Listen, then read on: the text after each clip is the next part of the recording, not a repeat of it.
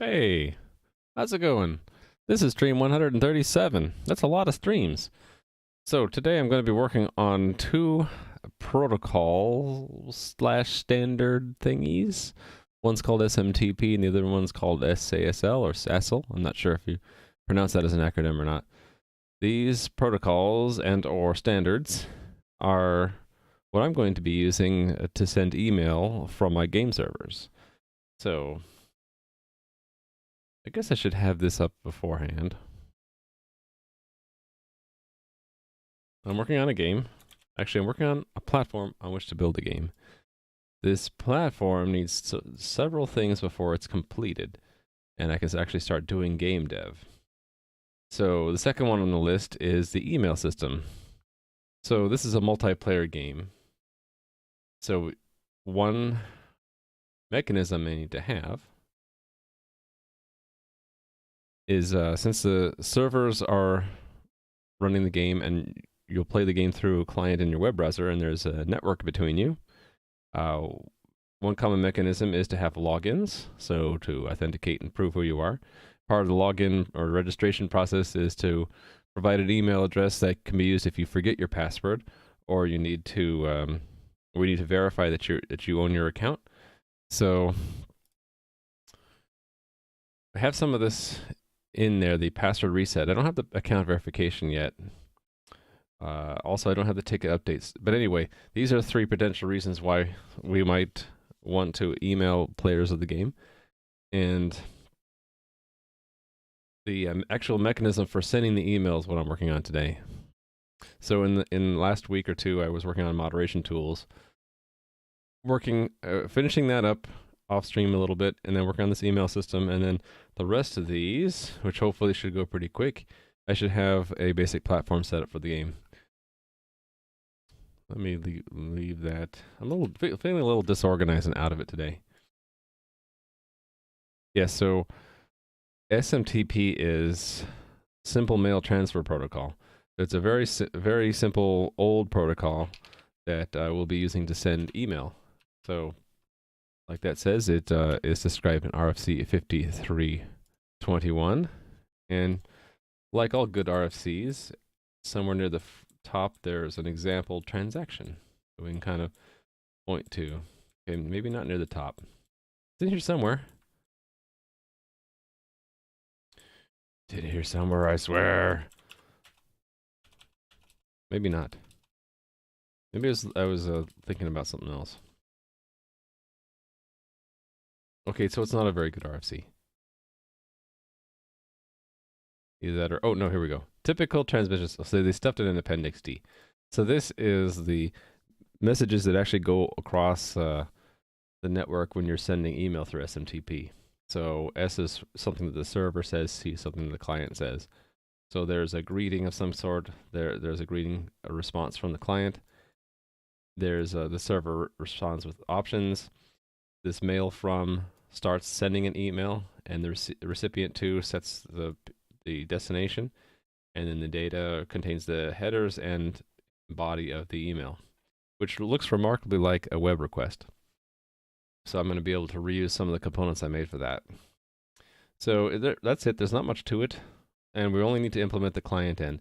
The server end is whatever email server we want. So for testing it locally, I've installed HMail. What's it called again? HMail server. HMail server.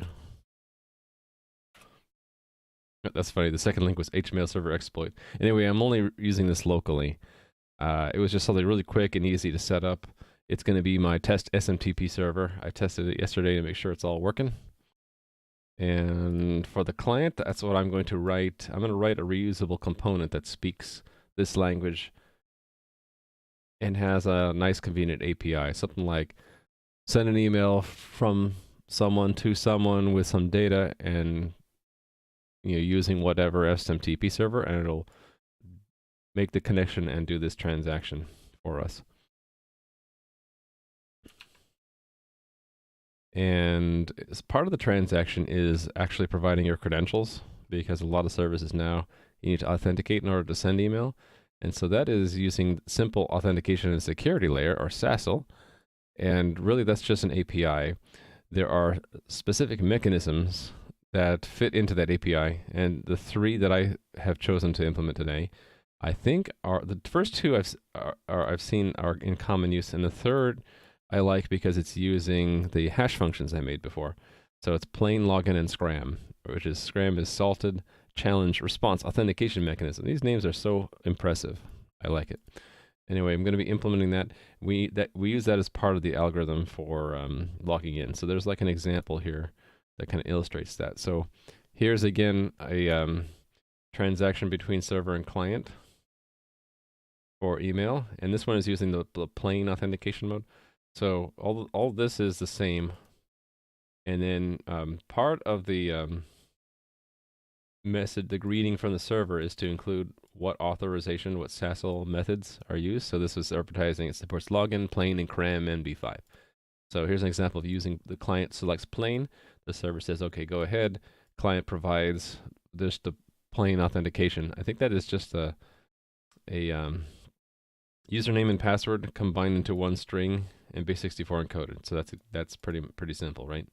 So alternatively, there's the login mechanism, which apparently is deprecated or obsolete. But anyway, it's like the plain, only the username and password are broken up into different sections. And then I'm not going to implement CRAM MD5, but there's a similar one, which is SCRAM, where you do a challenge response and sign things with your password. So we're going to implement all that cool stuff today. So I'm going to start off a new component. I need to pick another component that I can copy from. How about 09K clock? Let's copy 09K clock and rename it to I want to do SMTP first. I want to do SASL first. We'll start with plain SASL. SASL. Actually, I'm just going to call it SASL. And let me rename this stuff here. This is a library which implements various. Yeah, let me get the link correct here.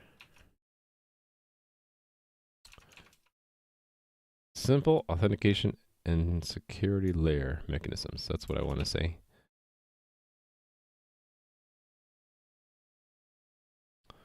Okay, so we'll say SASL plain. I should include the RFC, by the way.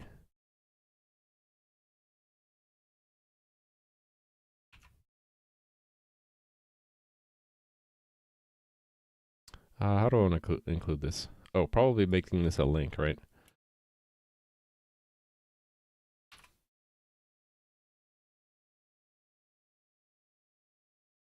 Actually, how did I do this before for URI?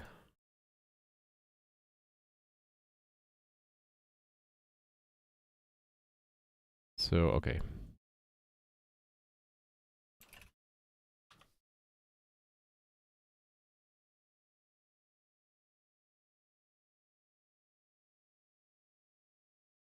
Put this whole thing in parentheses, I guess.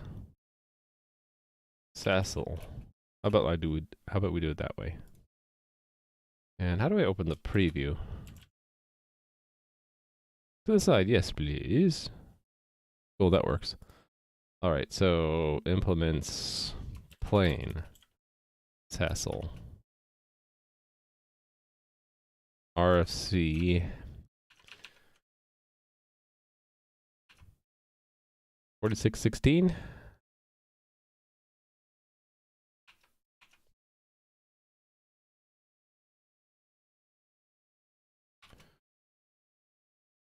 The plain mechanism. And then let's just get this out of the way right now. So there's login and then there's SCRAM.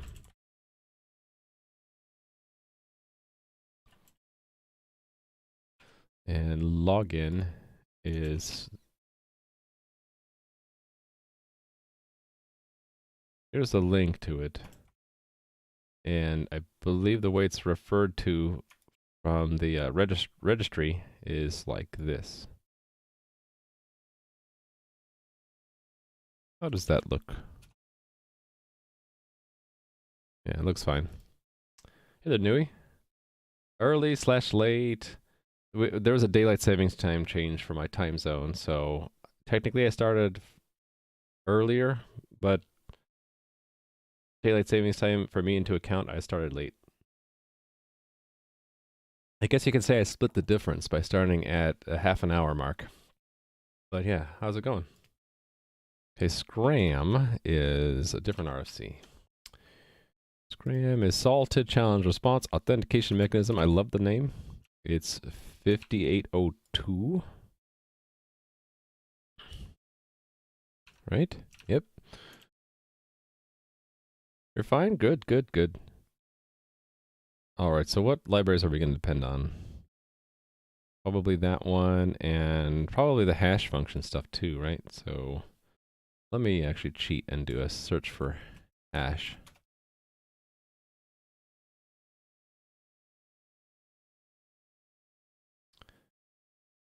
Right. Yeah, so you don't have the daylight savings time change. How come the search is taking so long? Let's tell it to include readme.mds. That should speed it up. Maybe my computer be slow today. Okay, let's work on this while we're waiting. Wrap some of this stuff. Okay, here we go. So I used hash from when I did the AWS library. So let's put it there. Am I gonna use this other stuff? I don't think so. There we go. He wants to remove the daylight change. I would not be opposed to that, because that in combination with me just being stupid and staying up late recently has it's really screwed up my sleeping schedule. Okay, license, this is going to be MIT license, and we're changing this, right? This is SASL. So we're going to have plain, and let's go replicate these right now. Oops. Plain login. And SCRAM. SCRAM! Still being decided, huh? I say if it's a difference between standard time and daylight savings time, just make it standard time.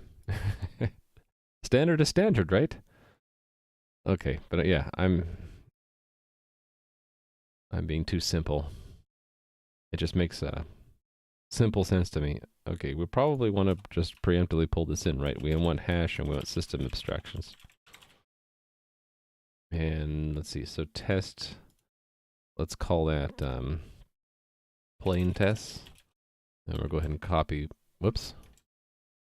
Copy, paste twice, and call one login, and then the other one SCRAM. Oh, tests, right?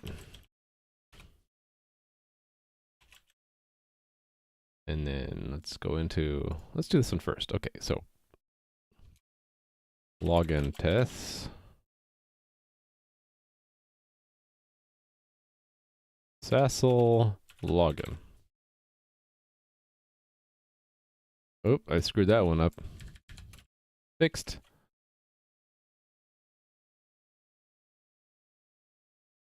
Let's just make it completely empty, and then I can just overwrite all this stuff with a copy. And call, instead of login, it's plain. And here it's SCRAM. Okay.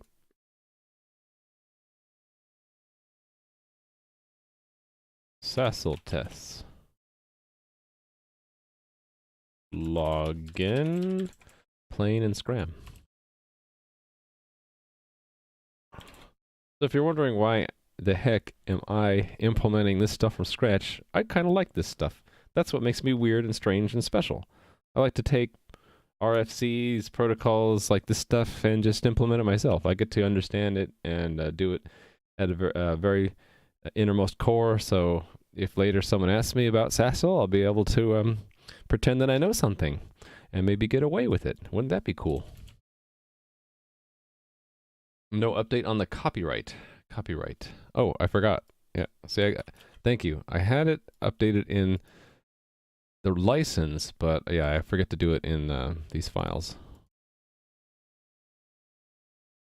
I still need to look up to see if I really need to still do this, because someone, you know, you read the stuff on the internet and you don't know if you can trust it. But I read somewhere on the internet that you don't need to do this anymore because just the fact of writing it, it's implicitly copyright. But hey there, Pollux. You're tired today? So am I. For me, it's a combination of, in my time zone, daylight savings time changed, so lost an hour. And also I've been really stupid and just staying up too late. So I'm tired as well. I'm right with you. I'm right with you there. Hey there, mnemonic. You don't need to notice, but it's useful in case you need to find the other. Fair enough. It's just a pain. Like, I wonder if you can just remove the year, because the year is maybe obtainable through other means, like through the Git history or something. Yeah, I'll leave it in there. Let me just go through. Oh, what's this doing? We don't need Bob. Go away, Bob.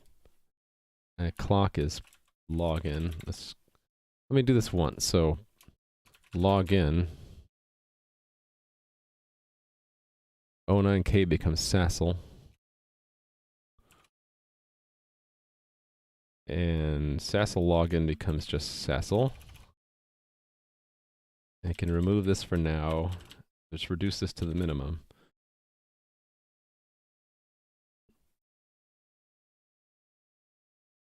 Yeah, okay. So we're removing all the stuff from here, right?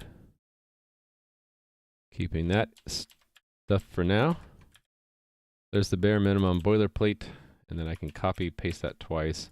Call one of them plain, the other one SCRAM, and then just do the same thing for the include folders. Year be useful to determine that copyright expires.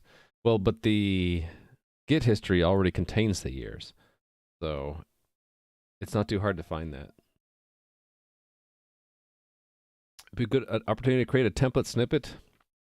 Yeah, but then I have to figure out how to do that.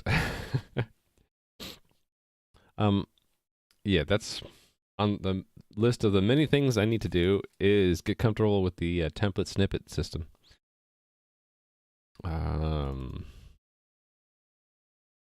Hope you don't mind my peculiarities like that. I don't stop to do that. I figure I do this fast enough anyway. It doesn't matter so much. Okay, what does this class implement? This class implements, I'm going to pull from the README. This one.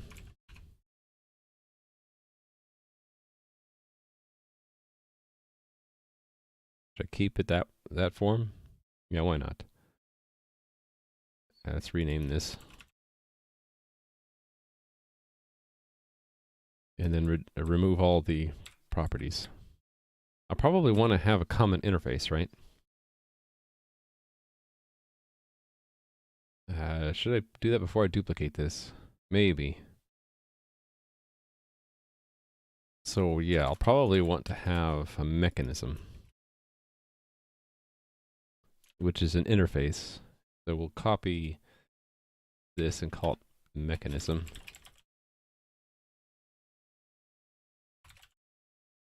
Declares the SASL mechanism interface.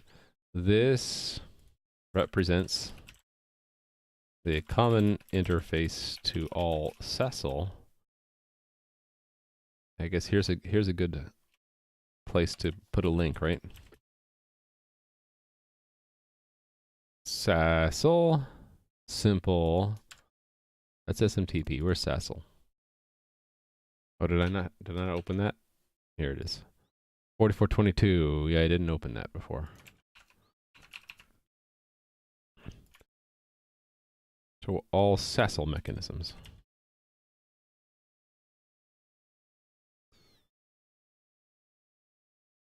Okay. Did you link to a draft version? The URL and the code? Yeah, well, it turns out the login mechanism never made it out of draft, which is really weird. So what I found was this registry, IANA official assignments for SASL mechanisms, and check it out. Login is obsolete, and their last reference is the same draft. But I still see it in use, so I'm going to implement it, even though it's obsolete, and the best reference is the draft. It's fine. It's all fine. This is fine. I should have that linked. You know what I'm talking about? This is fine. This is fine. Yeah, exactly. Where's a good image to link to?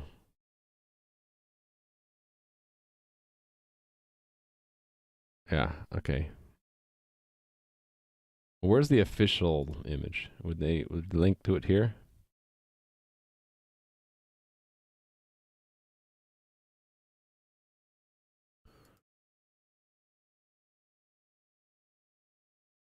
I want to link to the image. Or should I link to this?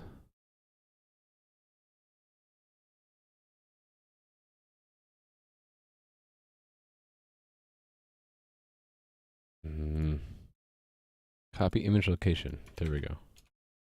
Okay, yeah, let's link to that. So, see if I remember how to do this. This is fine.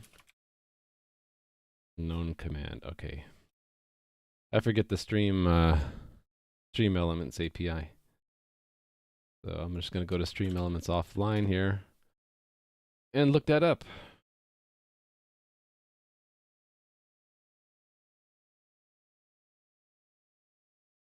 Oh, it's exclamation point. I'm just stupid. So it's like add. So it's command. It's like command add something, right? Hold on. There we go. Now I have that linked.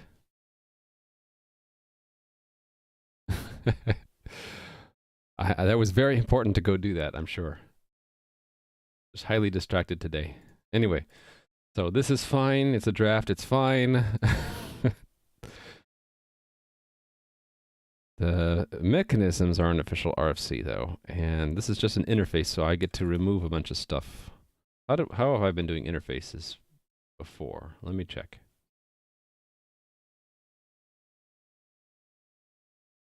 Just trying to be consistent here. Let's pull up this one. Okay, I'm not bothering to do virtual destructor because I don't use the raw pointers to them, so it's just fine. So it's just methods, right? Everything is public. Okay, so it's just going to be empty for now. I just need that so that, whoops, so that I can include it from here.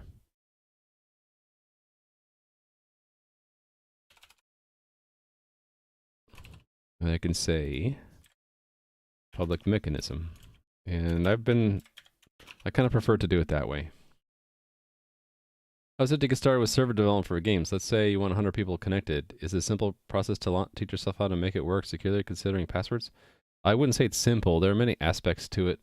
So first you need to learn how to make a server, which is really just a program that listens for connections over the network. And so then you'll have to get familiar with, for example, let's say you're on Linux and you want to, where did I put it? Like I'm not seeing it. Am I in the right library? I'm in the correct library. Oh, because it's not just Linux. It's for POSIX in general. Network endpoint is where I do it. So you have to learn how to make sockets that listen for connections. So you'll need to look up socket function, and then the next one is bind, and then listen. And then after you listen, you whenever a new connection comes in, you can figure out by using select, and when it's ready, you do, where is it?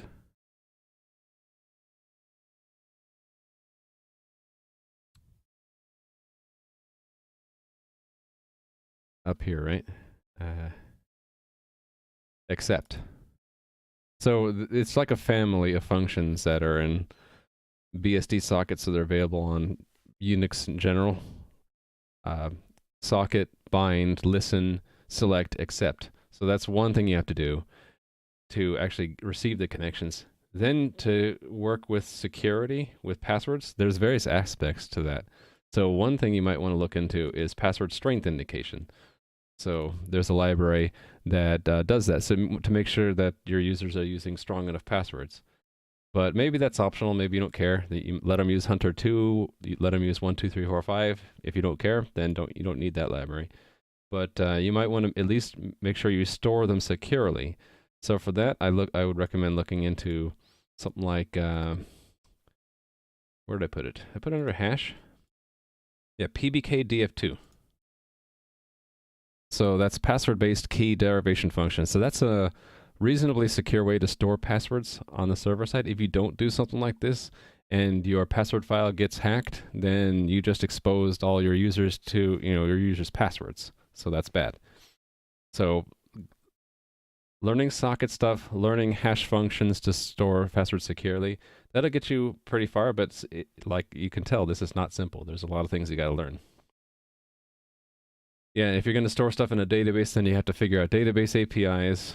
So it's not simple, but I think it's fun. I like to learn things in pieces. So I learned how to do hash functions. I learned how to do this PBKDF2, how to do socket stuff, one thing after another, and then I get to assemble it, all the pieces together to make something real. Did I write my own UTF-8 encoding? Yes. So that's down here, UTF-8. And all the reusable stuff is in my GitHub. So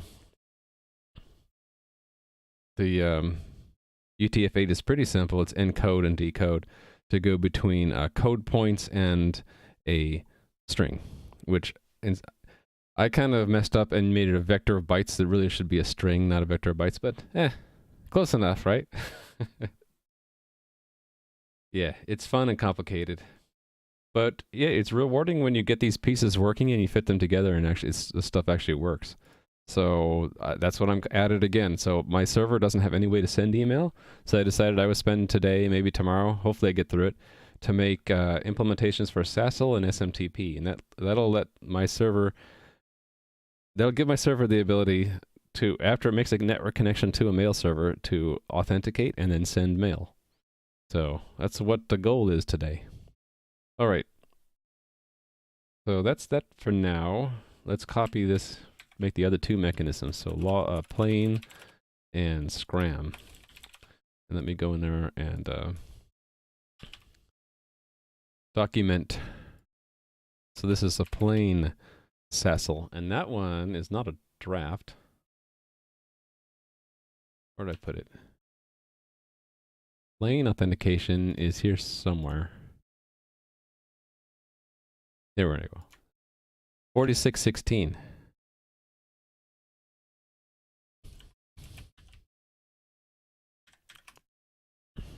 The plain SASL mechanism, okay? And then SCRAM is a nice one, a fun one, because it is using hash functions that I did a couple months ago.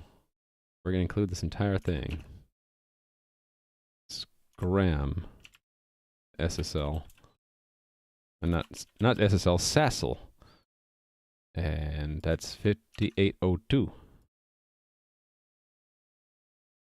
I love implementing RFCs. RFCs are the standards that make up the internet. So I feel that if I were to implement a significant portion of RFCs that are still common and are still currently used, then I've made internet components. Make my own internet stuff. Okay. Okay, so I'm purposefully leaving them just skeletal because I want to use test-driven development to build this up. That's why I have these placeholders here. Don't forget to increase. Oh, did I forget that too? Yeah, I'm so bad at this. Thank you. I cannot copyright them from last year because I didn't do them last year. Did them this year. I guess I don't have a really good eye for that today. So those details. Yeah, all these are up to date, right? Okay, I think we're good. How about the CMake files? Yes. Oh, thanks for the follow. NP hardness? NP, that reminds me of NP complete. The interfaces look similar to each other, so there's one interface that it's empty for now, and these are, I guess you could call them declarations of implementations. So these will be pretty small, and it'll just, actually I should just put it here. We're going to implement mechanism functions in all three.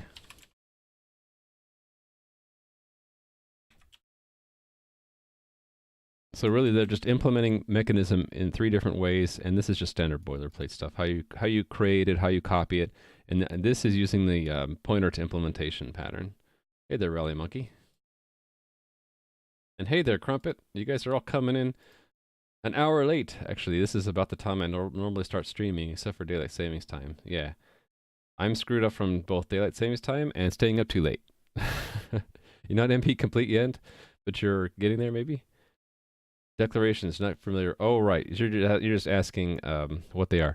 I mean, words have multiple definitions sometimes, right? So technically, this is also an interface because the implementation is in this file in there. I need to rename this stuff.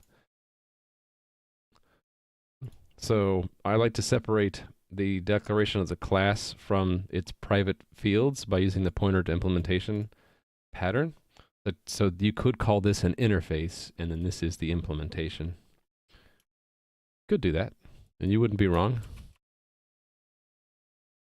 And then this is more of a pure abstract interface. As you'll see, any methods that I add here will be pure virtual.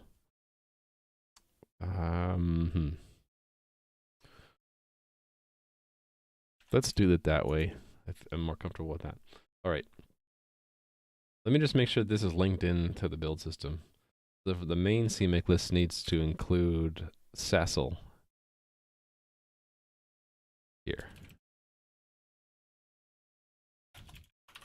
And then I can go to the CMake plugin and say rerun. You won't take her nap. You got to instruct her. This is part of homeschooling. Instruct your 1-year-old about daylight savings time. Maybe she'll be pissed off so much that she grows up and she'll be like a legislator getting rid of daylight savings time. There we go.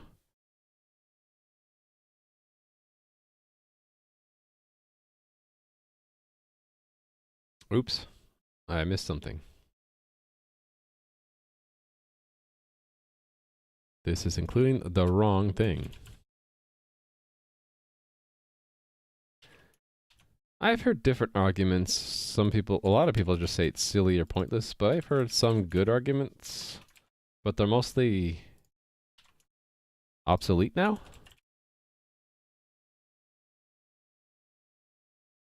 And I can't even remember them, so maybe I shouldn't even say that I've heard good ones. I thought there were good arguments. They're maybe out of date. Like they made sense like 50, 100 years ago, or whatnot. Yeah, I think it just causes a lot of confusion. All right, so let's see. They should show up here now. Be able to run them. SASL test, yay. Actually, we're just running everything. Okay. Hope that the rest of society sees it our way eventually. You know what I'd rather do? If we're gonna ignore conventions, I'd like to live on Martian time. And then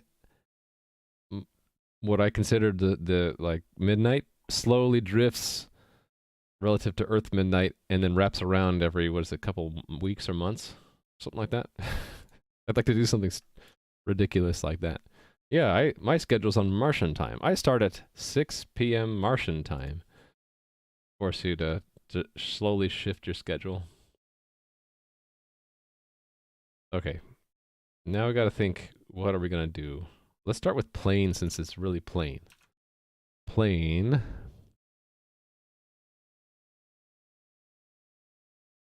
It's very simple. The mechanism consists of a single message, a string of UT8 characters from the client to the server. Client presents the authorization identity, followed by a null, followed by the authentication identity, which could be different, followed by null, followed by the clear text password.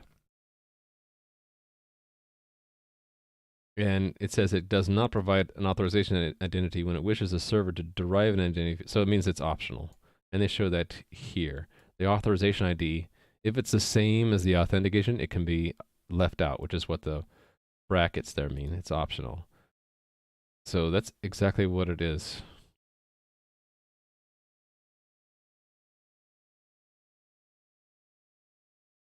So I need to think, let me think from the abstract way. How would the mechanism be used? So in general, the SASL mechanism, so it's talked about in 4422.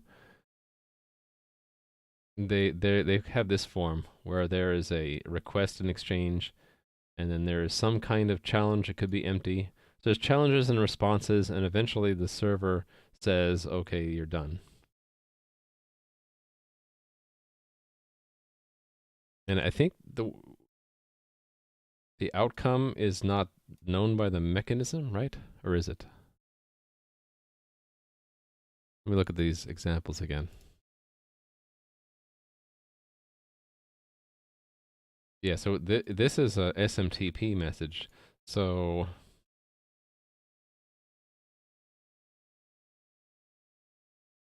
I think the mechanism knows when it should be completed.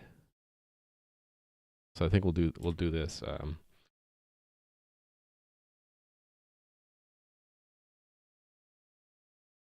Just thinking abstractly here. We need a way to give the mechanism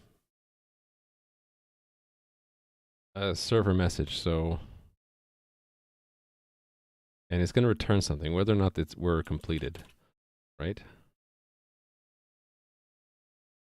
Always thought the society should move to 24-hour shifts now that we can light buildings cheaply. Don't know if that would work with natural. Well, I guess if their lights were like emulating the spectrum of the light spectrum of the sun, that might work. I don't know if we'd all want to go that artificial though. Seems like it'd just be easier to start getting up an hour earlier in the spring rather than asking everyone to change their clocks by an hour. True. Yeah, give the power to the people. Let the people decide when they want to get up in the morning. I think the problem would be when does school start? Then would you let the school pick when? I guess we already do that because the school already decides when the early out days are and when. Yeah, so it wouldn't be too different. All right, so what are we gonna call this? Sleep content completely unnecessary.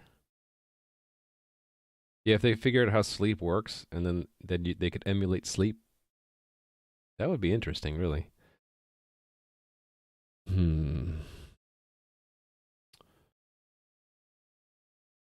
We'll call it a server message. And it'll be, it's UTF-8 encoded, right? Actually, is it always base64 encoded? I think it might be. So we can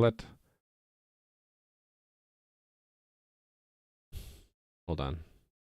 Let the mechanism handle the base64 encoding or not?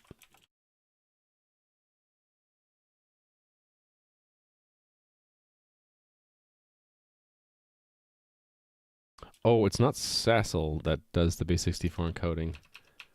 It was the service extension for authentication that talks about it, right? Yes.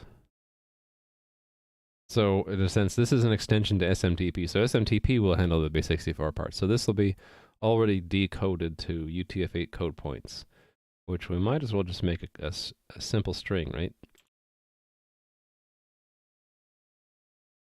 Okay, keep it simple, right?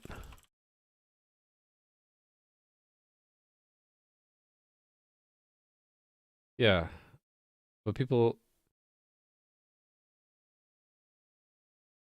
Right. So you would be maybe on shift still for 8 hours, but there'd be 3 shifts, and instead of 2, right? Actually, there are businesses that already have that. It's kind of crappy to have the night shift, right? All right. Document what the heck I'm doing here. Provide the next message received from the server. This needs to be specific, right? It's a client mechanism. Because in the future, I might make a server-side mechanism. So let me rename this. How about I just rename the entire library? SASL client.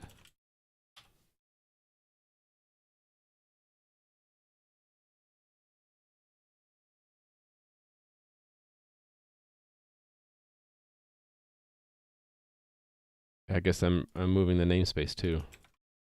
We can do it. Do it now while it's still cheap to do so.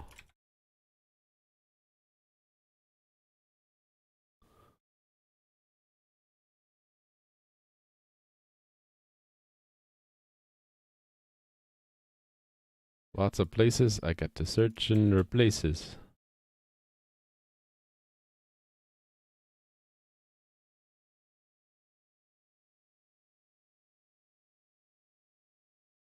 Okay.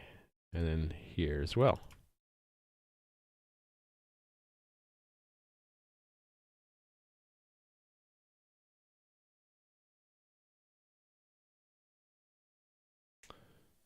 This one needs to be renamed. How come it didn't like me doing that? It won't let me rename that. Why? Okay. I don't know why. Well, I'll figure out in a minute. Which implements the client side. The client side?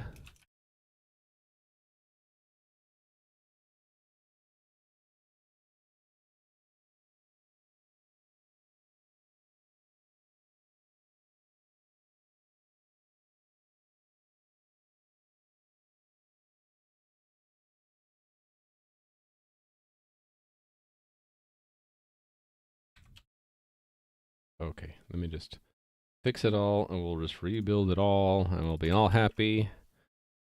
All fine, this is fine now. Control-Shift-G or H. Uh-oh, what did I do wrong? Oh, right, I can't rename the directory for some reason. Let me try one more time. Oh, that time it worked. I don't know why it didn't let me do it before. Right, okay. With that distraction out of the way,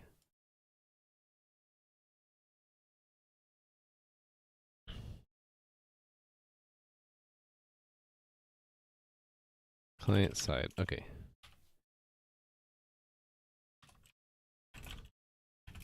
Message, this is the next line of text received from the server.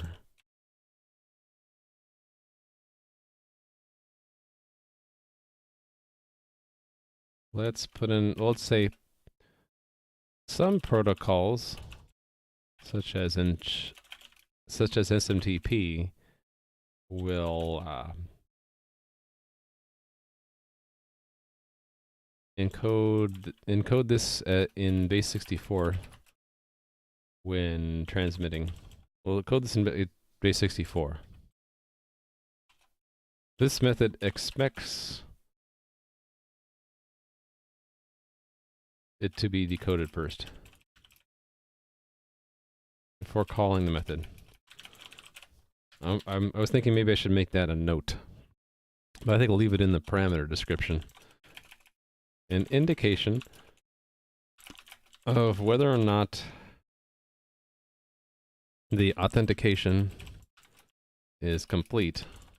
The authentication operation? The authentication operation. It just sounds silly. Okay, so that's server message.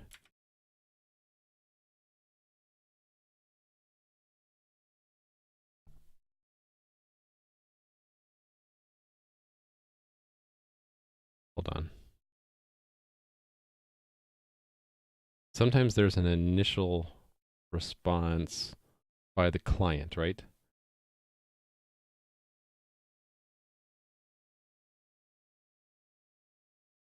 Operation authentication at Technobabble.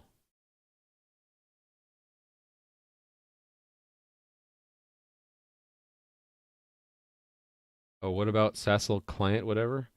I could do that. But I don't foresee in the near future making a SASL server at all, so...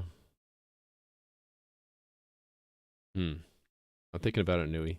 Even though you wrote it 4 minutes ago, it took me a while to figure... Sorry about that, but I'm thinking about it now. Doesn't the Enterprise Star Trek have a night crew? I'm sure it does. Nothing else is open when you get out? Yeah. Well, what if all businesses were 24 hours? Oh, Taco Bell is open, right? Just kidding. Okay. Yeah, I'm considering just going back to SASL and making a sub namespace called client. Actually, I think I do like that. I'll take Nui's suggestion. So it's going back to SASL. And again, it won't rename it for some reason. Okay, back to SASL we go. How come sometimes I can rename it, sometimes I can't? We'll rename that, though. And do we want to make a subdirectory? I guess so.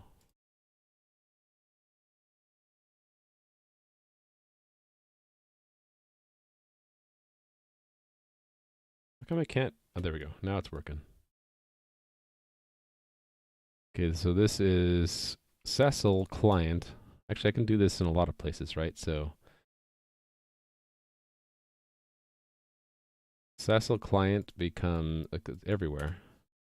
Let's just find it right now.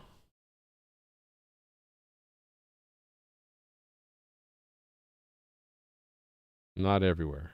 Exclude CMake list for now.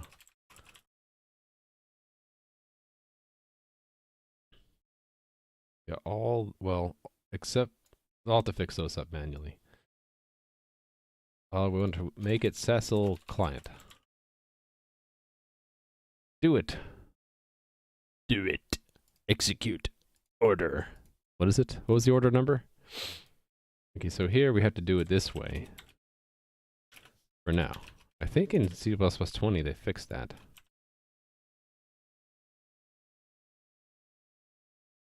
We'll have to do this a bunch of places, actually. Order. Execute order 66. Excellent. Execute order 66. I can't say it right today. Do it.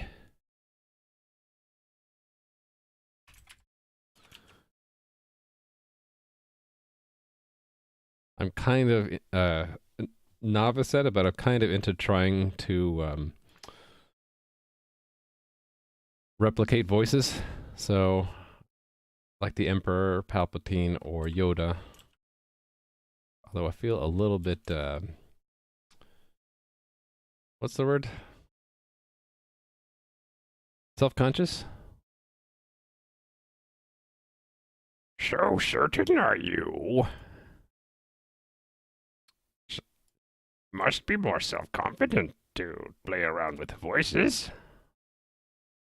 I probably suck. Okay, what am I doing wrong here? Is it because... No, why is it? Okay. Do it. It's charming. I think I'm pretty good with the Yoda voice.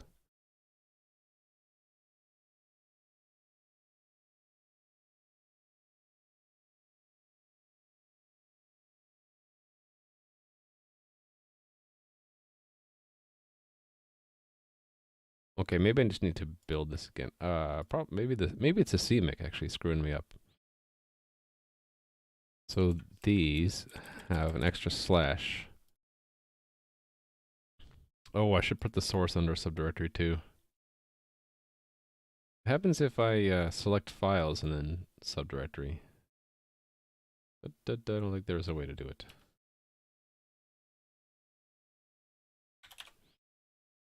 have to make it, then select them, and then move them in. Okay.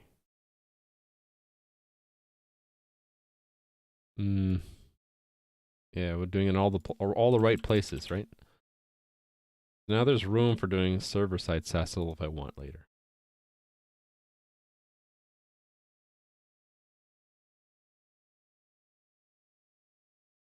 Aha.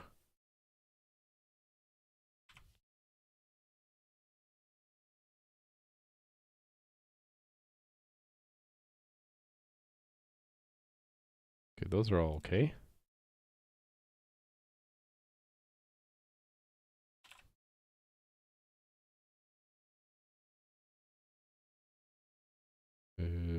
Okay.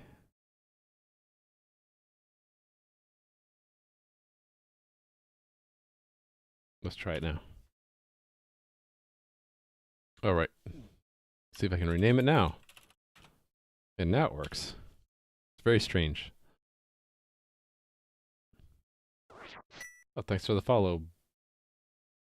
Bonaya? Thank you for follow. Follow the stream you are. Or I should say following. Following this stream you now are. Login. Okay. Plain is what I wanted to do first, right? And it's not going to be doing the base 64 encoding. It's really just a raw. Okay, so it's really dead simple. Oh, hold on. I keep forgetting. I need to figure out what the interface is. I think it should just be back and forth, right? Instead of returning a Boolean, I think it should just return a string, which is the next message to send, right?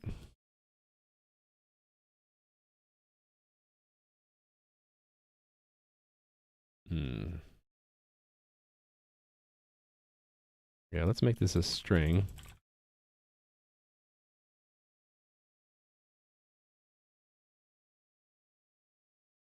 We'll say the next line of text to send to the server is returned.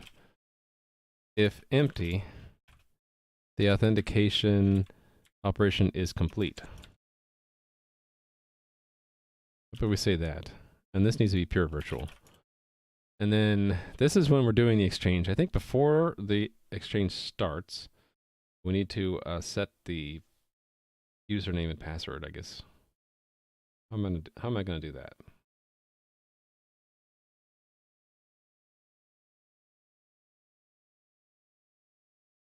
I don't want to do it too strictly because not all these mechanisms use username and password, right?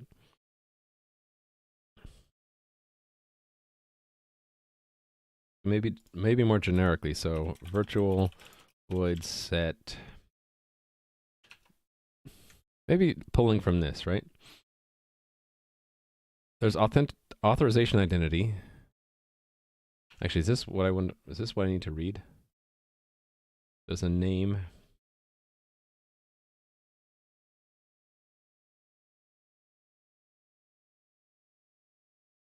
Client first, variable, or server first.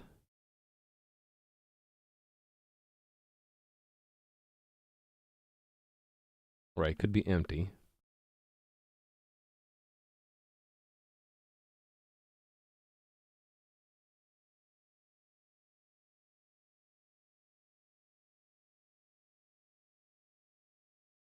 I guess we'll just literally we'll do this, right? So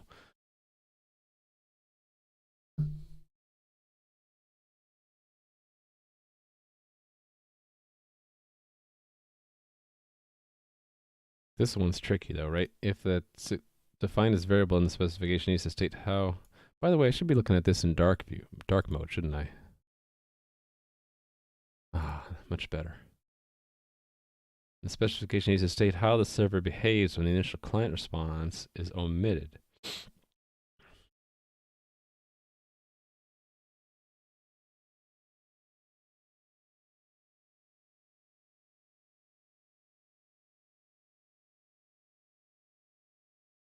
I think I keep this simple. So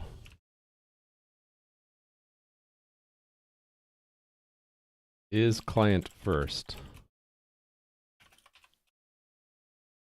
And then if it is, then we'll pass an empty message to start things off. That's what I think I'll do. Hey there, Romania Hate.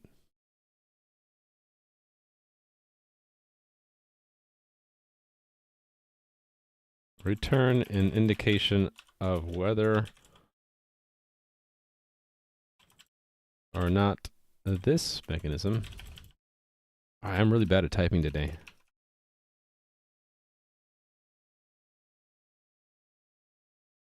Is client first.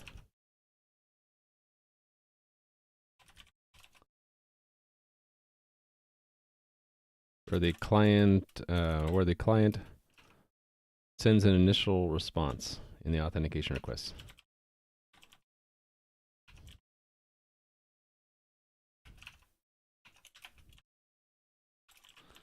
Actually, let me turn this around and make it do this. Initial response. Get initial response?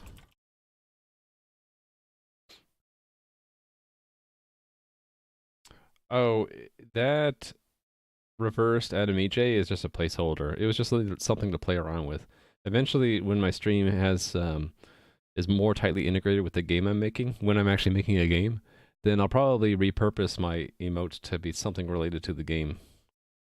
But right now, I don't even have a game icon, let alone artwork. So I have really nothing to put in emote slots, and that was just something that I could do. That was fun. Okay, so I'm actually thinking about turning this into return the initial response the client should send in the authentication request.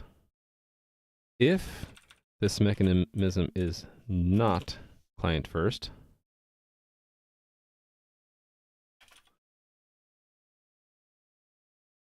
if this mechanism does not send an initial response, actually let's put that into the return value. Yeah, when I have some final artwork, it makes sense to change it exactly. This is not a parameter, this is return.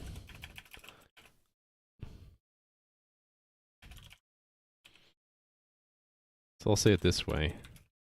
Wow, I'm bad at the keyboard today. I need to be paying more attention. Maybe center my chair better, have better posture. I think that's it. Everything is sort of twisted because I slouch. The initial response the client should send in the authentication request is returned. If this mechanism does not send an initial response, the empty string is returned. Actually, let's make that a special ret val. This is returned if the mechanism does not send an initial response in the authentication request. Okay. So I need a way to set it up with the credentials. So I think we'll do it this way. Set, what do they call it?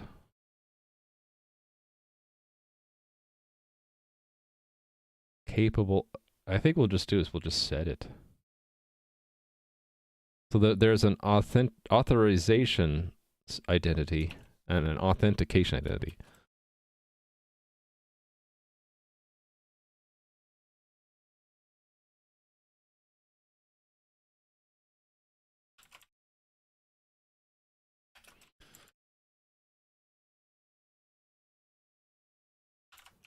So for example, what's this? Why did my iPhone start to... Oh, someone must have posted some audio onto Discord. That's weird. I've never seen that before. Where was it?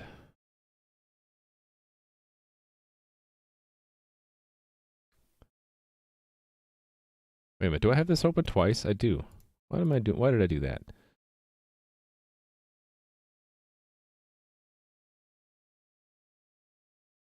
Okay, that's SASL.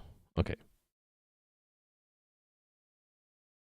Let me organize this a little bit. I want SASL up here. SCRAM. Okay, Okay, yeah. This and this go here. We're doing it in this order. First SCRAM. That one goes there. There. A SASL. And then plain, login, SCRAM. Then it's SMTP, and this is the SMTP extension. Okay, so plain. So this authorization ID is sort of the optional one. So let me put that first so we keep track of it. Set the authorization identity to use in the authentication.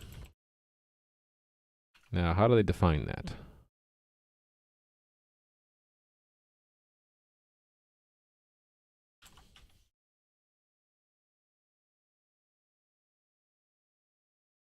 Represents the identity to act as. Set the identity to act as in the authentication.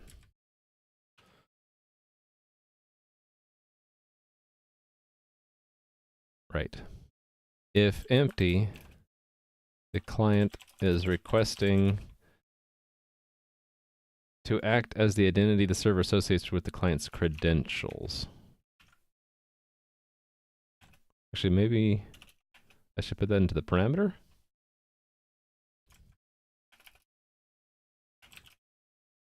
Actually, I'm just going to copy this part. I kind of want to actually put that here. Because it's like, if there's more details about a parameter, then it should go with the parameter, not with the overall function, right?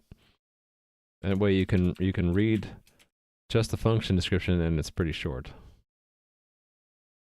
And there's no return value, right? And then authentication is part of the credentials, right?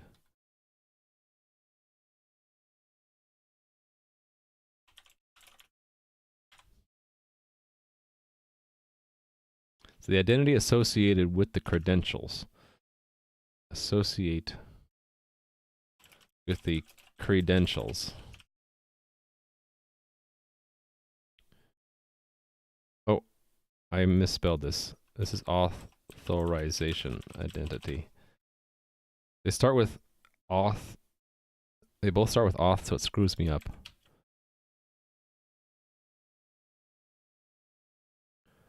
This is the identity. So you always have to provide that. It's not optional. And then we have the credentials, right? Should I make it just one method? I think I will set it one method. So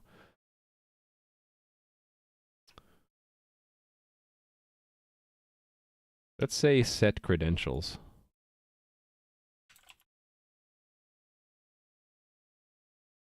And we'll sort it this way. This might look a little bit backwards. Where it's like password, the credentials is like the password. And then the authentication, and then we'll make that optional. Like that.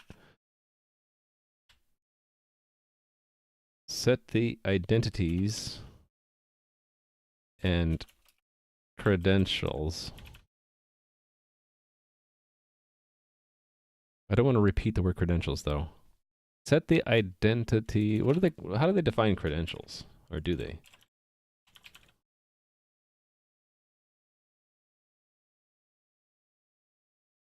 They have EG. I think we can't avoid using the word credentials.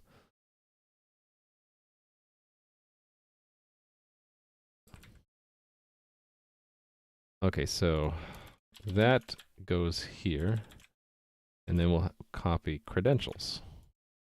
And then I think we'll use this. Actually, it's a little bit different, right?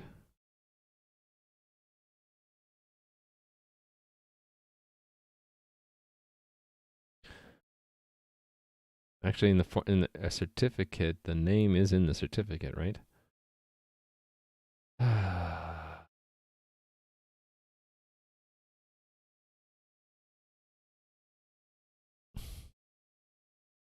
Let's make this more specific. This is the identity to associate with the credentials. If the identity information, well, I was going to say if the identity information isn't carried in the credentials. Let's just say that isn't carried. Well, no, it can be redundant.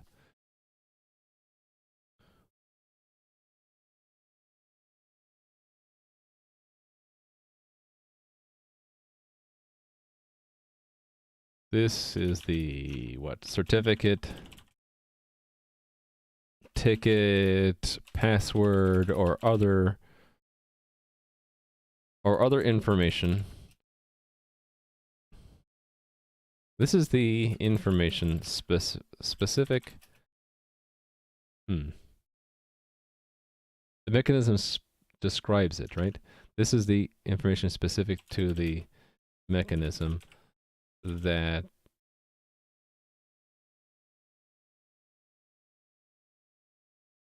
the client uses to authenticate.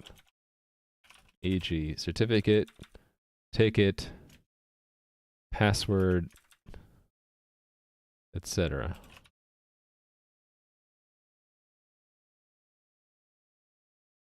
Okay, I think I'm going to keep it like that and then remove this. There's an initial response.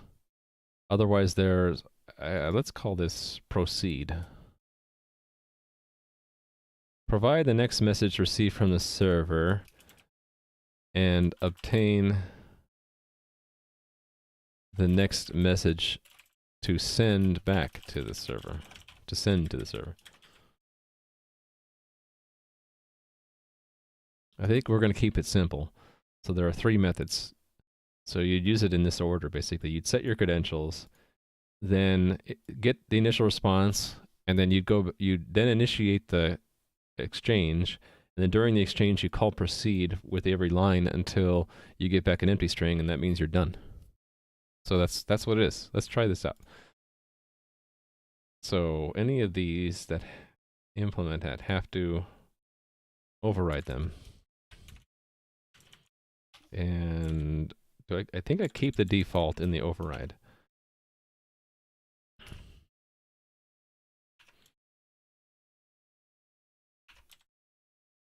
Okay, so this equals 0 becomes override. All right, and then we're going to copy that. So all 3 of these mechanisms have to implement those 3 methods.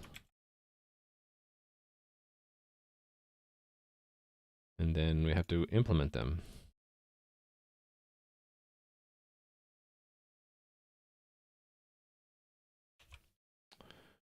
That goes away. This goes login, colon, colon. Override becomes that. Okay.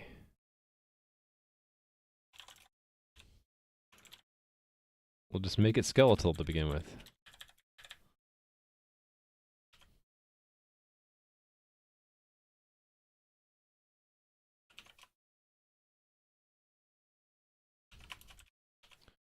All right, make sure it compiles. It does not. Okay, I can't redefine it. All right, I can't do that.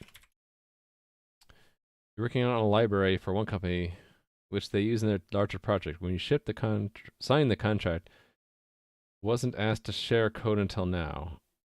They do not want to get rid of me, but I don't know how to proceed. Should I ask for extra money? Library is a big part of their project.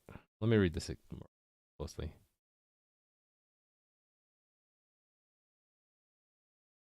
You weren't asked to share code until now. So ask for extra money really means, legally speaking, renegotiate the contract. You could. I don't see, so there'd be a risk of that they'd maybe balk at that, right? I don't know, you could. I have no idea. I don't have any experience in renegotiating contracts. That's a tough one. Maybe someone else here can address that. That it seems to me that if you feel that you have room for negotiation, that you should go for it. That would be you would ask to renegotiate your contract, right? And in the renegotiation, you'd ask for more money. And you could cite, perhaps you could cite that you need to renegotiate because they're changing what they're asking.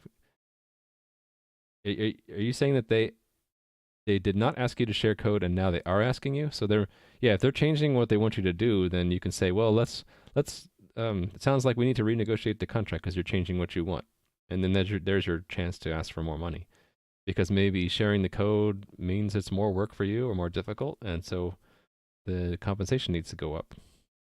But yeah, that's just my feeling. I have no basis on which to recommend that as an I don't have an I'm not an expert in this, and so I can't really give you an expert opinion. But maybe someone else can. And thanks for the follow, Spotlight. Yeah, it seems to me that if your employer changes what they want you to do, and it wasn't in the contract, that maybe it's time to renegotiate. Yeah, that's the thing. It's devil's in the details. If the contract says like they have the right to change at will what they want you to do, then I don't know, you might be stuck. But if their contract is very explicit, like, and what they're asking you to do kind of steps outside those bounds, it sounds to me like you could maybe ask for something different.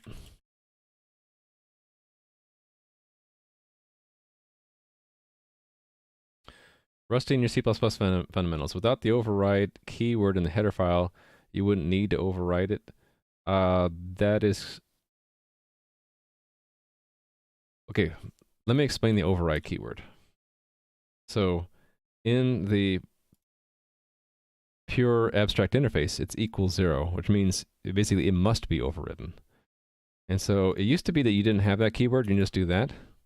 So they added that keyword in C++ 11 as sort of a strong hint to the compiler that you expect there to be this exact function in the base class, and that you are explicitly telling it to override that. So if I do that, and it'll still work, but it might give you a warning saying, well, did you mean to override it, or are you making an overload? If you did that, and then you misspelled it, you get an error because it says, well, there is no base class method with that name. See what it's saying right there? Member function declare with an override does not override. So it's sort of a safety check to make sure that you are really overriding it and not accidentally creating another method. See, if I remove the override, that warning goes away. See that?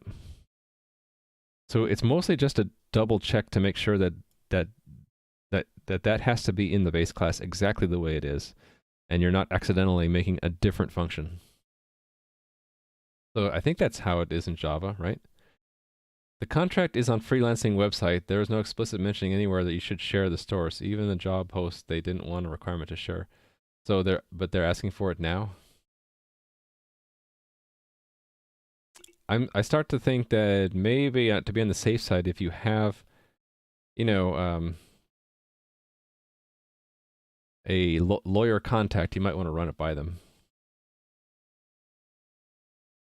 What's the standard disclaimer? I am not a lawyer.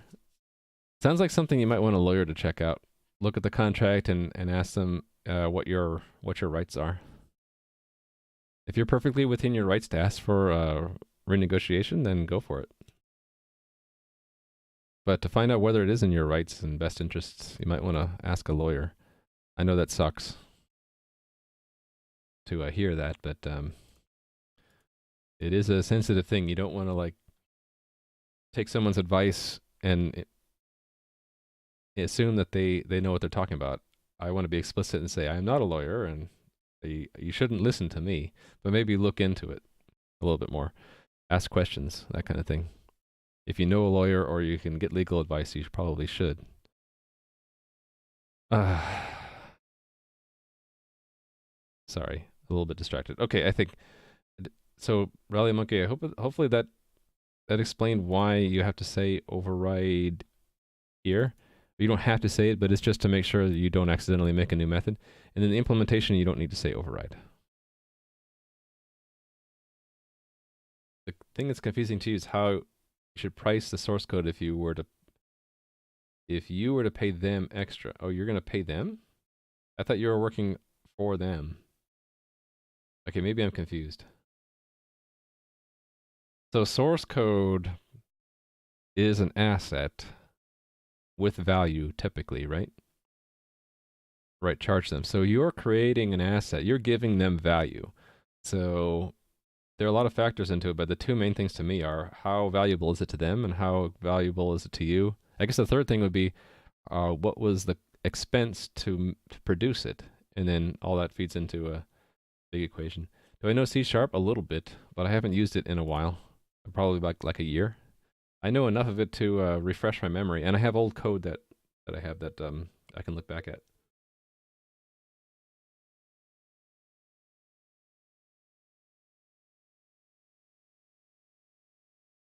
Yeah, Crumpet uses C# regularly. You should check out his stream sometime.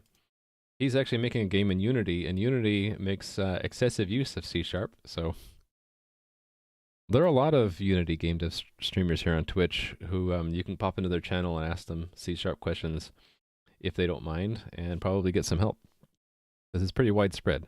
Okay, I think the framework is here where I can start coding the test up. So I think it's just going to be pretty simple here. It is going to be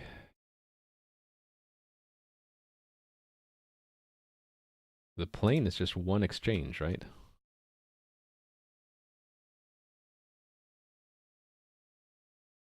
Instead of a single message. And so there is an initial response, right? Let me look. Is that in the example that I saw here?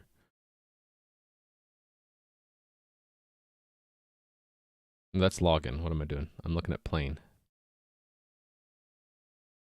Okay, there could be an initial empty response, right? Or you can include it in the message. Okay, there we go. So we're going to do it either way.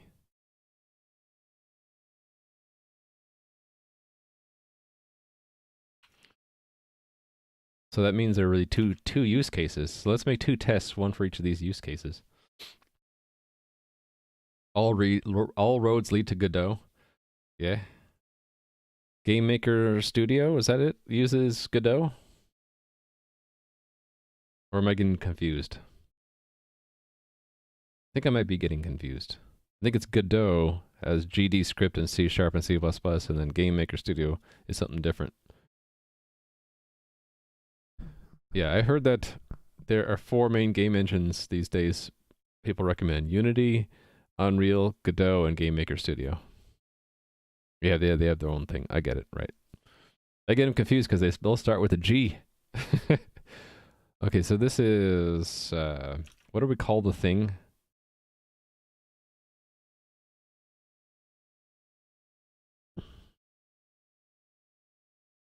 I'm having trouble with words today. Okay. Credentials in initial response is one test, and the other test is credentials after empty server message, right? So one is that we call, okay, we need to make the thing. So SASL client plane. Let's call it mech, because I like the word mech. Mech get initial response. So const auto line equals that. And so we're gonna, we first have to set the credentials, right? So the credentials are Hunter2, and it is Bob.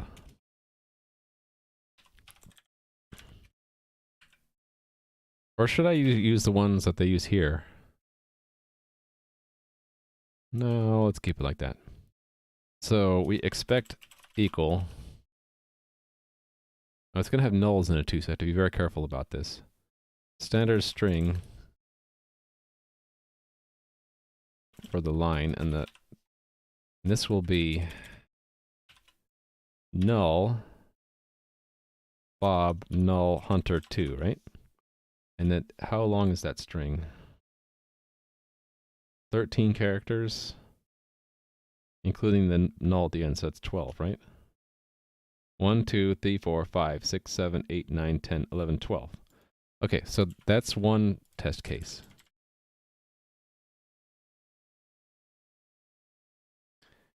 Well, a lot, a little, lower ago, it's all relative, right? So to a big company, what you think is a lot of money might be, you know, chump change to them. Who knows? And a lot of it depends on where you are and how senior you are in their eyes. There's a lot of variables. I don't know. It seems to me that if they're okay, like if they don't get offended by asking to renegotiate, you could do the renegotiation, and they might just stand firm, and you might end up where you are now. But it maybe is a healthy exercise.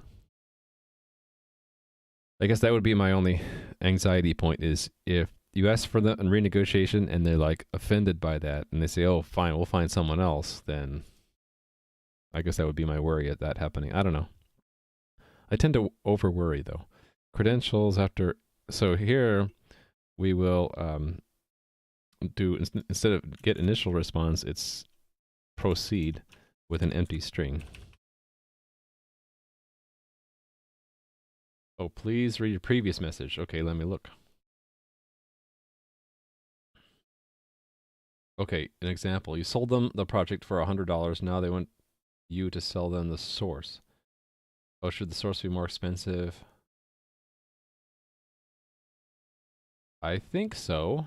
I think the source would be more valuable than the build because the build is baked in, right? It's static. But the source allows them to derive even more value. And how much more? I have no idea. But I think the source should be more valuable than the DLL. But I guess you got to be careful. Like this, if the contract implied that they already had the rights to the source and they're asking for it now, you might have to give it to them. But if the contract is pretty explicit in that they don't get the source and now they're asking for it, yeah, then ask for more money. I would think, and it should be more than 100. I don't know how much more. Maybe I don't know. What do you guys think? How much more valuable is source code than a build of the source code? I would guess it would be maybe a rough guess would be an order of magnitude. So if you sold a DLL for $100, the source would be worth 1,000. But I don't know. That's just a wild guess. I have no idea. What do you guys think? Should I have a third test for what to expect if it keeps going?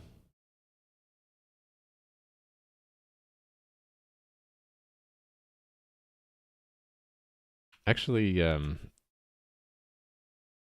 upper layer protocol will tell us we're done or not, right? So maybe it doesn't need to continue. 10x, that's my wild guess. I've never been in this situation before either. So I'm the last person you should ask. Yeah, I think Crumpet's right.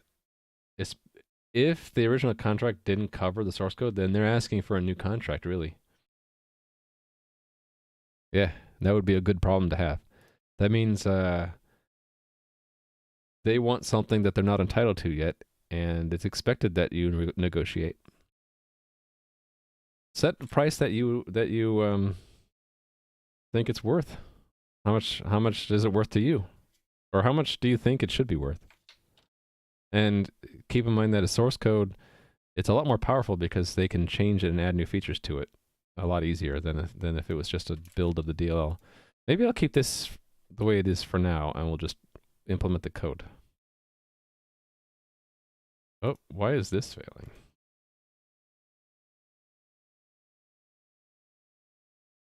Completely unrelated to the other work I was doing. Oh, I guess I'll fix that later. Oh well, ignore it for now. I'm not working on the Realm server today. I'm working on SASL and SMTP. That should...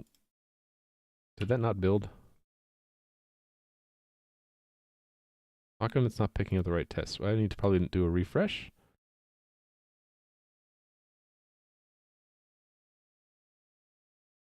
Okay.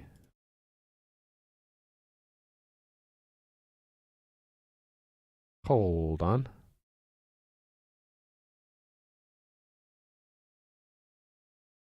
Oh, it's confused. SASL client instead of SASL. Um,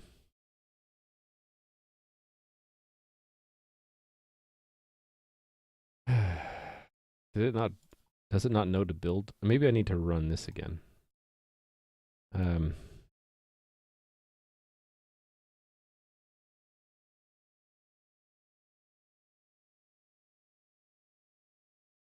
oh, wait a minute. I forgot to check. Does the root build the correct thing? It does. Okay. Oh, it's in here twice. I think it just sees the build of it, and I need to just remove it. Then refresh it. Yeah, because of the rename.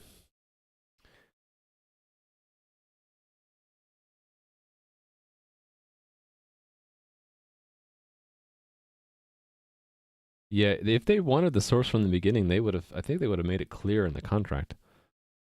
Another thing you could do is if you have, it's like you have a network of people like that are also contractors, you could ask them. I guess that I'm stating the obvious. That's one thing I would do. I would amongst the people that I know, I would find the closest the person who has the closest experience and ask them for their opinion. I know that's stupid advice. It's obvious, I guess. Okay, so we need to implement it there. That's what I expected to see because it's not actually doing anything. So fortunately, this should be pretty simple, right? Let's just have set credentials build a string to keep it simple. This is the line to provide to the server to pass along the credentials. So string encoded credentials. Keep it simple, right?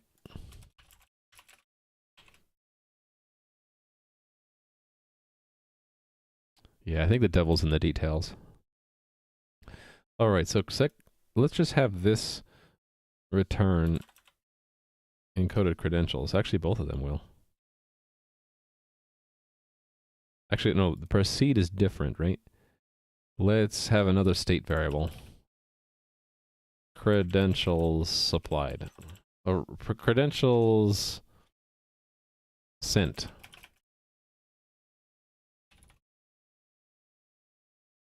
This indicates whether or not the credentials have been sent to the server. So what I can do is I can say if the credentials are have been sent, return nothing. Otherwise, we're going to say that we return them, and we return them now. I need impl in front. I guess I should have a test for that. So let's say proceed after credentials sent. So let's say line 1 and line 2, right? Or really no. Proceed twice. The first one I don't care about. And then we expect that one to be empty. If we proceed a second time. There we go. Undeclared identifier. Indeed. Undeclared. Now it's declared.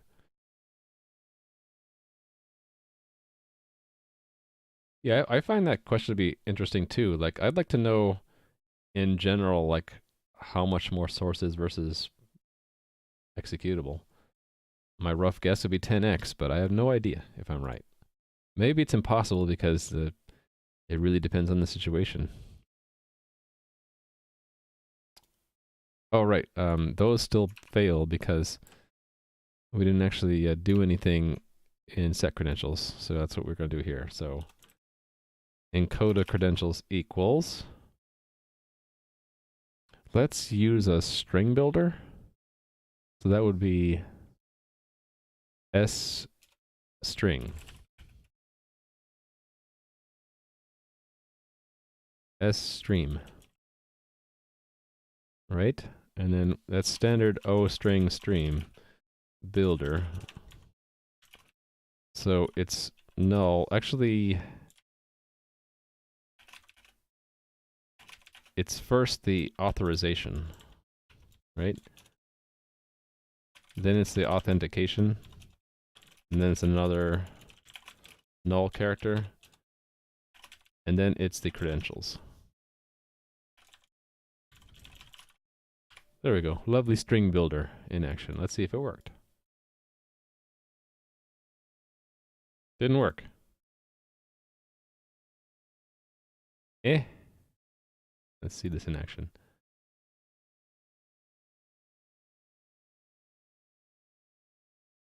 It never ran that?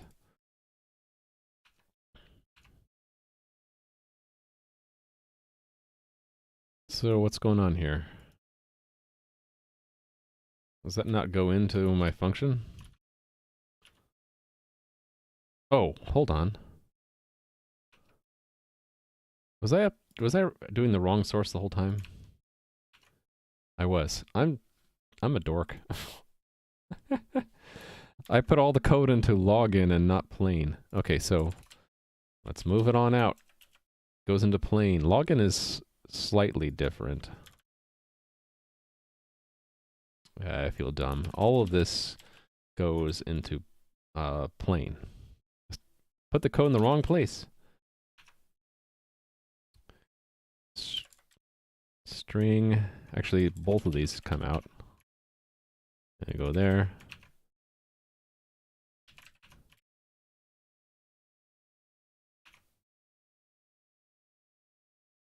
Swap. There we go.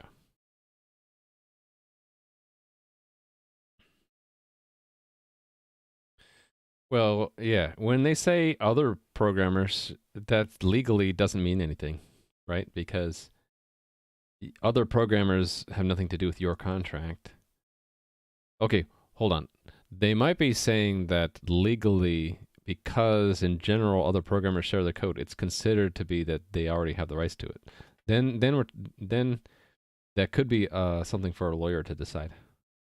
Is it common convention? Is it expected industry practice to share the code, right?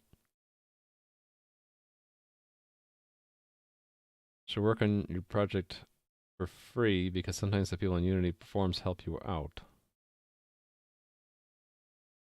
Oh, I don't quite get that. Sorry.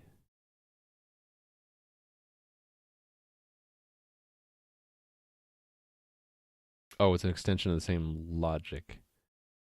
Oh, I see what you're saying. Sorry, I'm slow today.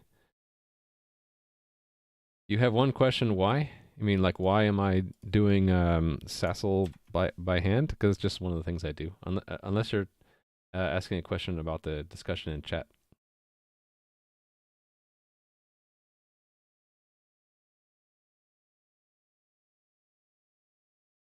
Yeah, I get it. You're making a rhetorical question. Okay, so plain is done. Let me leverage plain's tests for the login tests next. All right. So plain becomes login everywhere. Same credentials, right? So login is a little bit different.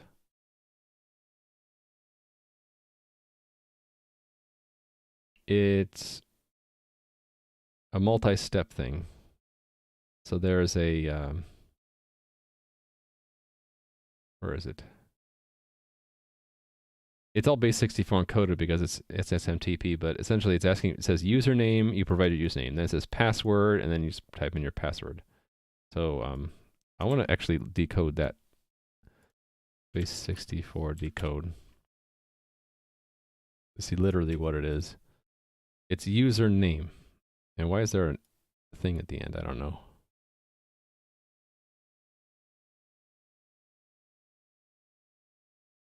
What if I remove this thing?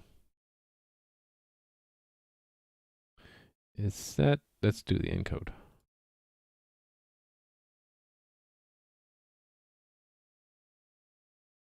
Is it slightly different? Hold on. It is slightly different. So is there supposed to be a...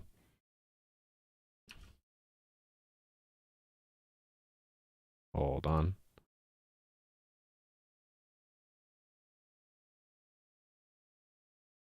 What's that unprintable character at the end?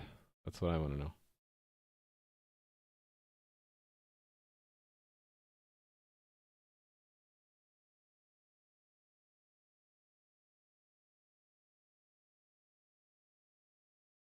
Okay, that's weird. Maybe there was a misunderstanding about the contract, about the work.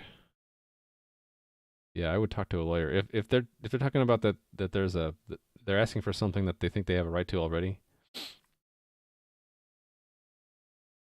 I would feel uneasy too, and I would get a lawyer in there to review the contract. Okay, I should look at this more carefully. That's plain. We're done with plain. Server issues a string username in the challenge and receives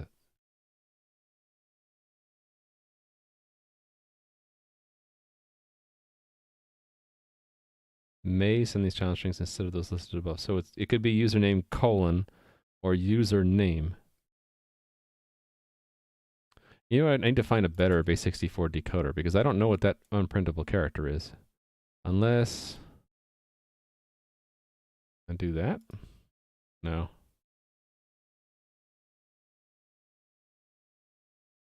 Yeah, there's an unprintable character. Let's find a better base64 decoder.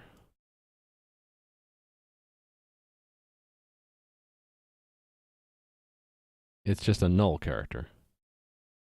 Why? Yeah, maybe that's something SASL does.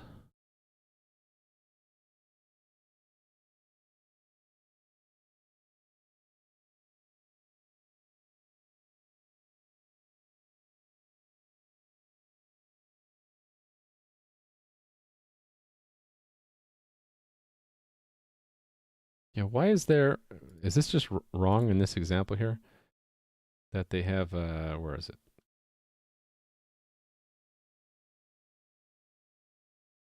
Oh no, this is slightly different now. What is that one? Okay, that's the alternative.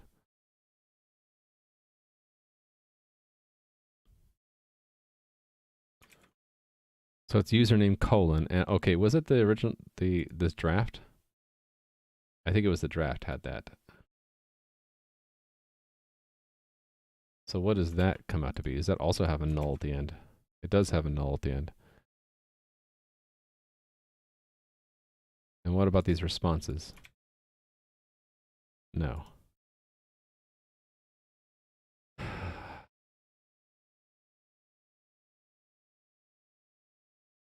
don't know what to do. This is a draft standard.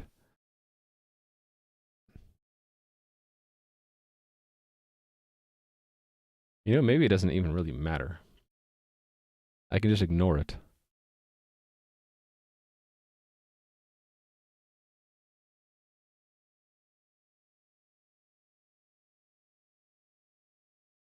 Yeah, these challenge strings don't even really matter, do they? Why not just ignore it? I'll just ignore it. Okay, so other part, by supplying the source code, you won't be losing a contract. It makes no sense for us to do that. I also have additional work coming up, different projects that will need your help on. I don't care if you use other projects, just need to keep a record of the source for protection. Really? Yeah, I would feel uncomfortable too. I would say pull in a lawyer. Maybe a null byte. Yeah, for some reason they're putting a null byte in these example challenges. I don't know why. I think I'm just going to ignore them. So there is no initial response. No initial response. And then provide username after first challenge. And then provide password after second challenge.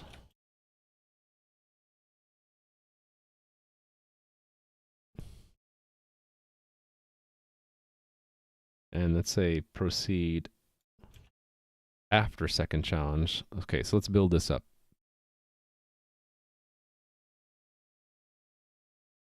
No, you're saying never give them the source code. But sometimes a contract could either imply or state that they're contracting you out to make the source code. So yeah, it depends on the contract.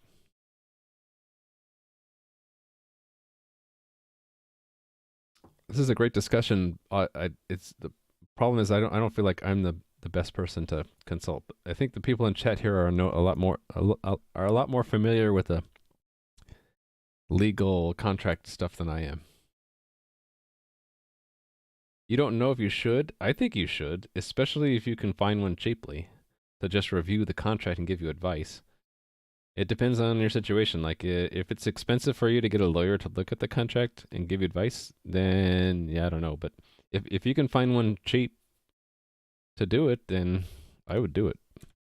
Give you that peace of mind that you what your rights are, essentially. No initial response, so it should be equal to null. Provide username after first challenge. So we set the credentials, and we proceed with the challenge. So I'm going to pick from this example that doesn't, which one? That doesn't have, actually that one was just, it's not B64 encoded at all. Let's just do that, and we expect just Bob, right? And then we'll do that. Actually, it's that. And then we'll ask for the line after.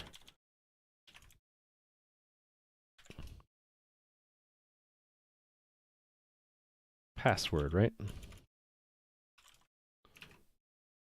that what it says? Password, okay. And we expect Hunter 2. And if we proceed twice, username, password,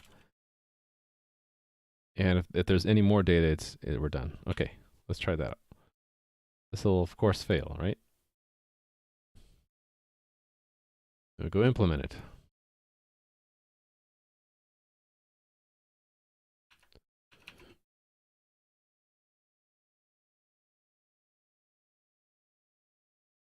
Oh, no, you don't have to apologize. I just feel that I wish I could advise you better than I can. I just don't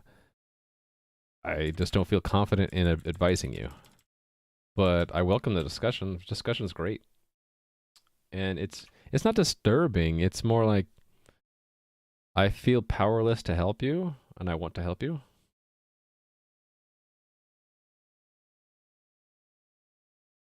Yeah, that's true, what Rally Monkey says. You could just politely explain that you thought that it wasn't in the contract to give source, and that it's if you had thought it was, you would have asked for more money, I guess. I don't know. I don't know. Don't listen to me.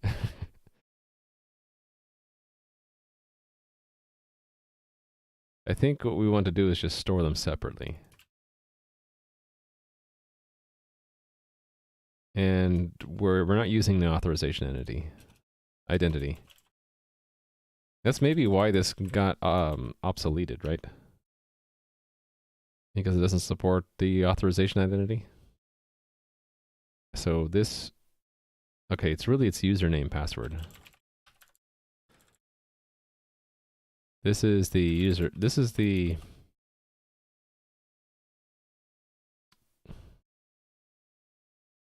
I don't want to use username in its own description. This is the text to provide the server when, after the first challenge.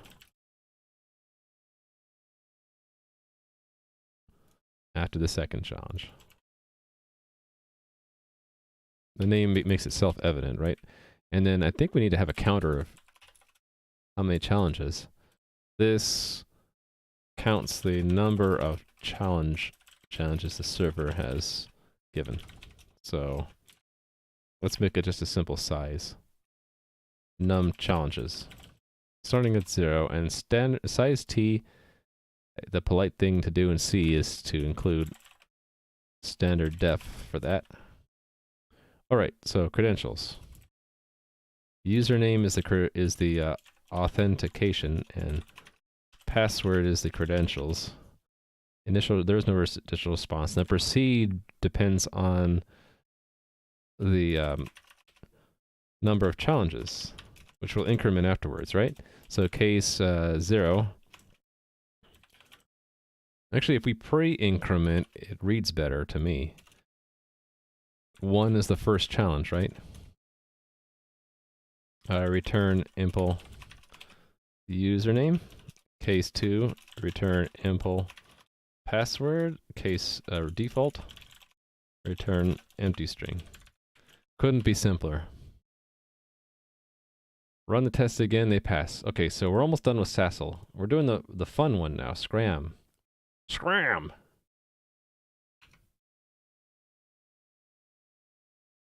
I think I want to model it after login.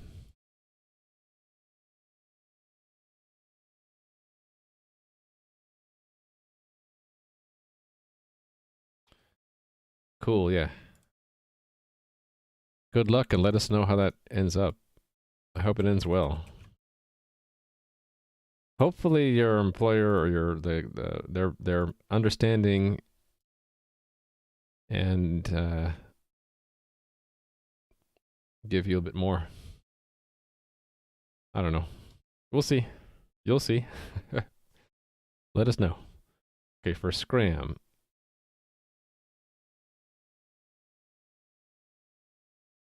Let's look at the SCRAM doc. SCRAM stands for Salted Challenge Response Authentication Mechanism. So they have a general example down here, I believe. Right here. It looks really cool, but it's because they're using random strings. It looks cool in that it's like if you understand what's going on, you're a real hacker, right?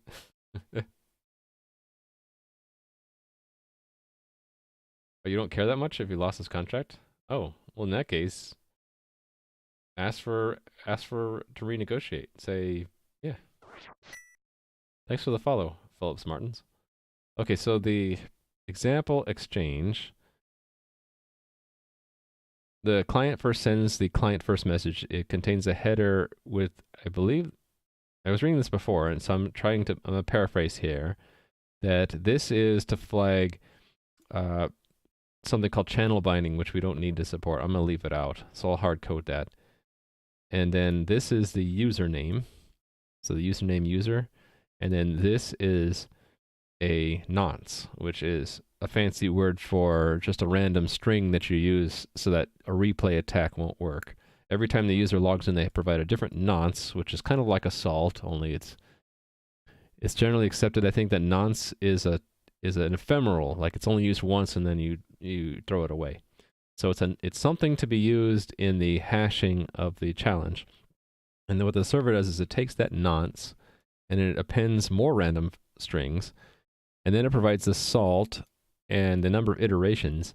And then the client, that's basically a challenge to the client to say, go take your password, take this salt and this nonce, and throw it into this algorithm to generate a proof, is what they call it. And this is, it basically, actually I'm not sure what the C is, but the R is again the same nonce, and then the P is for the proof. So it's basically the output of the algorithm after you've taken your password, which is the secret, this salt and this nonce, and kind of you throw it into the machine, and it spits out the proof. And then the server does a similar thing on its end, and it returns a what is it returning? A signature. It's returning a signature. And the client knows if the authentication succeeds if the signature is the same or different. Actually, that means I might want to put that into the algorithm. I mean, the interface. Let me do that. So we'll do that before we implement SCRAM. this mechanism will add another function in here. Virtual bool succeeded.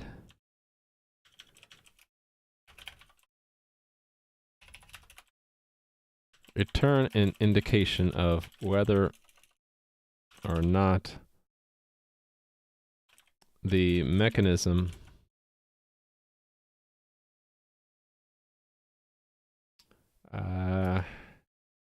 tell me what the right words here.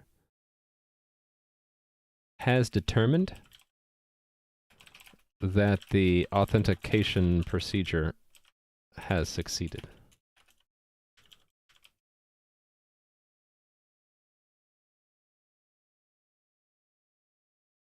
And then just turn this around.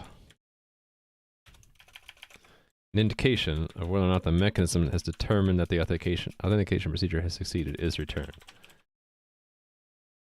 A false value does not necessarily mean the authentication failed. It simply means the mechanism does not know. Actually, does that mean I should have a failed? Actually, it's mechanism specific, right? We'll just leave it the way it is. All right, after I'm gonna put these overrides in here, but then I need to take a quick bathroom break, and I'll be back. So I'm just gonna fill these in with empty things for now. And here, same thing. Turn false.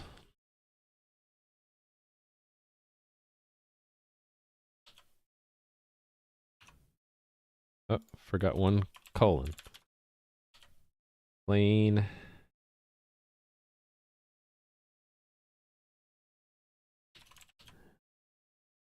And SCRAM. Oops. I didn't mean to open that. Okay, I need to take a quick break. I'll be back in a few minutes.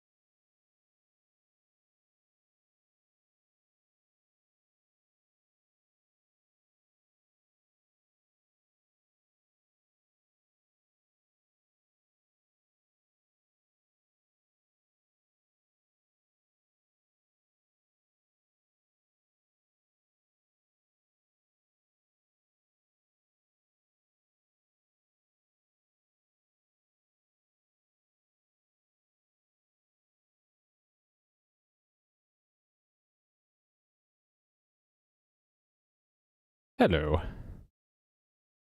Okay, I added that succeeded.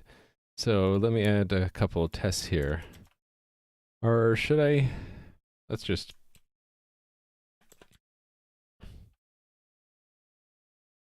Let's say mechanism does not know success. Cannot determine success. And so basically copy this out. And at each point will expect false. So mech dot succeeded.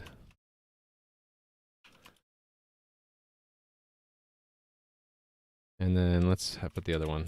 Oh, thanks, Nui. Thank you.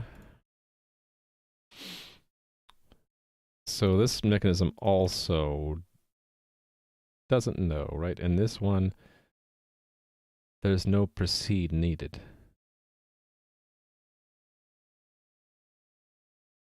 Actually, there is, right? There's an initial proceed where it gives out the username password. Okay, good. So for SCRAM, don't know yet.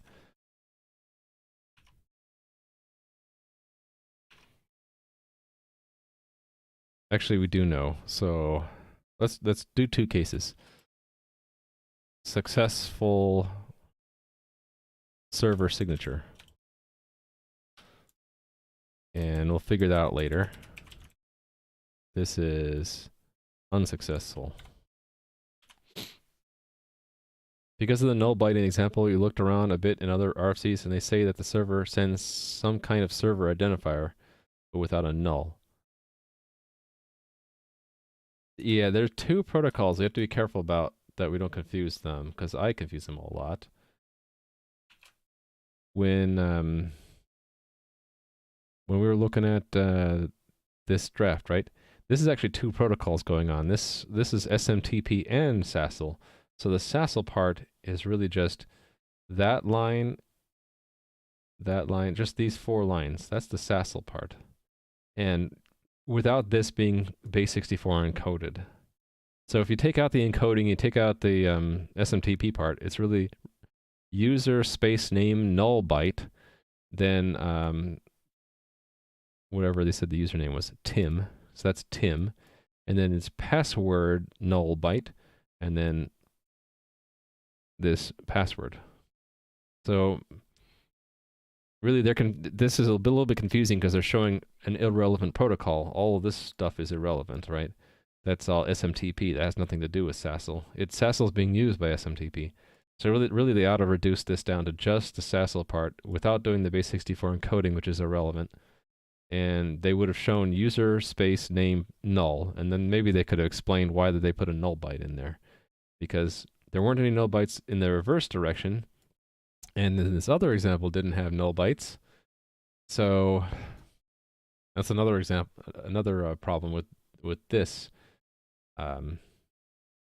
It's mixing SMTP with SASL again. I think it's because SASL is just used most commonly with SMTP. But if you read the SASL spec, they talk about it being reusable across many protocols. That's what they want you to use it across SMTP, LDAP, XMPP, other protocols.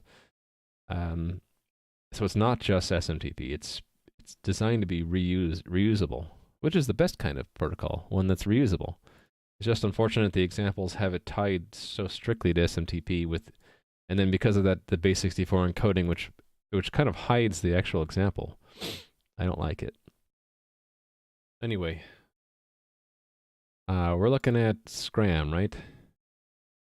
And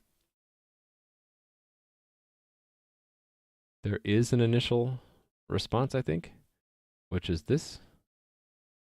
So do they have, let's see. Decouple that spec, exactly. The other RFC says that on login with SCRAM MD5, it would send the identifier, not the username. Well, SCRAM MD5 is another mechanism. So this is plain, login, and SCRAM, and then CRAM MD5. They're all different mechanisms.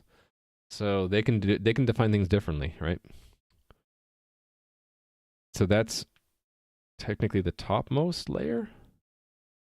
No. This is considered a protocol stack. It's off to the side. SASL is off to the side, right? And then it's used by SMTP. Yeah, it's sort of hard to put it into the traditional protocol stack model. It's not a layer in itself. It's like used by the application layer. Okay, so where do they describe this? Is terminology, notation, okay. Algorithm overview. Nothing SCRAM prevents either sending the client first message with the authentication request defined initial or sending the server final message as additional data. So we should pre-compute the nonce, right? So I really want to copy from the login one. No, from the plain one. Yeah. To SCRAM. Here we go. And rename plain with SCRAM. Okay, set credentials. Hunter2 and Bob. And oh, you know what I should have done with plain? Is I should have included one with an authorization. Let's do that.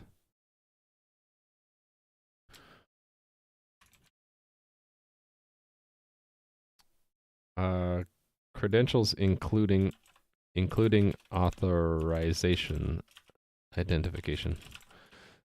Authorization identification.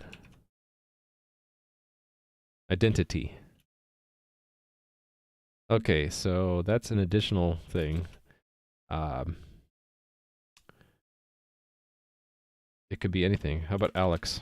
So then I expect Alex.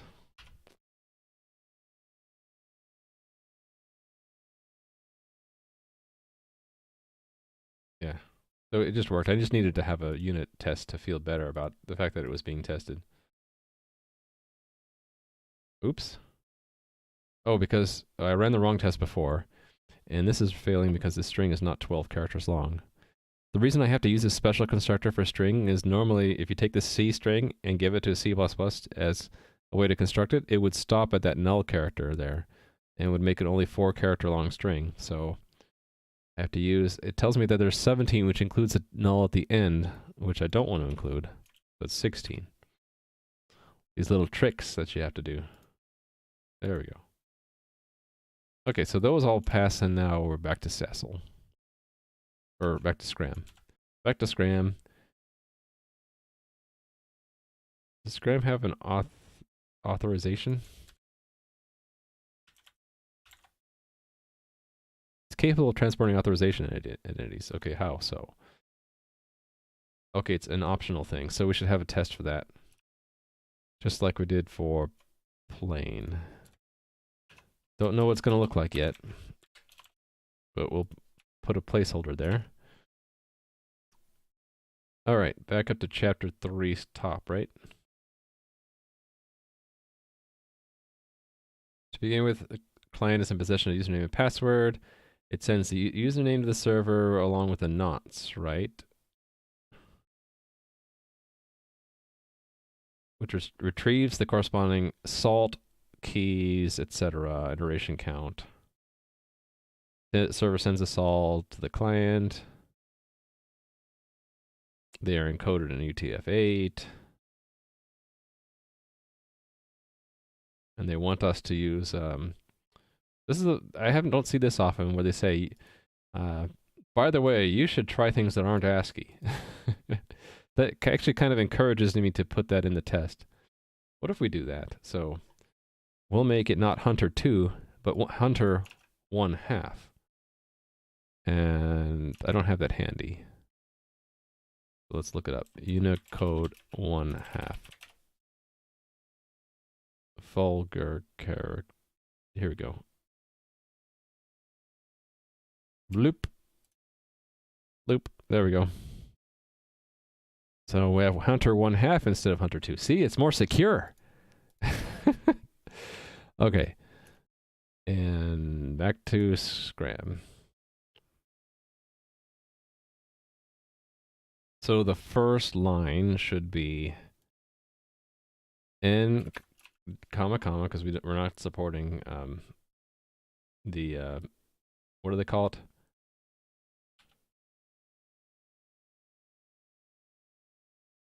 I thought it was down here somewhere here.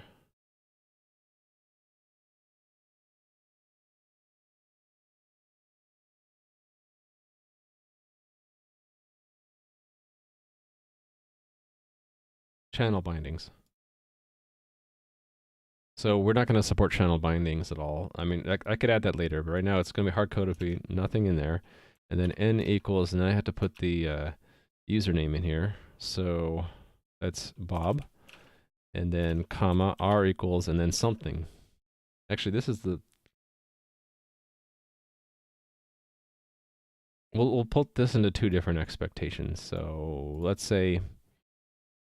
Actually, that's what I should expect if I take the line and compute the substring from 0. How many characters is that? 12, so it's 11, because we don't want to count the null. So that's what the first part should be, and then we should expect some kind of random string. So expect greater than 11 for the line length. Right? There's not much more I can expect other than there's something there.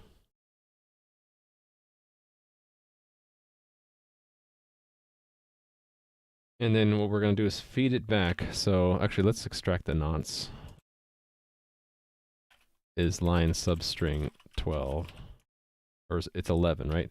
And then this, I can actually simplify this. Expect false, nonce empty. Actually, let's call that client nonce. There you go. Lots of characters I could try.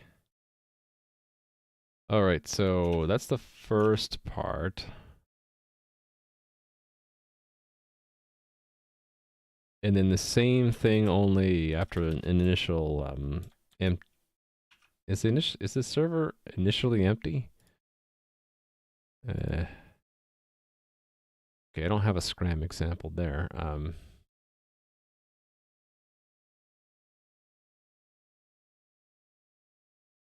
Yeah, what happens if there's no... I guess it's just empty string, right? It's proceed with empty string and then expect the same things.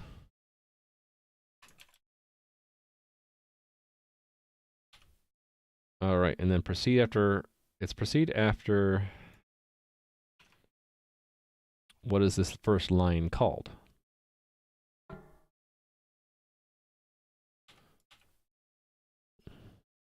How come we're already down in chapter 5 here?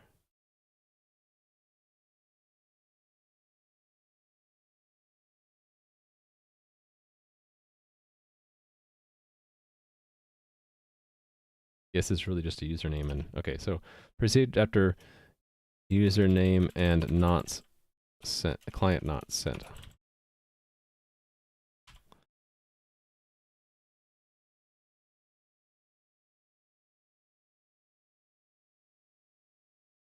So typically... Yeah, right, that would...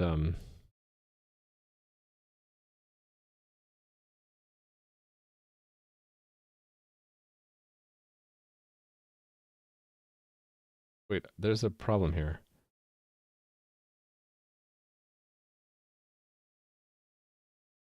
Do we always have to call proceed the way I've written this?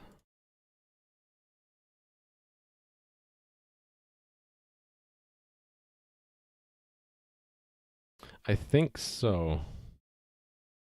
We're always going to do that.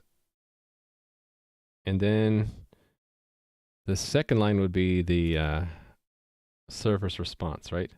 So we have to compute the nonce. Actually, that means I need the first line, so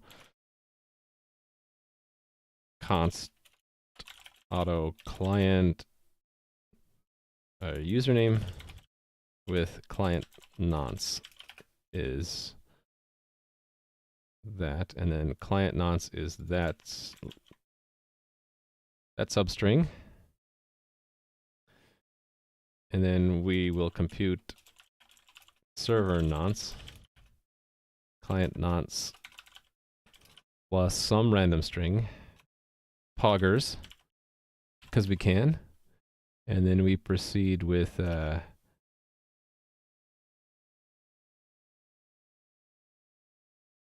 R equals that, and then we need a salt and an iteration count. So I'm gonna just take advantage of the nice string extensions library I made. I made my own C++ version of sprintf. There's really just a wrapper for the C version of sprintf. So system abstraction sprintf. That way I don't need to worry about the allocation of memory. I can just do it like this. Actually, proceed takes a C++ string, right? So I don't need that. Okay. So it's going to be R equals...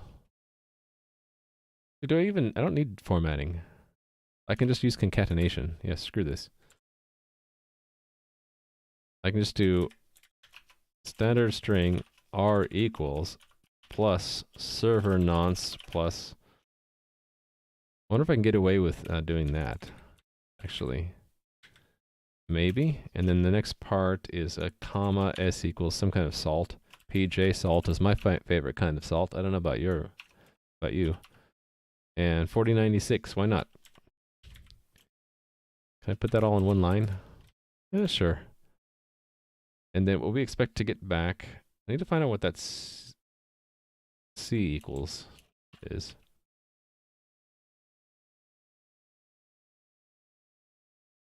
What is the C equal field? Channel binding. C bind input.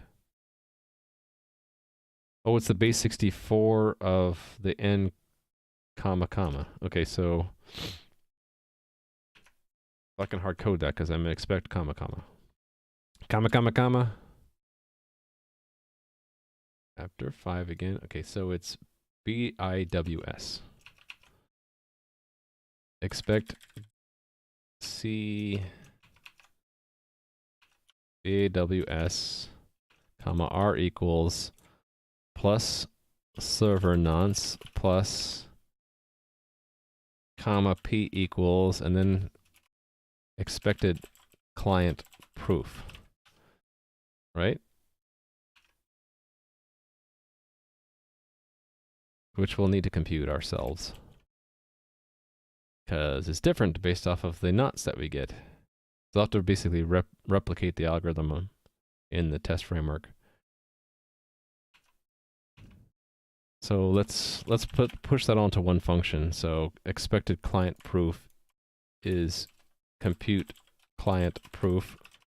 And what are the inputs? There is the password, the salt, the iteration count, and the nonce, right?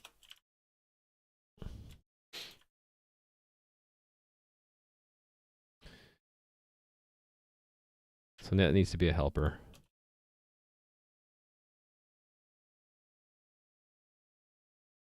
Okay. Center string. Why do I have time H there? Is that in the other places too? That must be a leftover. That's a leftover from wherever I copied that from. I don't need that time stuff. Okay. So it's const standard string password, const standard string salt. Nonce and num iterations.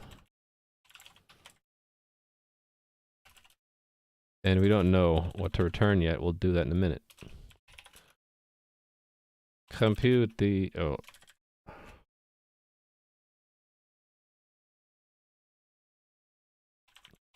Return the expected client proof.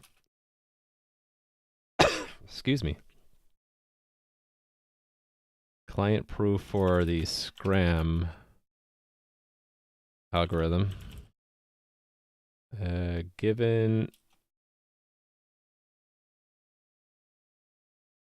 the required inputs.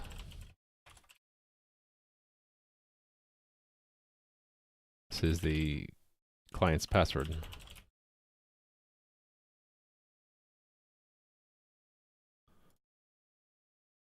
This is the salt to use in hashing the client's password.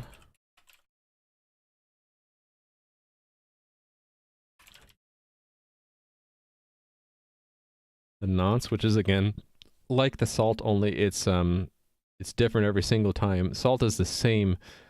It only changes when the user changes the password, usually. And num iterations. This is the number of iterations to use in the algorithm. Okay, figure that out in a minute. I think I can use PBK DF2, PDB. Oh, it wasn't in SCRAM itself. It was in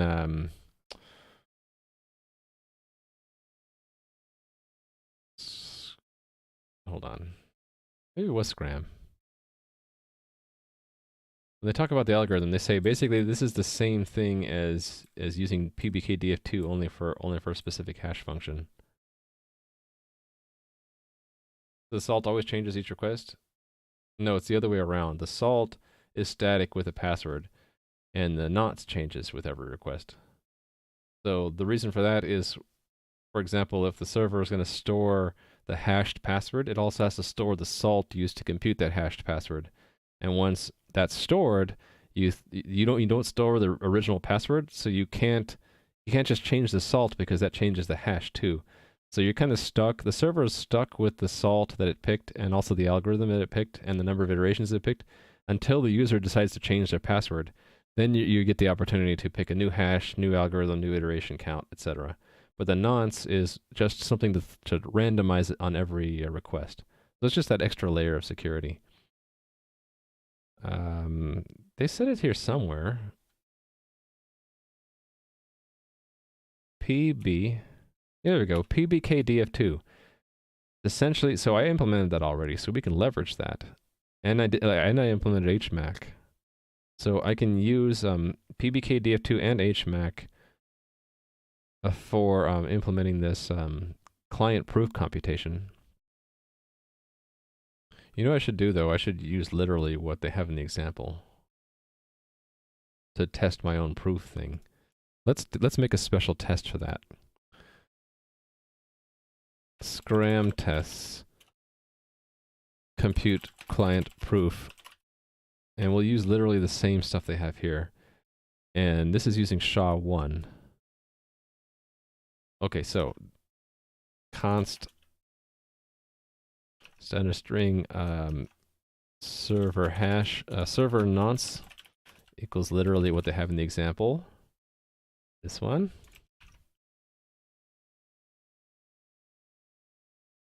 Salt is again another literal. This is the salt. Num iterations. And then we need the hashing function. Well,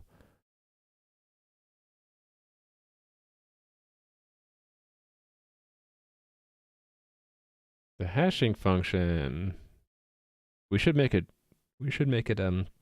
configurable, right?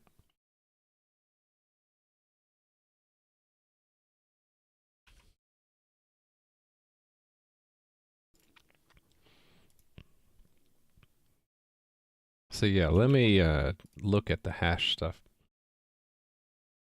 that I did to make it compatible. How do we pass in the hash function?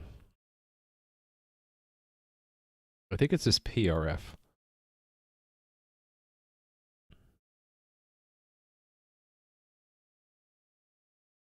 Well, let me look at the test to make sure.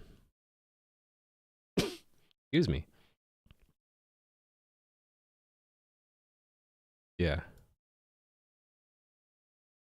So it's this, this is the hash function. This is how I declare a hash function. So I'll do it the same way here. Hash function.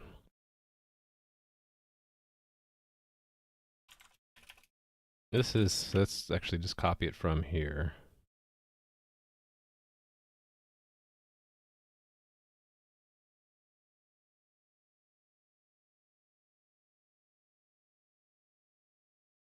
This is the hash function to use to, let's just say, oh, look at how horrible I'm a typist today. This is the hash function to use in the SCRAM algorithm. All right.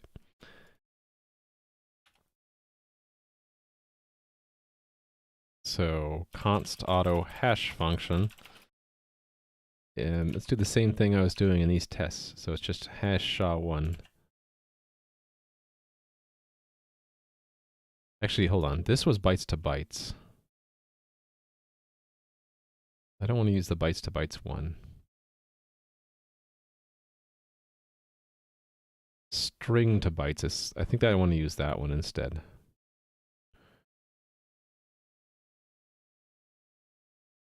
String input, okay, so hash SHA-1. And I need to pull that in. The idea is that we could use any hash function we want.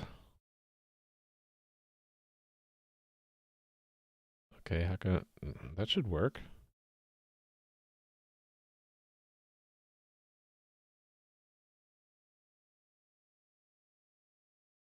Line redefinition. Okay, it did work. It just got down to here. Let me finish fixing this stuff up.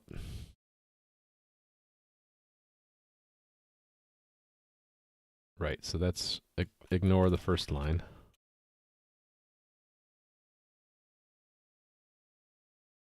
And again, hash SHA-1.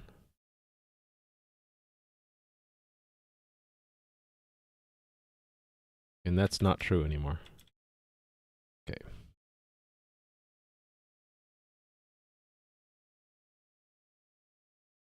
Is SHA, there's only one definition of SHA-1, is that the problem?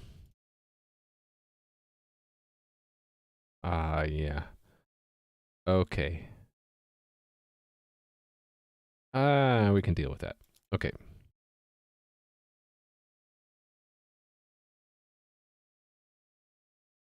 Vector of bytes in both directions. Multiply defined symbols. Okay, I had the test not renamed properly.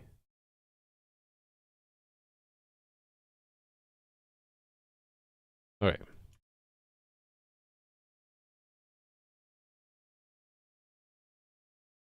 So I don't forget, let me mark these with the do. At some point I go through and make sure I actually did all the things I needed to do. Now I need to do that. I'm going to do that first because I'm going to build, the other tests are going to build off of the fact that this compute client proof does the correct thing. Oh, I forgot to fill the rest of this in.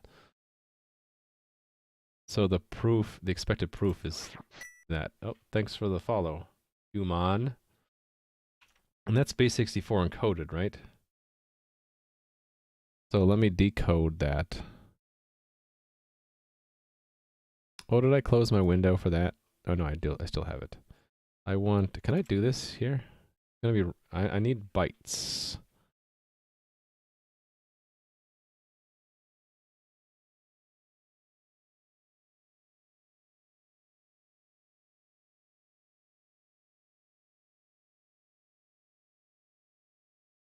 Okay, that won't work. I need to decode to bytes.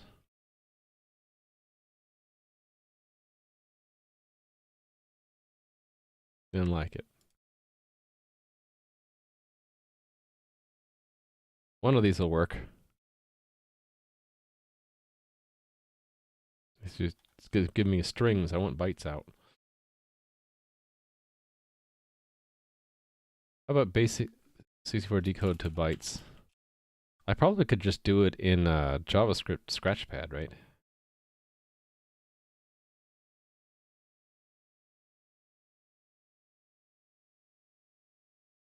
There we go. There we go. So here are the raw bytes I expect out.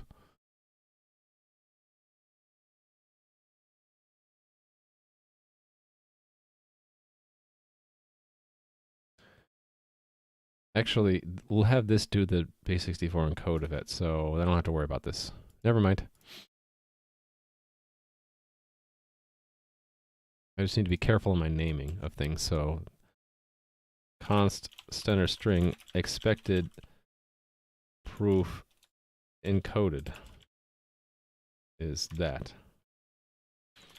Okay, so const auto proof is compute client proof. Oh, did I not even put the password in there? Oh, I didn't. Here's the password was pencil.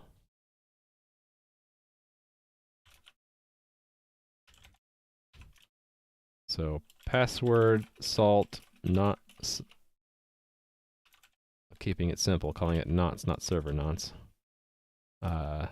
Num iterations. Oops, I misspelled salt. And the hash function is hash function. It didn't quite fit, did it? I really only have two styles that I use. If it fits on one line, it does. If not, I like to break up each parameter to its own line.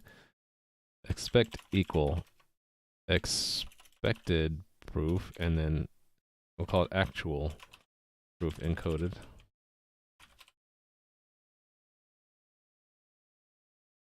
All right, so let's run that as that test specifically.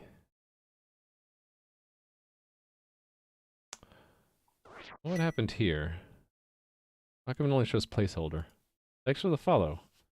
Katina Hat? If you guys have any questions, let me know. Right now, I'm implementing, I'm trying to implement, and this is all screwed up. Wait a minute, why is this showing up twice? Oh, I know why. I'm trying to implement SMTP and SASL because one of the themes of my stream is I like to do stuff from scratch. And I've been working on the platform for a multiplayer game. And one of the things that the game server needs to be able to do is send an email to a client if, like, to verify their account or they forgot their password. Let's just blow away the whole SASL build directory. If they forget their password, we want to verify their account, or if an update has been issued for a trouble ticket of theirs. Thanks for the follow, Deviator. Yeah, so a lot of people will just find an existing like SMTP client library to use. I like to do stuff from scratch because I feel that it's fun for me. Oh, look at that. I think we need to restart Visual Studio Code.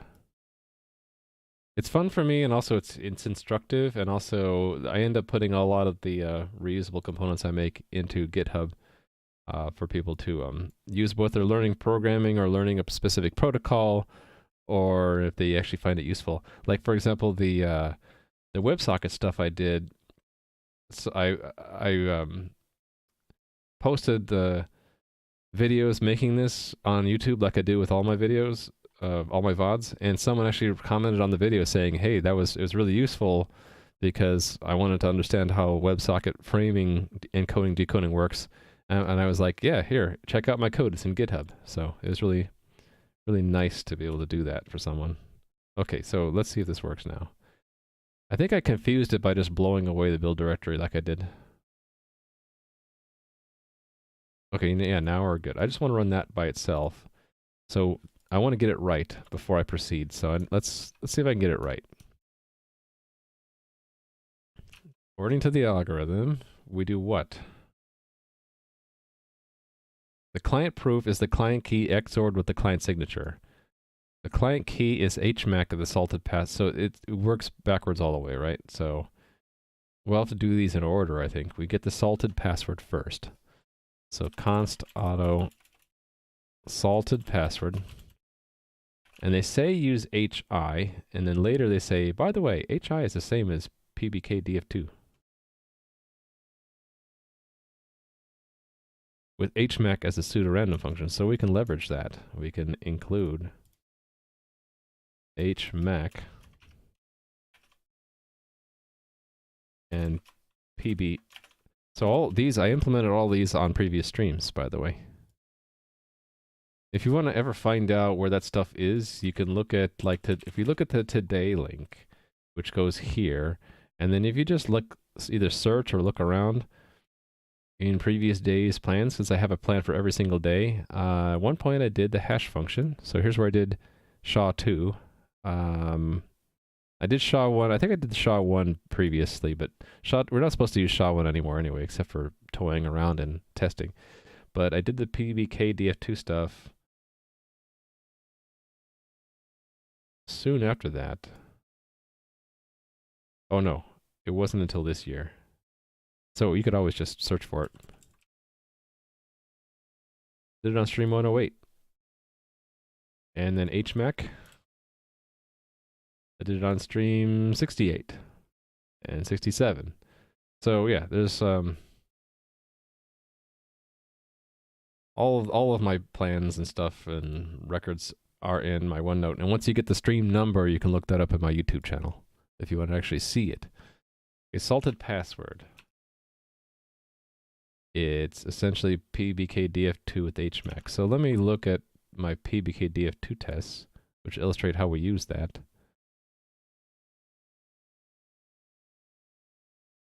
Wow, what was all this? Oh, those are just testings. So here's where we do it. Is it all just one big long test vector? I guess it is. Actually, the follow is Zalia.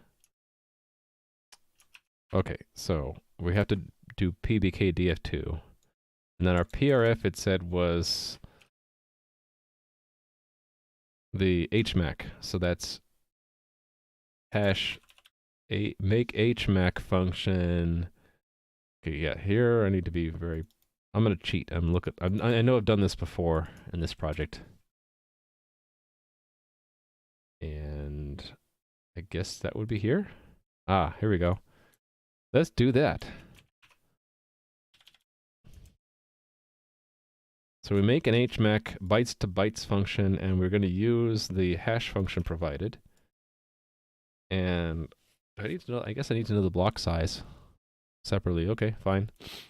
So what is its SHA-1 block size? It's a size t, okay. So hash function block, hash block size. Let's look up this function. And actually just block size. Okay, we'll just copy the same convention. This is the block size of the given function in bytes. And I can just pass it. And what's that 512 for?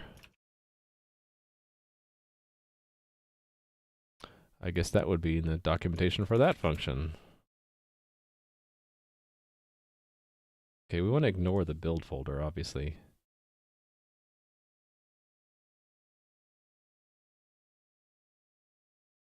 And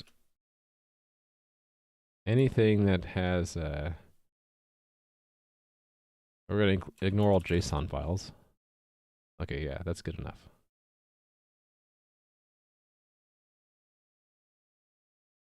Output length in bits. So output length of the hmac, so they're all equal. And so it's just the output length of the hash function. But this wants it in bits. So right, that was correct for SHA. What was I using before? SHA 512. If I'm using SHA-1, how many bits are in SHA-1? Was it 80? I think so. I can look at this to find out. How many bits are in the result? I think it's 80.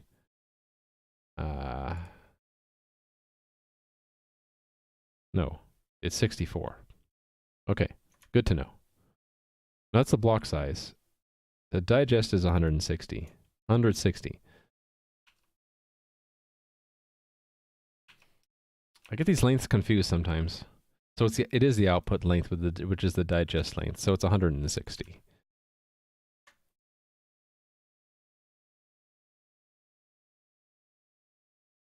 All right, and then what are the other? I already lost what I was searching for. This one. The byte length of the derived key. They're all the same, right? The derived key length, so they're all the same. So it's 160 down here too. And the number of iterations is number of iterations. And then they wanted to be byte vectors. And the salt is not 64, base 64 encoded. So yeah, I need to have a helper that does that. I should have put that into a library, but I don't know if I did. No, I haven't done it yet. I've just been duplicating it everywhere. Oh, I put it in one place for the game server. It really is just a simple helper. We'll just pull in a copy of the helper for now. Now, do I have that documented? I do, look at that. Copy the documentation. And we're using vectors, so let's include vector, and then we're using uint8t, so that's standard int. All right, so that's a helper that converts from a string to a vector of bytes. And we can use it there, and that's the salted password. So we're done with step 1. Is the salted password is the HI function. What's next? Then the client key is the HMAC of the salted password with the string client key.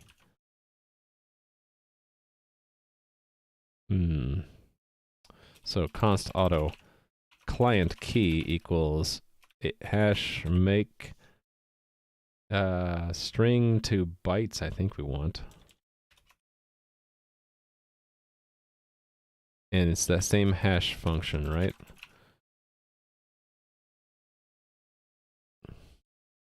Assuming it's the same hash function, and then with the same block size. And then we call it where we give it 2 things, right? HMAC needs 2 things. Salted password. Oh, that is bytes, right? So really it's bytes to bytes. It's just that I need to give it a byte vector from string of the string client key. Okay, that's the client key. Next, stored key is we hash. Do we actually use stored key? I guess we do. It's the hash of the client key. Okay. Stored key is hash function of client key. Then the auth message. Okay. Oh, we need that as another parameter. Okay. We need both of these. What's the server first message?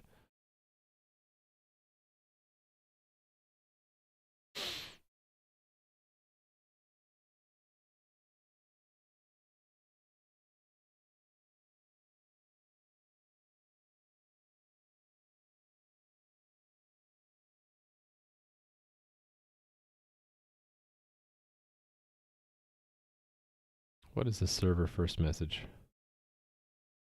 I guess we're taking from that example to find that, right? Oh, it's this whole thing. Okay.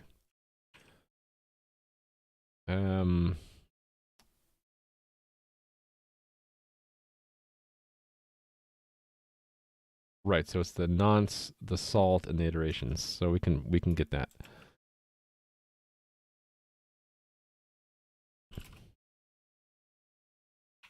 So server first message. I'm going to try to use the same words that they use.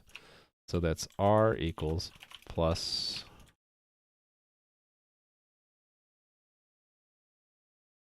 nonce. Oh, you know what? I'm going to need the 2 nonces separate. Shoot. So let's make it client nonce and server nonce.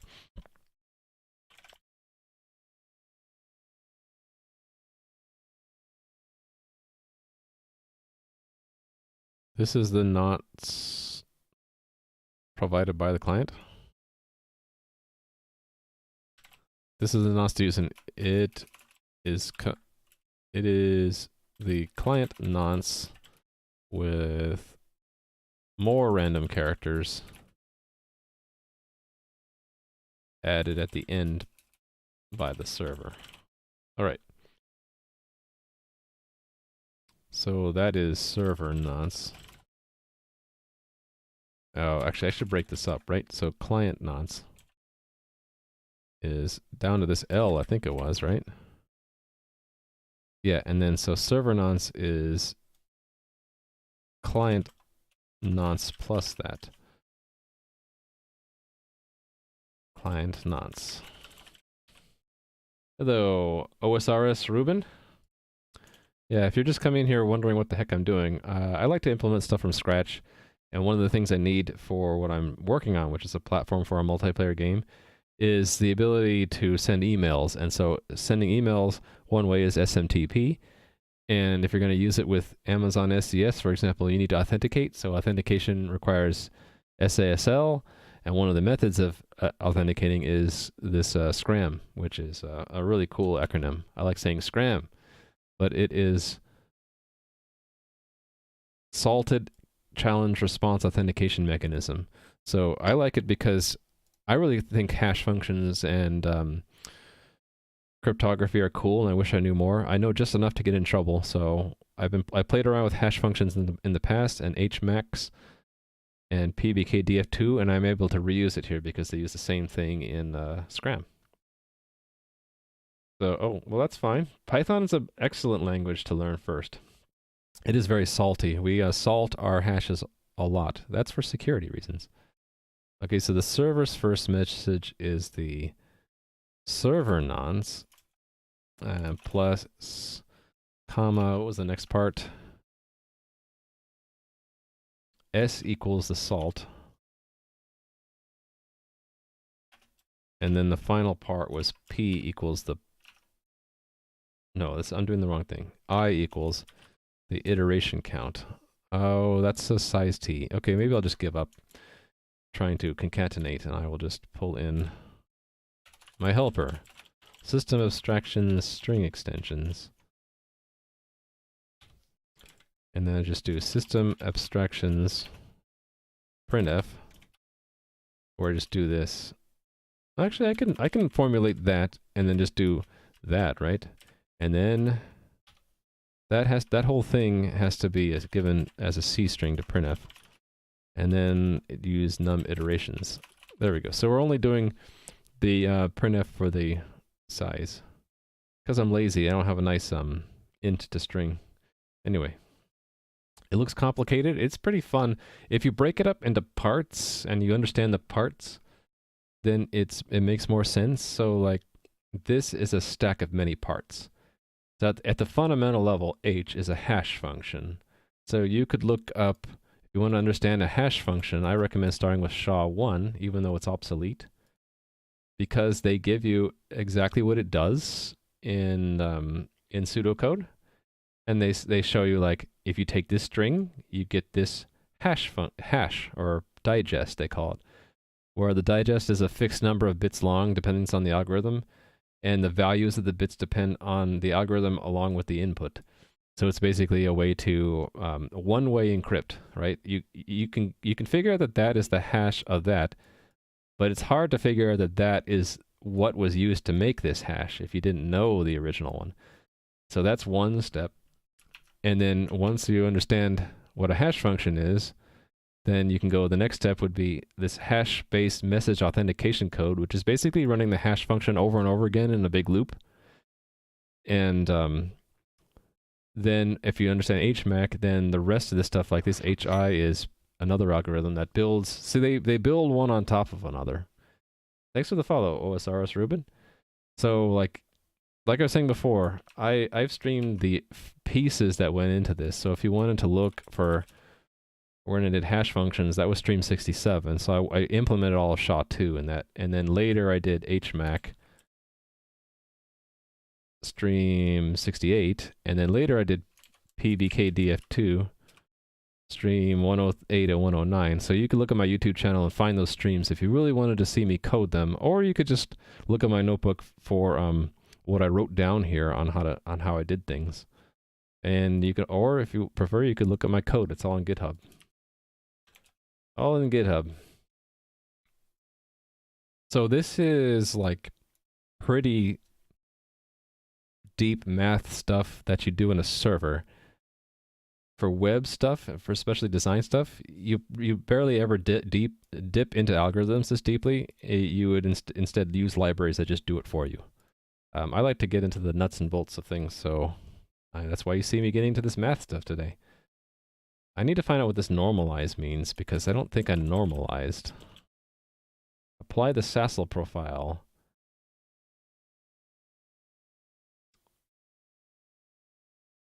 I guess I need to look up what that means. Let's look up the SASL profile. The SASL prep.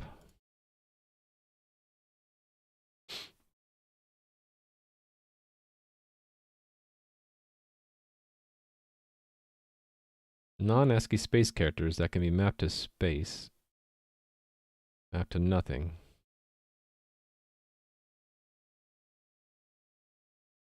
Okay, so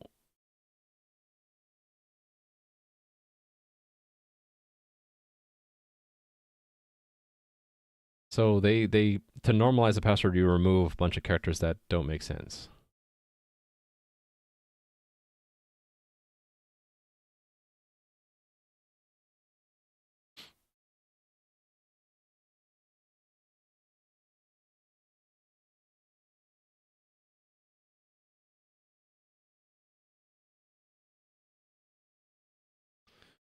Okay. Well, thanks for the follow, ethical coder. Trying to understand this.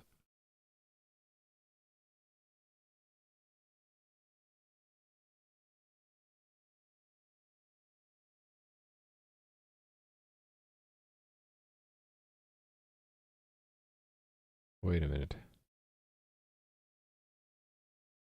Okay, there's a string prep.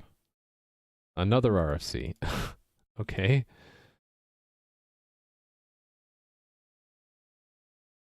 This seems like overly complicated. For each character, check if it has a mapping, and if so, replace it with its mapping.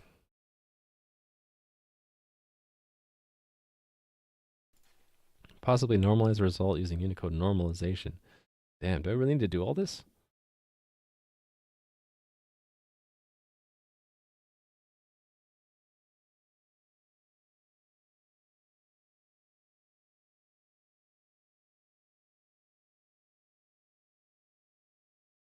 Wow. Okay, this is going to be a little bit elaborate.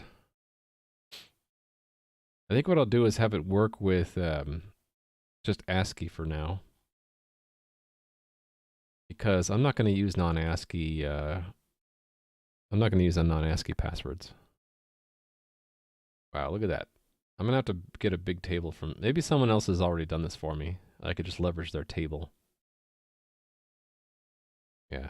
This is a little bit too deep. You know how when you're like, let's say you're, what's a good analogy? When you're wading through a tide pool and then you approach like a deeper part of the tide pool and you're like, yeah, that might be fun down there, but it's a little too deep. I don't have my scuba gear on with me. This is like scuba gear type level of detail I don't want to get into right now. So I'm just going to close that and close this string prep. And when this says to normalize it, I'll leave a place for it. That's what I'll do.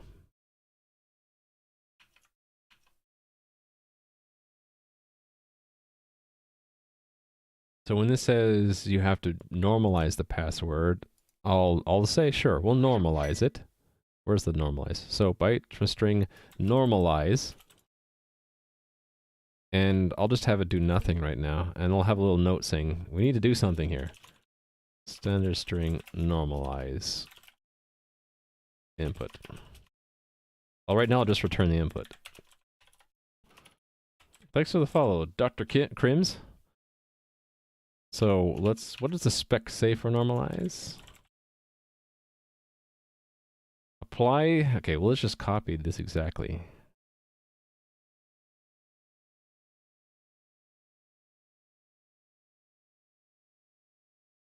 Okay, let's just copy that verbatim. Apply the SASL prep profile RFC 4013 of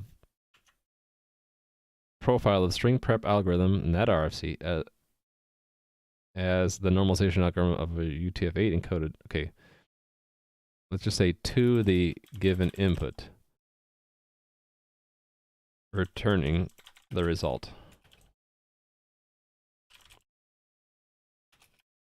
This is the string to normalize. The normalized string is returned. And let's put a big note in here.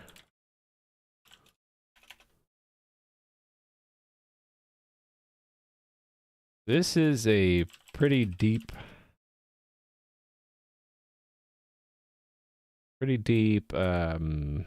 requirement to meet.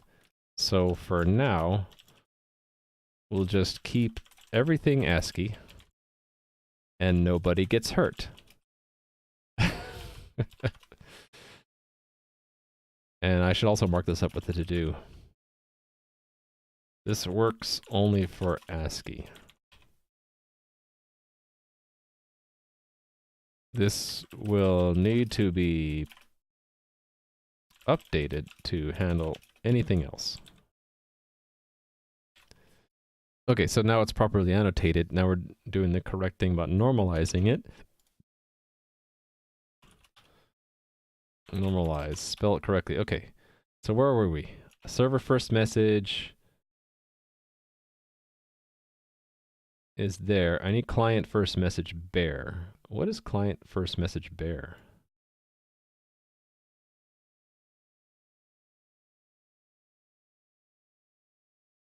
Oh, without the GS2 header, which is the n comma comma, right?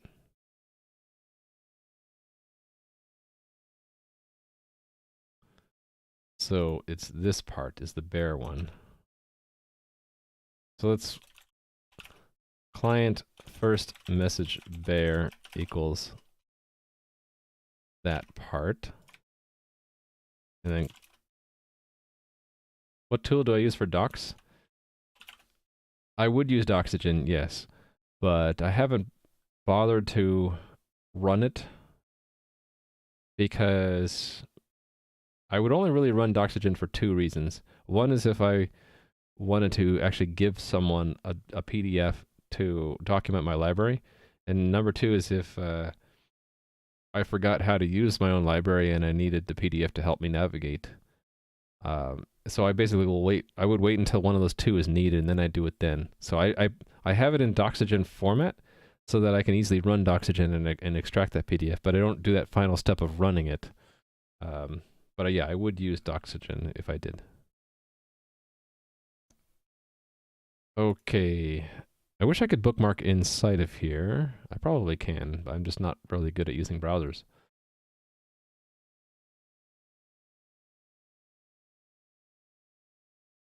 Actually, that's the only part we needed, right? Client final message without proof. What is that?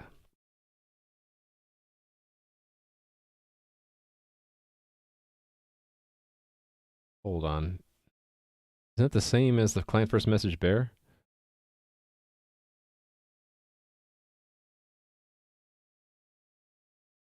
Oh, wait a minute, no. It's the server nonce, really.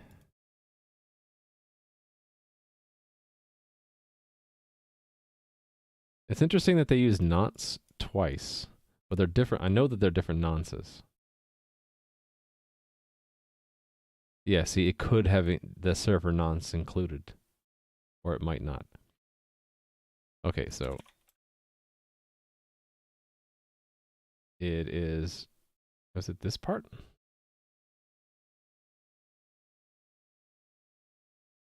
This was base64 encoding of that for some reason. I don't know why. Who knows? Wow, it's already 3 hours? See, this is how much fun I'm having. I'm spending 3 hours just doing SASL. I'm probably not going to get to SMTP today. Probably do SMTP tomorrow. Okay, I was getting lost there. If you click the section headers, you can bookmark the URL. Then I have to set up bookmarks. I'm just very clumsy at using browsers. I need to get good. Okay, here's where I wanted to find this one. Channel binding is the base 64 encoded. Okay, so it is that part. So it's that minus the proof. Got it. Okay, so it is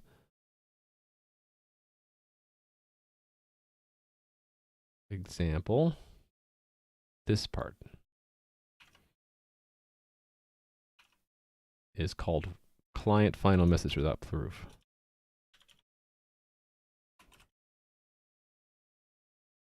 Okay.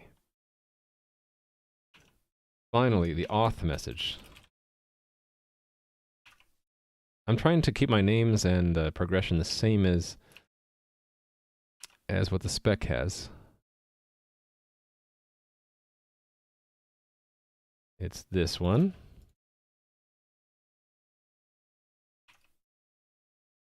Plus a comma. Plus server first message. Plus a comma.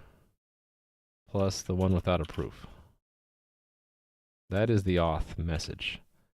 Then the client signature is HMAC on stored key using the stored key to hash the auth message. It's client signature. Client signature is this thingy. I guess we only need to do that once, right? So let's make the HMAC first and just call it. This is called a factory, by the way. It's a function that returns another function. Actually, in general, a factory is a function that just returns something new every time. In this case, it's a function factory. So it's making an HMAC that uses that hash function of block size. So we can then reuse that hash, the HMAC down here. And that HMAC is on the stored key and the auth message. And these are all binaries, right? No, that's a string. Okay, I need to turn that. This HMAC was bytes to bytes. So I need to do byte vector to string on that. Okay. Then the client proof is we XOR. Is that every single byte is XORed? Let's look. Proof.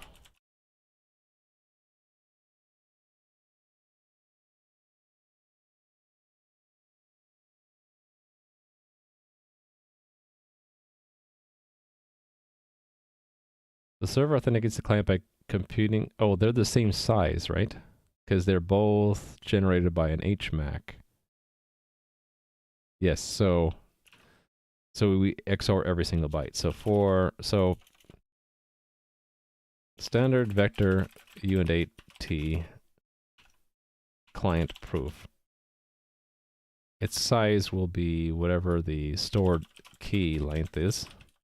And then for size T, I0 to client proof size. That's size, not length.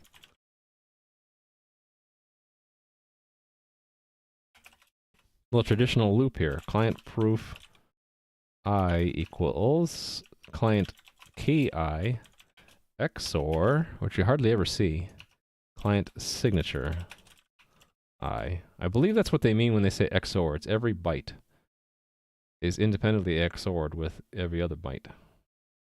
Okay, and then server key is HMAC salted password with server key. So that is like this. Server key.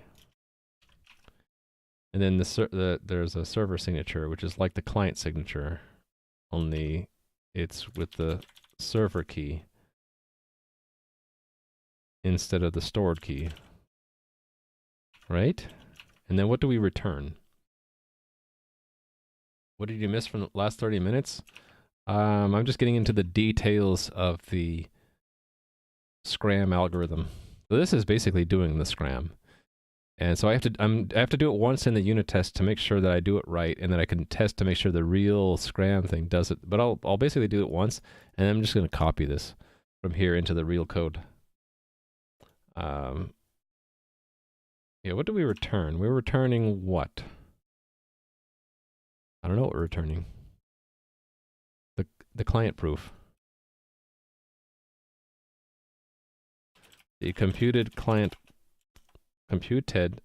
proof is returned. And what are we going to be base64 encoding this thing? Where's that example? Yeah, it's like base64 included, encoded. Do we want to base64 encode it always? What's this V? Well, that's our client, that's our server signature. So really I should have this return both, right? Compute client proof and server signature. And let's might as well just make a structure that holds both.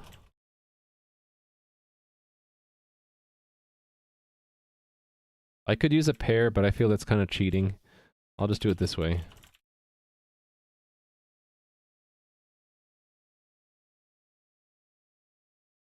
This is what I recommend you do if you have a function that returns more than one thing, is you do that. The computed client proof and server signature are returned. So then you just make one of these.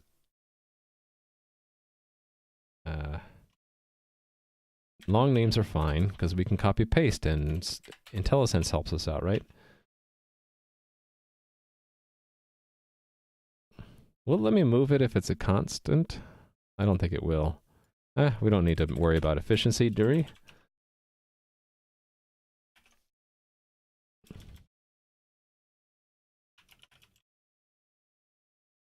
Actually, these aren't exactly right. They need to be base64 encoded. Oh, which means I need to pull in my base64 library, right? Base64. So let me rerun this. CMake. This is how we pull in dependencies, which is really nice.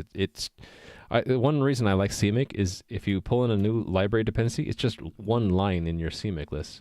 And then all of a sudden you have access to all of the include files. Like I say base64. And then for that function, I just say base64 encode. And it needs to be a string. I've been meaning to fix that, which means I need to make a string out of that. Okay, the easiest way is just do the string constructor with the... Actually, should I... Let's turn this one inside out. So that's that. V. String from byte vector. Return the given... Convert the given byte vector into the equivalent string. This is the byte vector to convert. This is the string equivalent of the given byte vector. And then, so it's returning a standard string of V, begin and end. What exactly am I working on? So, it is my own implementation of SMTP and SASL, which is Simple Authentication Security Layer, because this is all because two reasons. I like to do stuff from scratch, and second reason is I'm making a platform for a multiplayer game, and that platform on the server side needs to be able to send emails when people want to reset their passwords. So I didn't have a mechanism to send email, so I'm writing that right now. And am I a fan of using typedef using? I used to use typedef, but now I'm into doing usings. And really only when the type name gets really long. When it's this short, I'm okay just putting it in literally. Hey there, too, bud. You know what's weird? All of a sudden now, all names for me are in Yada are showing up in white.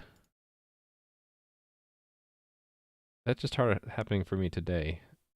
I'm wondering if something's wrong with Yada or That's something in Twitch. I'll need to ask Hideo. But this is the Twitch chat client I use, and I just noticed today all people's names are all the same color. They're all white for some reason.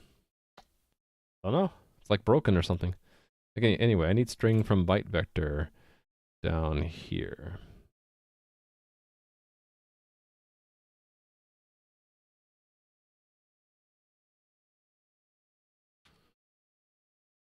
And again, this is there. Okay, I should return that. And then I should probably document this up here.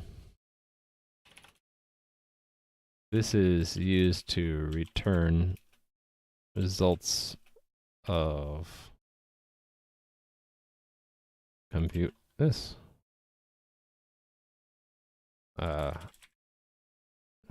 Whoops. This is the base 64 encoding of the proof the client computes in order to authenticate.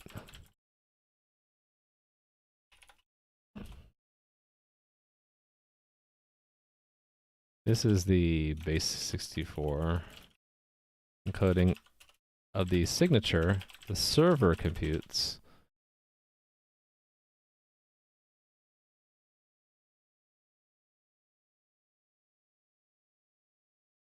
What do we want to say here? What does the spec say? Signature.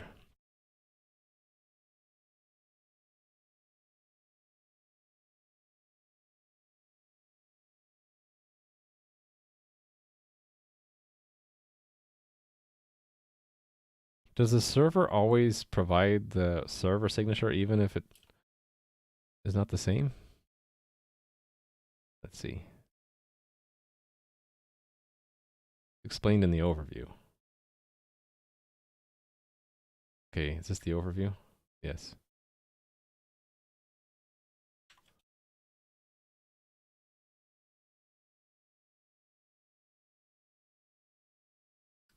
Okay, it doesn't say, like, does the server always have to do that? You don't like standard string? Character is not equal to uint 8t?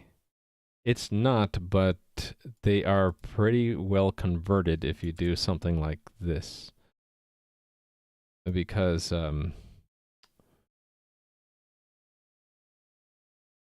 there's an implicit typecast you can do to go from char to uint 8t. So let's say the character is something like AB. So that is technically a negative number, right? Where's my calculator? By the way, the source code to this fine program is now in GitHub, I learned. AB, right? So, oh shoot, negative, right? No, that's not quite right. How do you find out what it...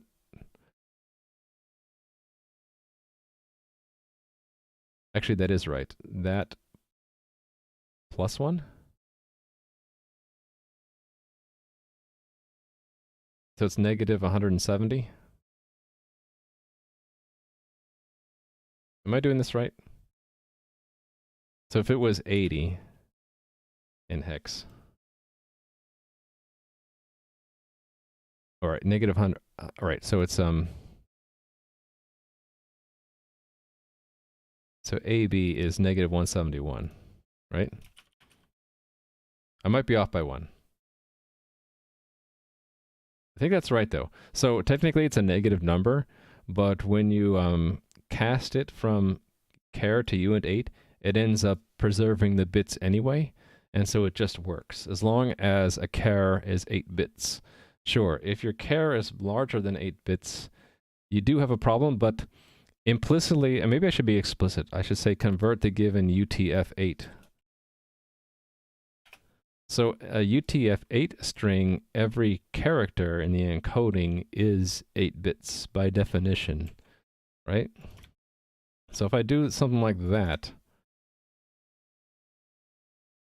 then it's explicit so that we know that the characters in the string can't have values larger than 255 or larger than 127 or smaller than minus 128, right? Yes, exactly what Interfector 18 said. It does have to do with encoding because UTF-8 encoded strings are sequences of 8-bit quantities, right? So each character or each element of the string can be no more than 8 bits in size. So if I'm explicit about that, then it's safe. But I agree, like, sure, in general academic sense, sure, the size of a character could be more than 8, right?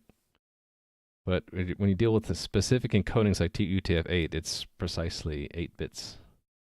In fact, that's why there's an 8 in there, right? 8 for 8-bit encoded elements. Do I have it wrong? Is it not 1 minus 171? Anyway, you get the idea. It's some negative number, right? But it'll still get preserved as AB in the vector. All right. Yeah, math is not exactly my strong point.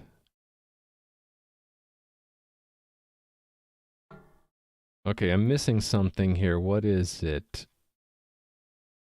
The block size, yes. The block size. Block size. Const auto block size. SHA-1, actually that's like that, right? Now, I have a feeling this isn't gonna work. Oh, what did I mess up here? Messed up something.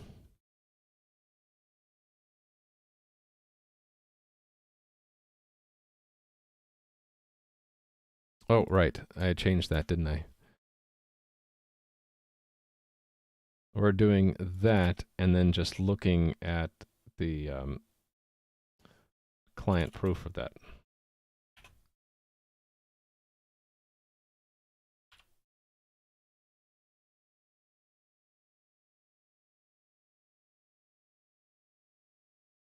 Oh, no, I did the wrong thing. Okay, that I want there, and that I want there. I have some syntax errors later. Oh, did I have the same mistake down here? Yes. So for now, we'll just do client proof. And this is hash SHA-1 block size, and this one needed the client nonce as well. There we go. UTF-8 character is only 8 when the character is, and I think by definition, the characters in the UTF-8 encoding are always 8 bits in length. So you have to be very precise about the terms. When I say UTF-8 character, or when I'm assuming what you mean by UTF-8 character is an element in the encoded UTF-8 string. The string encoded as UTF-8 elements, right?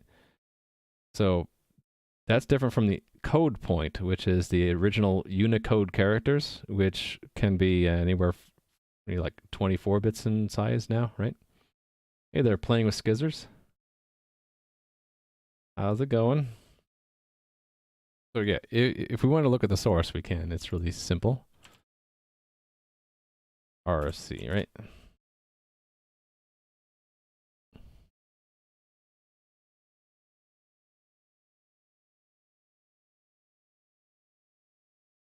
So UTF-8 encodes characters as a varying number of octets. So octet is very specific, and octet is always 8 bits. That's why it's octet. 8, right?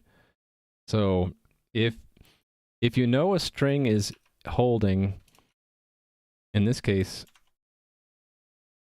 this string is holding an encoded, maybe I should be even more specific, encoded. If I'm very specific and I say it's an encoded UTF-8 string, then every element of that string is exactly 8 bits in size, and so it fits into char, and it also fits into uint8t without any need to convert. other than what C allows me to do, which is they're convertible just by forcing the type. Yeah, so for UTF-8, only ASCII characters are encoded as 8 bits. Yeah, so the encoding, each character in here is not one code point, but it could be one code point, or you might need up to 4 characters in this string to make up one code point. Yeah, so it's really easy to get confused, right? And the only solution I know of is to use very precise terms. Like, if I say UTF-8 character, I mean literally one element of this string. That is one 8-bit quantity if we're saying it's an encoded UTF-8 string. Versus if I say the word code point, then 4, it might be either 1, 2, 3, or 4 elements of the string makes up one code point, depending on what the character is. You'd use basic string UTF-8T internally, but that probably requires a bit of rewrites. It's basically preference, right? Vector, basic string. Vector, I use vector because then I don't need the null byte at the end. And I don't need the semantics that I can convert it into a C string. Although I guess I kind of do. Now that you mention it, maybe standard basic string of uint would be better than having these converter functions around. Anyway, it's, what do they say? I forget the motto, but it's like, in the end, it doesn't matter. Let me run this and see. I bet it will fail, and I'll have to figure out why. It failed. Well, we can. This might be tough because the example didn't show what the intermediate values are in this example, did it? But I can sanity check and see what things are down here, right? So, debug that. So it took a while because it does 4,096 iterations. So let's see what the variables are. Client, let's expand that. So is that the client nonce? I think it is. Looks right. And then the server nonce, ends in a J. Yeah. Okay, and what else? The salt, is that the salt? It looks right. Oh, I wonder if that's base 64 encoded. I might probably have something wrong here where something is encoded and I didn't encode it. Let me see. Let me look at this specifically. Let's see. Let's just look at salt. Is the salt base 64 encoded or not? Base 64 here's UTF-8 character and things. Has no idea what you're talking about. Well, base 64 only cares about taking every what is it? Every 2 octets and converting it into 3 ASCII characters. So it doesn't matter. It doesn't care what the octets represent. Octets could be anything. In this case, it's a UTF-8. No, in this case, it's a digest, a hash digest. For this salt, though, it might be something different. Let's see. It says it's a random octet string. It doesn't say it's base 64 encoded, though. Oh, it is encoded. So I need to decode it. That's probably that could be one problem. I shouldn't say, I keep wanting to say that's probably it, but there's usually more than one problem. Okay, so if that's, we need to distinguish. So this is the base 64 encoded salt, right? This is the base 64 encoding of the salt to use.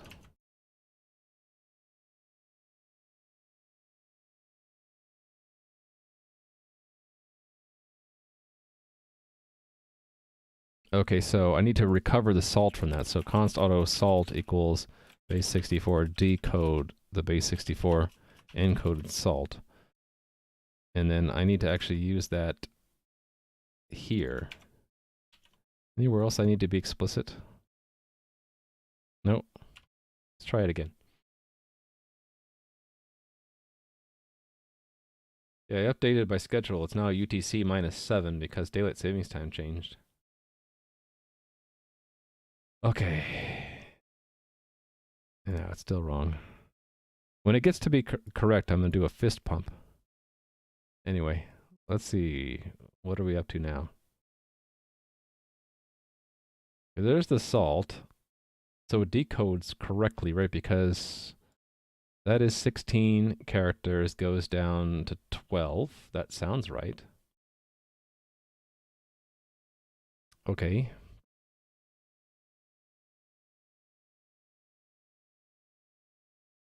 I get the server signature right at least? Let's see. No, neither one is correct. They're both wrong.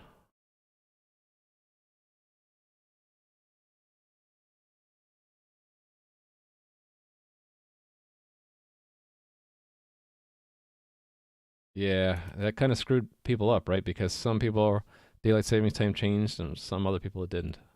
Let me actually get the raw bytes for this. I didn't keep that open, did I? It was base 64 decode to bytes. Yeah, this one. So that one was the client proof should be a BF and it's not. It's a 1B.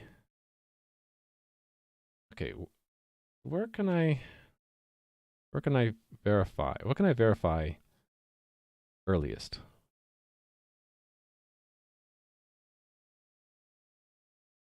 Let's look at the auth message actually.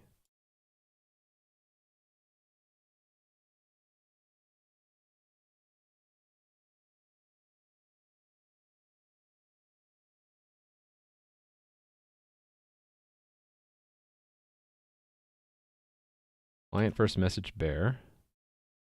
Actually, I don't think that that's correct. WS comma R equals. I think that's wrong.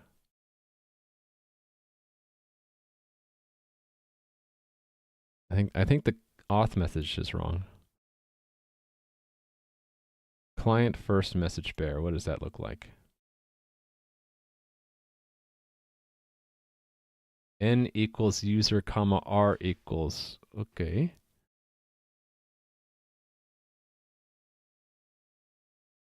That's wrong. Oh, byte, no. That should still work. I should be able to look at it as characters. I think it's this plus is screwing things up. Yeah, I think that's what it is. Because that is what? Yeah, so that I need standard string. I can't just use auto for those. Probably that would do it. That would do something bad. Let's try again. Nope. Keep hoping that it'll just pass.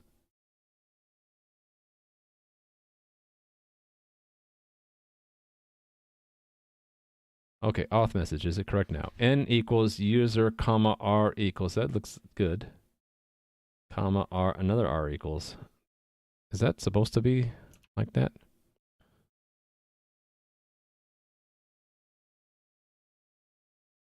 What was the server first message? Yeah. So that's repeated again.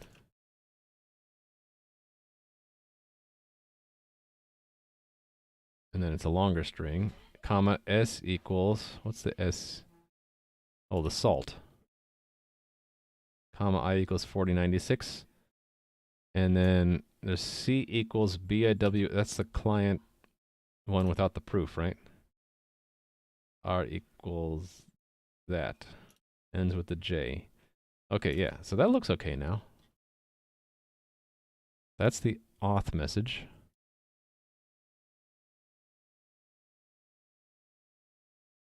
Client signature.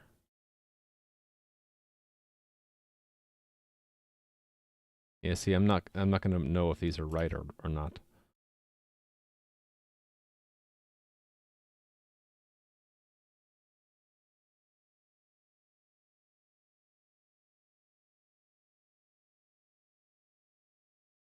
Ugh.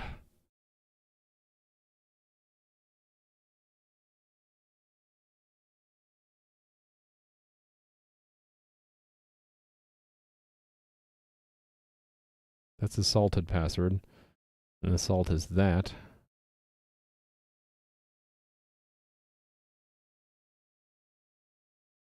Turning it into a byte vector, and then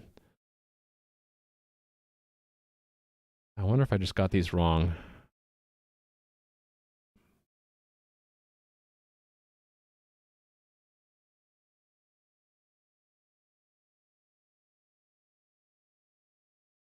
PBKDF2. HMAC is the PRF. And the drive key length is the same as the output length, which is the same as the output of the hash function. So they're all 160.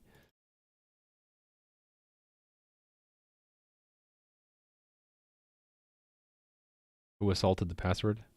Yeah, this is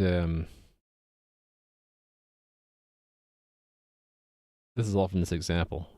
Pencil. This is the problem. They don't break down the intermediates, and so I don't know if I got the salted password correct.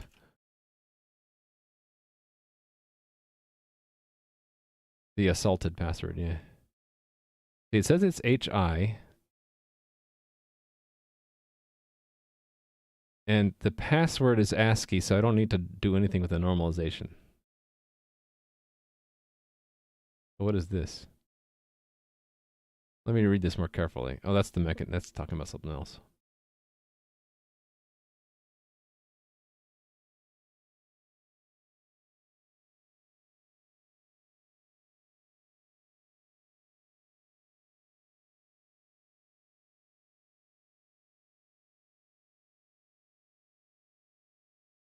Oh, see, this is the H.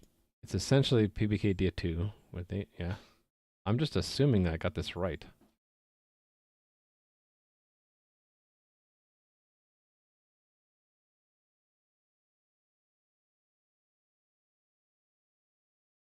Yeah, I'm probably doing this something similar playing with skizzers. Probably got one of these is just wrong. Iterations is 4096.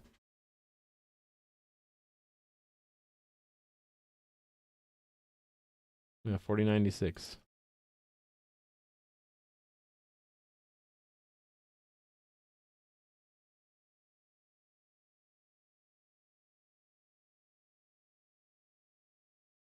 I wonder if it's something dumb like you're supposed to use the encoded salt here.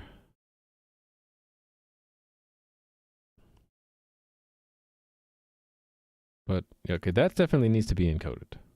It's the original encoded salt. But like, I'm just assuming they have to decode the salt. I don't know.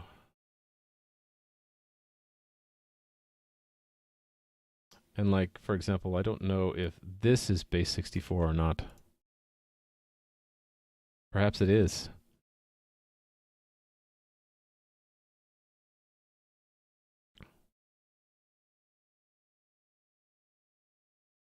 Let's look and see. What do they mention? Where do they mention base 64?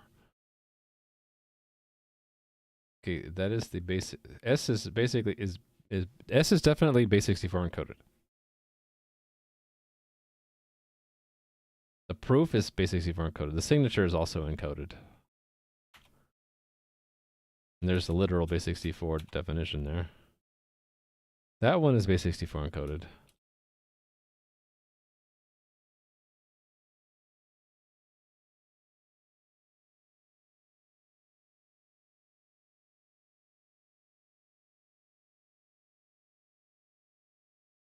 Yeah, it looked to me like it could be base 64 encoded, but they don't say so here in the nonce.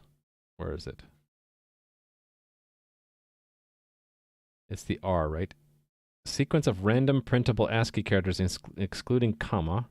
No quoting is applied. The client supplies an initial value. Server augments the value with its own. This value needs to be different for every time you do it.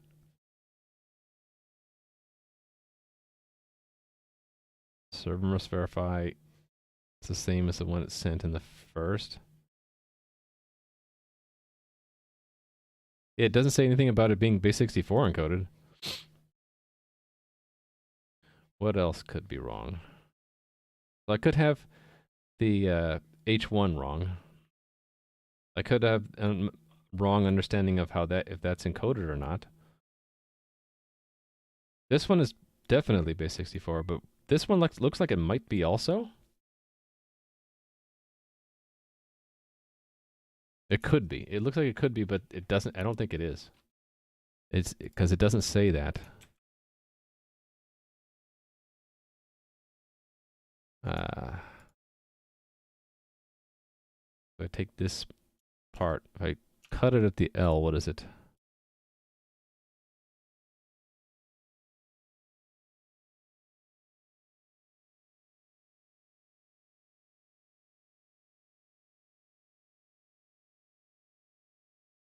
I suppose I could try decoding them. Yeah, that was one thing I had wrong. It did say that it's passed in encoded, and so I think that means I need to decode it to use it with the PBKDF2, because it takes the salt. Actually, let me make sure I got this right. That it expects it not to be encoded.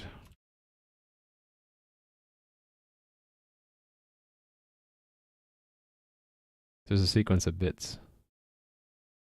And none of this is base64 encoded. I think that was on purpose. Could just look at the implementation to make sure I got it right. So it's this algorithm that should match what they say here for HF1 for HI. I think they call it HI, string salt I. So you compute these U1 to I, and then XOR them together. So that's thanks for the follow, Rocky Day Studios. So that's what PBKDF2 does here, where they compute F, which is what? What is F? Well, they take the salt, they push back they add the I. What's this? Oh, the int. Int is 4-octet encoding, most significant octet first. That's what I'm doing here. Then you run the PRF on that. And then you basically iterate, right? U2 is the HMAC. So you start with the salt plus 1. Then what you get back out, you hash it, you HMAC it again. So this is, the PRF is the HMAC function, so it should do this over and over again. With the same, the password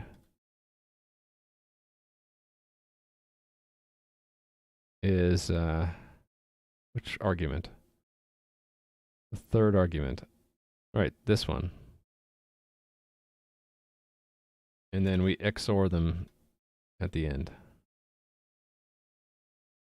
Actually, this is doing a second outer loop. Is that the problem?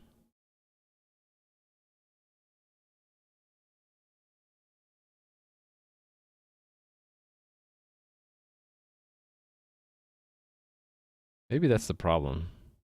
This one doesn't. Maybe I needed this inner F only. That might be what. What is this called?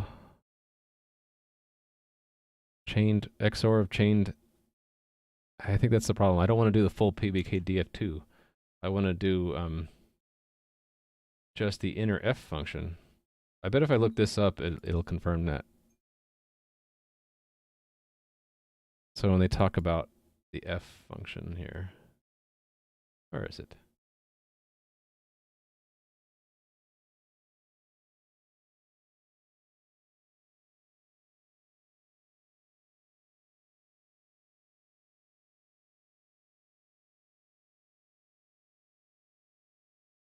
Right, that's the derived key. But then they use the derived key in another loop. Here. And that's what we're not supposed to do, right? This HI is just a derived key. So I misread this. They say it's essentially PBKDF2, but it's not. It's only the part of PBKDF2 that's this f function.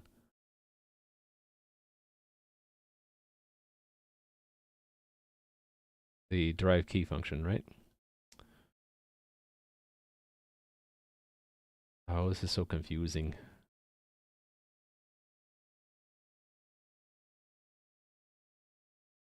F is defined as the exclusive or sum of the first C iterates of the underlying pseudo-random function P or F applied to the password, and concatenation of the salt and the block index.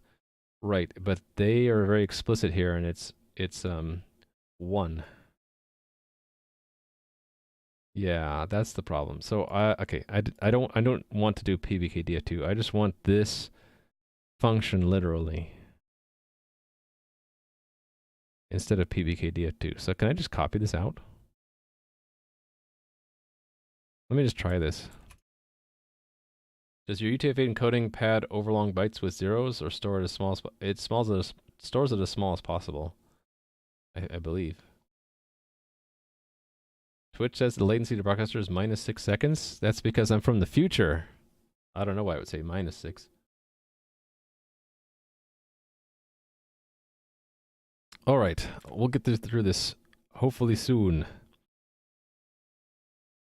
Okay, so this, let's give it a nice name. Let's call it HI to match the algorithm.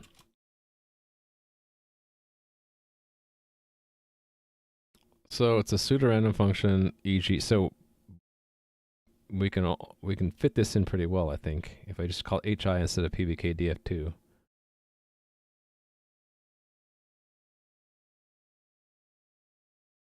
Okay, so instead of this, I'll do HI.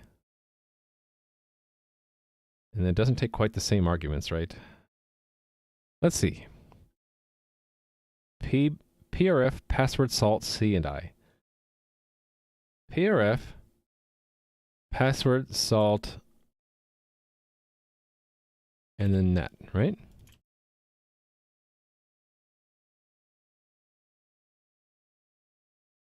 And what did not load? Cannot open it for writing because I'm still running it.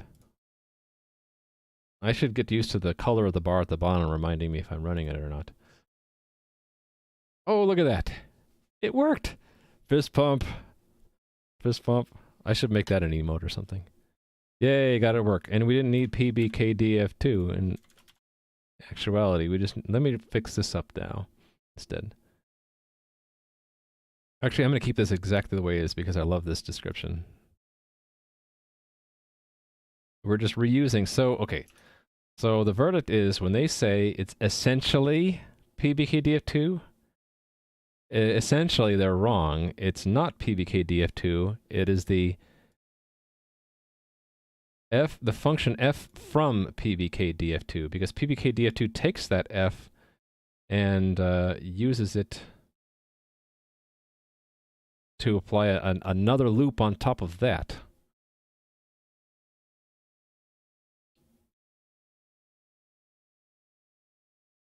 Unless am I understanding this wrong? Is this only because L is the... Oh, wait a minute. That might be why.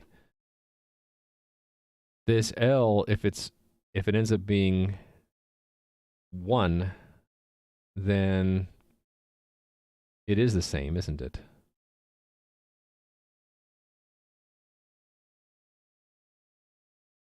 Actually, yeah. Hold on. So so I could use let me fix this then. So they are right. I just maybe I was calling it wrong.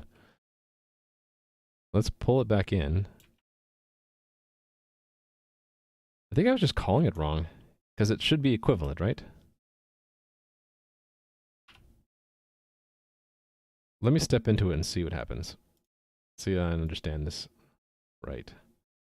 This is going to take a while to step into it because I got to go through all of those. Are we there yet? No, yes, we're there yet. Okay, so what am I doing? This should only call f once, because so my calculation of L is wrong. What is L? 8. So I had that wrong. Oh, it's a factor, it's bytes versus bits. Okay, so DK len is supposed to be in bytes, not bits. That's my problem. So I bet if I read this more closely, I'd see that. Byte length, look at that. That's the problem. And this is bits. So that needs to be divided by 8. Because I want to use PBKDF2. I don't want to have to like bring out that F function. So it's basically doing one block, a one block PBKDF2. Yeah, all right. So I can pull back out this one. So I spoke prematurely. The standard is correct. It's just my dumbass interpretation of it that was wrong. Okay, so we're good. Next step. Now we can rely on that pre-calculated stuff. Actually, let me thanks for the follow, Kanga Blue. Let me verify the server signature is correct too. So the server signature is stored in where? This one. So that string should match what they had in the example. Let's check. This one. Down here in chapter 5 example. Okay, so that string should match that. Oh, look, it sort of does. RMF9PQ V8S7. Let me build that into the unit test. I don't know why I'm hand checking it, but I should be doing this here. Expected server signature encoded. So let's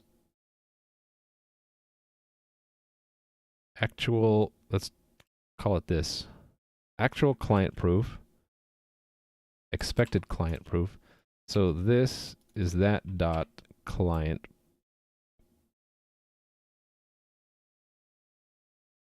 Oh, remove that. And then this is this. And I'll pull it straight from the example here. There. And it's this dot server signature. There. Now we let the test do the checking for me. What did I do wrong here?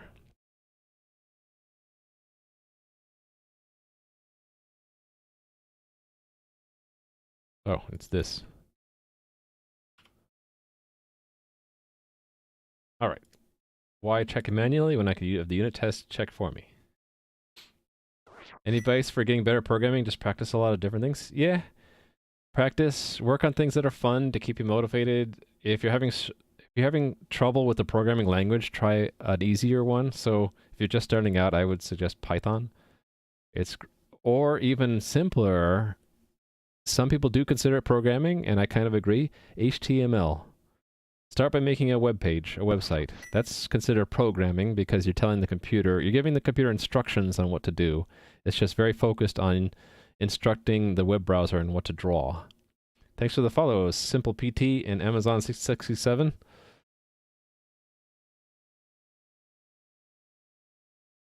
Read more source code, yeah. Read good source code, though. Practice makes perfect. Yeah, that's a very old saying.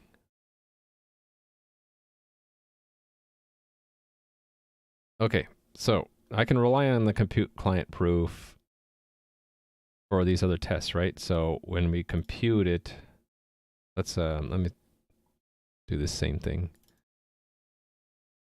Only we'll call it expected. Client proof and server signature, right? And it's this dot client proof. Oh, I need to get rid of this dot client proof. That's tripped me up twice now. So that's what we expect out, and that's all we need. So I guess we're moving on to that step now. Would you recommend learning C# or something thoroughly before studying C++? Yes, definitely. C++ is an old and warty language, so it's got a lot of things from really old times that you might find confusing, but if you pick something like C# or Java, which is a newer language, which has fewer of the warts, that would help. Also, if you're into game dev, C# is a great language to learn because that's what Unity uses. C++ gives you a base, sure. It depends on your style of learning and also what you want to use it for. So C and C++ are very low level, whereas C# would be higher level. You think you'd have a harder time with C and C++ because it's lower level, but it's more appropriate to use in something like what I'm doing here to do low-level algorithms like hash functions. Because, like I was showing earlier, the Wikipedia page for SHA-1, this pseudocode is basically C. It would be it's very easy to translate this into C or C++, and a bit harder to translate into C# because it's not as low level. Try D, yeah. Let us know. I have a friend who really loves D, but I haven't seen too many people use it seriously. All right, so let's get this one right. Invalid string position. Really? Where is that happening? I shouldn't do that. I need to trap all exceptions if I want to do that. Okay, out of string. Let's see where it's happening.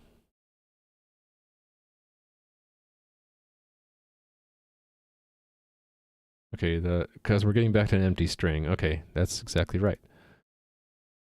Do I need to test that? I think I do. So assert greater than 11 line length. Otherwise, we can't recover the client nonce. And yeah, there we go. So try it again. Still got it wrong. Weird.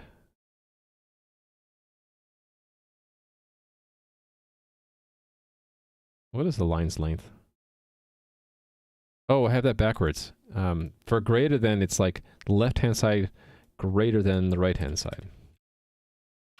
There we go. Can't seem to break through the beginner intermediate barrier? It depends on what you define that barrier to be. Like, is it your confidence or how quickly you code? You might be expecting too high of a level of production or ability for intermediate. You might already be an intermediate and just think you're not. The only way to really know is to try to do something or to work with another coder who can give you feedback and say, "Hey, yeah, you seem to know things pretty well at the intermediate level," and you'll be like, "Oh, okay."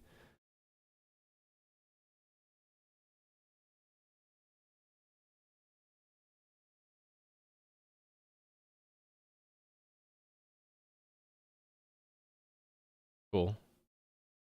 And designing classes is one of those phrases that can mean a lot of different things to different people. So classes can be really simple, and other classes can be really complicated. So that's kind of a loaded phrase you have to be careful of. I tend to make classes that are too big, and that's a problem for me. It makes the designs difficult to integrate together. So I've been trying to make my classes smaller. So that could be one interpretation of learning how to design classes. It could be make your classes the right size. Okay, so let's work on this now. The actual SCRAM needs to actually do its thing. So again, what is the authorization? How is that used? Is it like that was optional, right? Optional.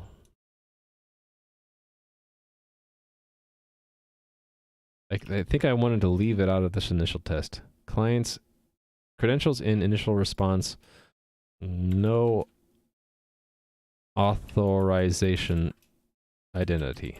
And then we'll have one including it, right? So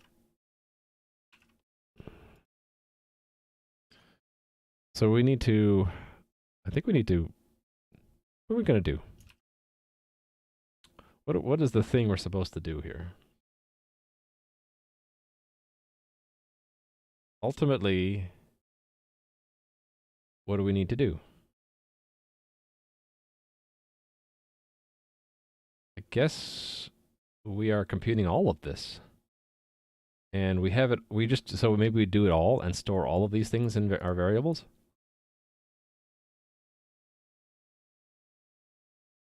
All right, so let's do that. Why not? We'll do it all in the set credentials, so. Can I just pull from the test then? All this stuff up here?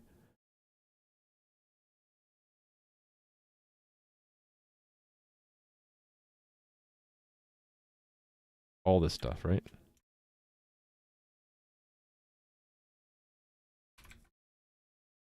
And this is, what does that decode return? String. But I'm gonna want to use it as a byte vector, right? Yeah. So, vector of event 8.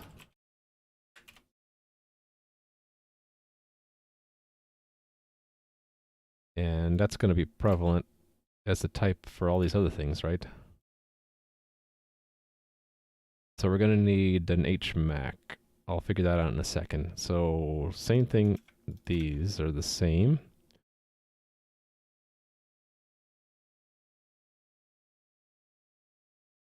And this is a string. All these consts go away. And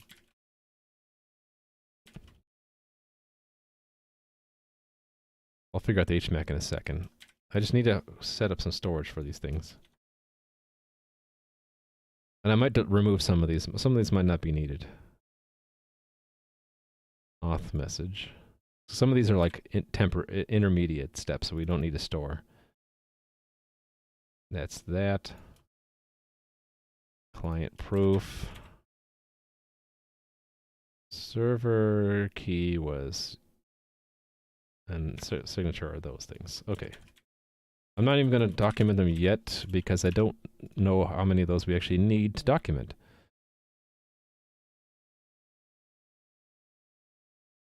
So this is the type for this.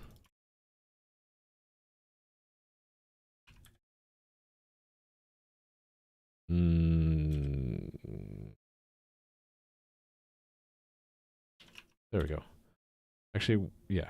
Function that takes 2 vectors returns a vector. Okay. So for this, I need vector standard int string. Okay. Now I'm going to do the actual coding here. So in place of these const autos, I'm just going to say impl arrow. All right. Okay, so I need more than the credentials, don't I? So we can't do this. We can't actually do this when we do set credentials. All right, so that makes it a little bit easier. So this, a lot of this has to move when we proceed, right? And it'll be in distinct steps. So let's make a type, an enumerated type. So enum class step. And so first step will be server challenge. And then the second step is, let's see, what are the steps? Where's that example again? No, the first one is client nonce. Second one is server challenge, and then the answer. And then I guess the third one is server signature. And let's document these. In this step, the client provides the username and nonce. without any initial server message expected. Okay, and then this one, the client provides the proof based on the challenge.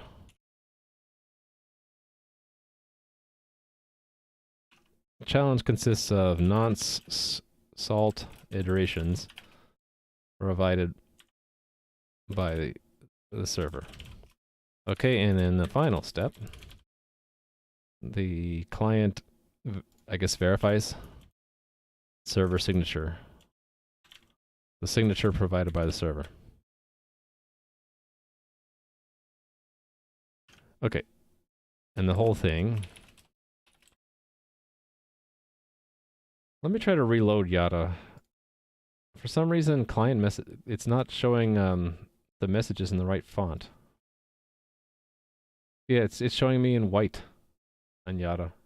I need to someone tell Hideo, Yada is broken. All right. And this is used to keep track of what stage the authentication is in. Authentication between client and server.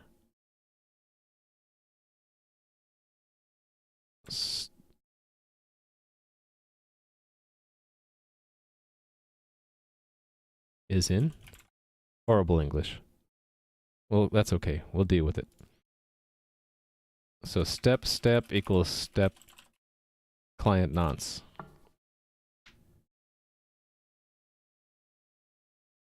Algebraic data types. MLJware. Who is that? Hey there, Amperi. I didn't see you.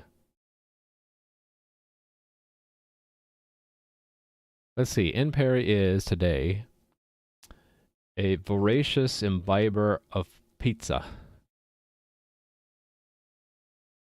I hope. Okay, so this is really going to depend on the stage. Step. Right? So we're doing all this stuff in step server challenge, right? We're doing a lot of this stuff in that step. I guess that gets double indented the way I did this. I missed it. Yeah, I was too busy. Violet, indigo, purple? Nice. Okay, the first step,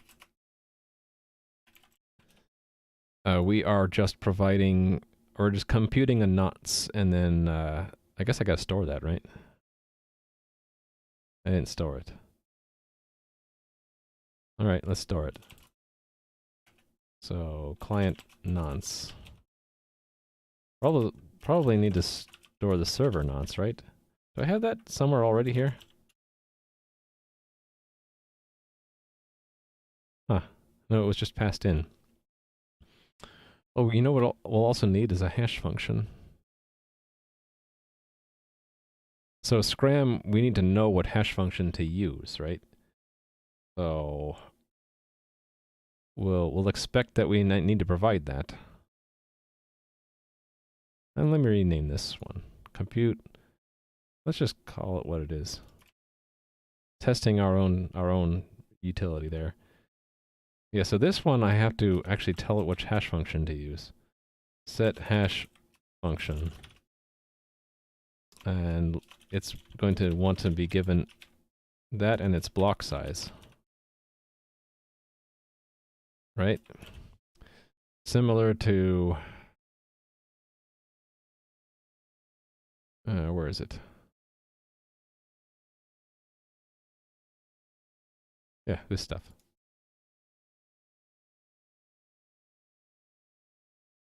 So SCRAM, not in the mechanism, but just this is SCRAM specific. So void,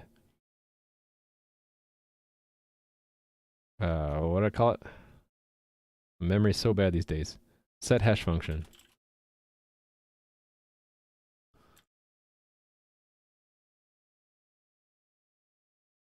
Okay, here, I think I will do a using here.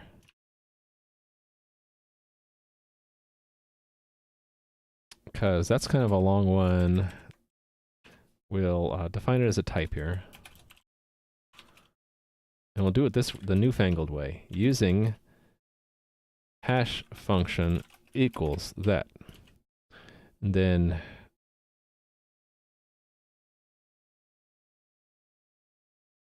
let's break it up so it's easier to read. So it's a function that returns a vector of bytes and takes a vector of bytes as an argument. And I can even give it a name, input. And then I can even give it documentation if I want. This is the type of function SCRAM needs to compute digests as part of its algorithm. It's part of the algorithm. Input. This is the sequence of octets for which to compute a digest. The digest as a sequence of octets is returned. All right, so then I can just have hash function here. And this is just block size. All right. Set up the given hash function to be used in this SCRAM algorithm. All right, and then I can go to here and just store it.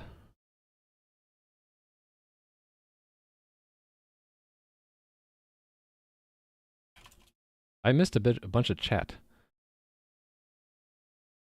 So I missed the ideas that Dage5 said. I'm sorry.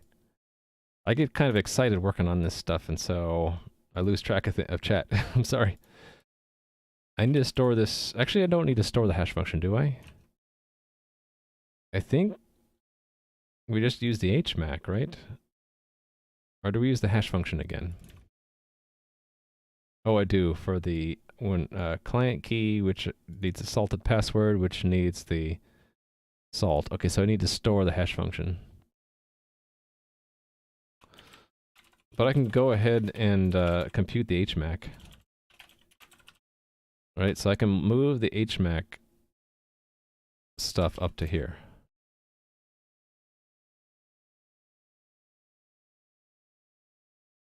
Okay, and do I need the block size? I don't know if I need the block size. I don't, so I don't need to store the block size. I just needed to compute the HMAC. So hash, I need stuff from there, right? I need HMAC. And then I need to store that hash function. That's the HMAC. So hash function. And that's all I need to store, right? Okay. So that sets up the hash function, and I'm doing that from the test, right? Yes, I'm doing it there.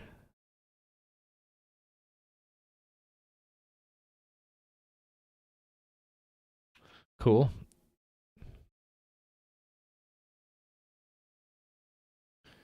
I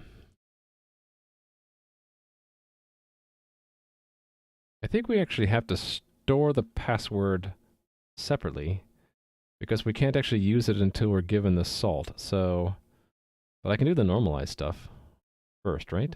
Yeah. So we'll store it as a. Let's put this in the right order, at least. So next, after we get the hash function, we get the normalized password, and also we know the username. Okay. So that we get on set credentials. Username is authentication, and normalized passwords is normalize credentials. And then I need to at least take this placeholder and make a copy of it. I'm only going to support ASCII passwords right now. I need to support other things later, but it was a deep pit of ugliness I didn't want to get into. All right. So the initial response... Actually, I guess we're going to pre-compute that, right? And that is already first message bear.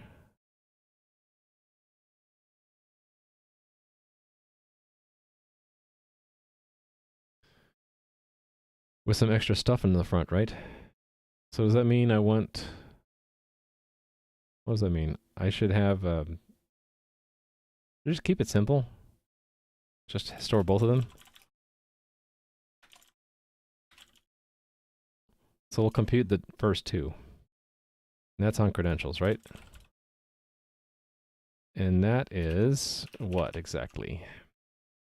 This part. So n equals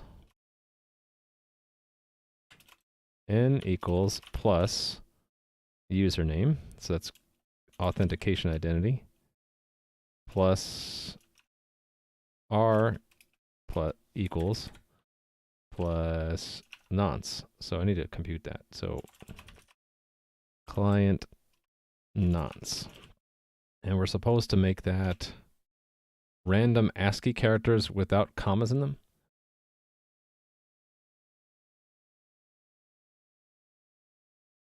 Let's just make a function that does that. Make nonce. Another helper. All right. Helper make nonce.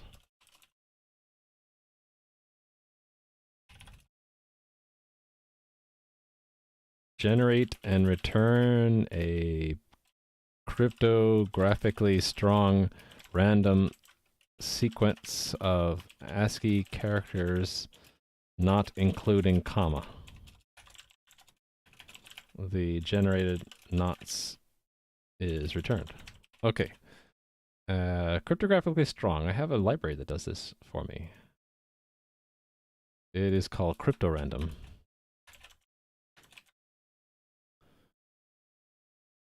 Should I just do a naive implementation of this? So that would be just a table lookup.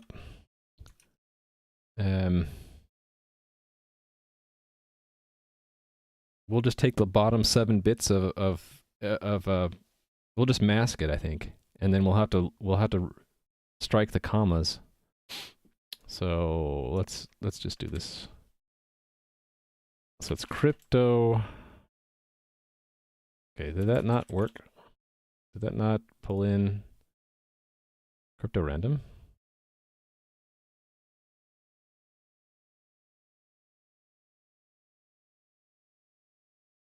Okay, why is it not working? I don't know.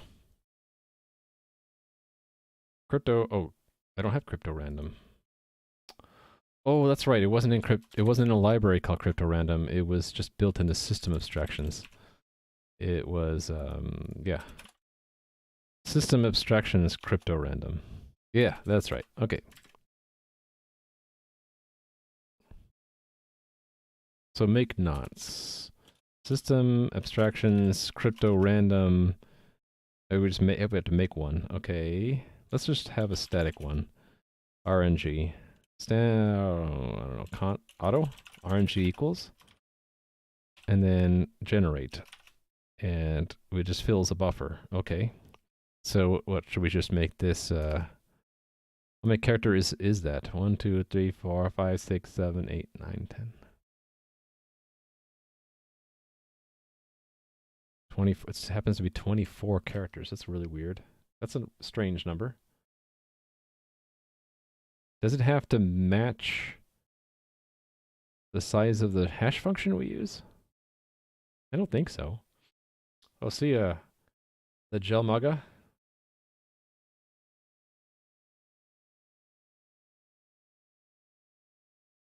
Yeah, they don't really say how large the nonce should be, do they?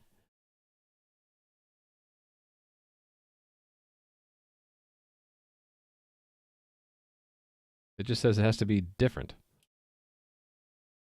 It's not base 64 encoded, it's just what is printable?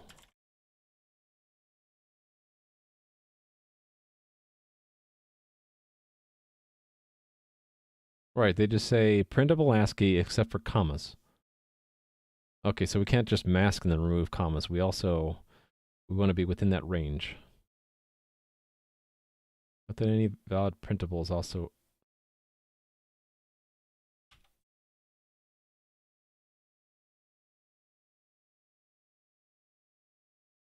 Is it one or more? This isn't really... this is defined very loosely. See how sometimes they do one... This means one or more of something. This is literally just saying there's only one of it. Only one character, right?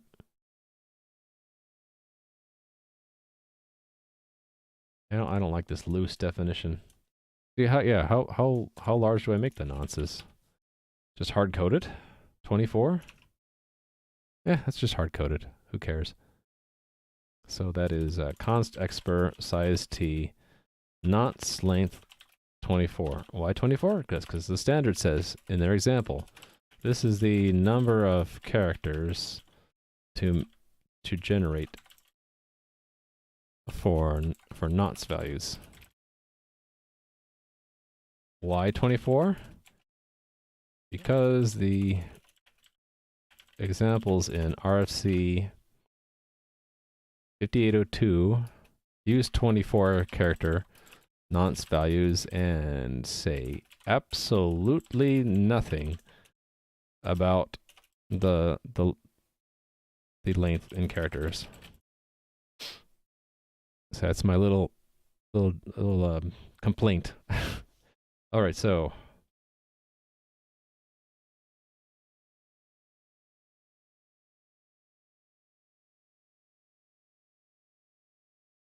how many characters are there in printable?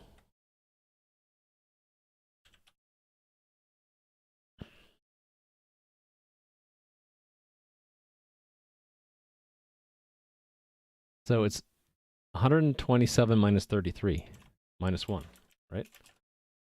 I want just normal standard. 127, because we're chop off 7f, minus 33, minus 1. So there are 90. So I kind of want a uniform range between 0 and 92, right? And look it up in a table.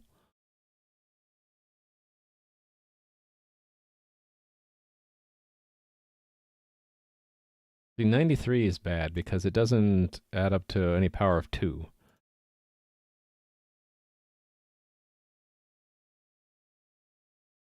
So I could do a poor man's thing of doing a modulus 93. It's just that there are more characters some characters will be more likely than others to be generated, but does it really matter? Yeah, I know 7f isn't included. That's why it did 127, not 128. Hey there, Captain Stupid. How's it going? I'm trying to do this so that it preserve entropy, but it's hard to do that when the RNG generates bytes from, it generates any byte. So 0 to 255, right?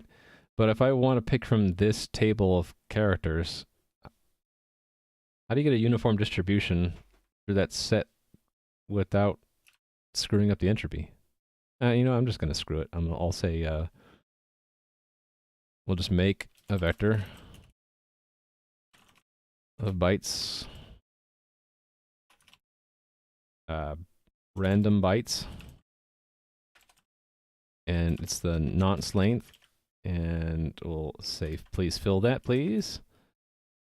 Data size, and then we'll use that to pick out ASCII values from a table. So standard. Actually, let's use the string builder.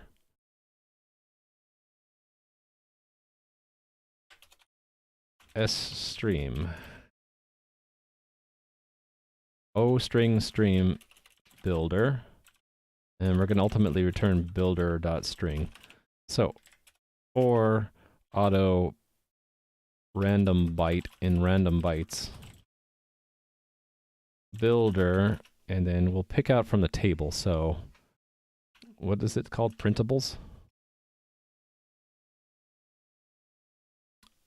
And I'll just do a crude thing here. It's random byte modulus printables size.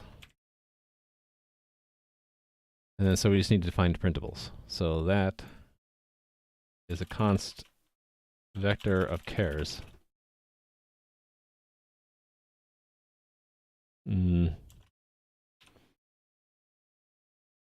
This is where it gets a little bit tedious.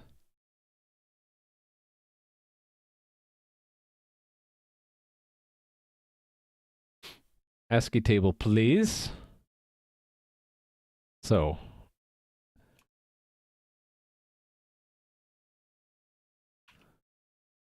no, I missed one. It's got to be a better way to do this. Yeah, A, B, C, D, E, F, G, exactly. Actually, you know what I can do? I can start off just making a string of characters here. Don't interfere, VS Code. Okay. It's these punctuation ones that are really going to screw me up.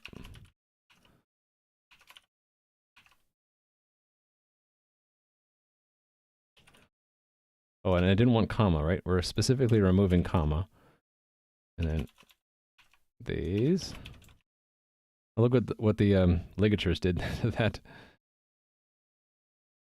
Interesting. And then it's that, and then A, B, C, D, E, F, G.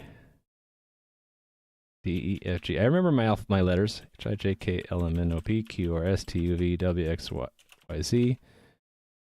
And then that, I'll just leave it in there for now, because I'm going to use a regular expression to quote all these guys.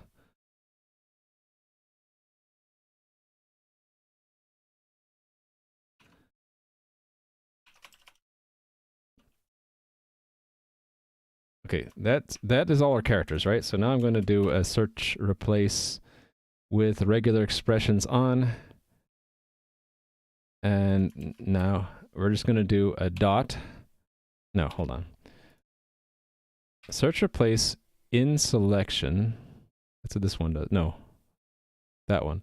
In selection, a dot becomes a quote, %1, quote, comma, space.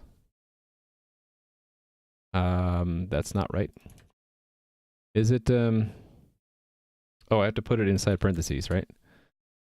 There we go. And now certain ones of these have to be escaped. That one does.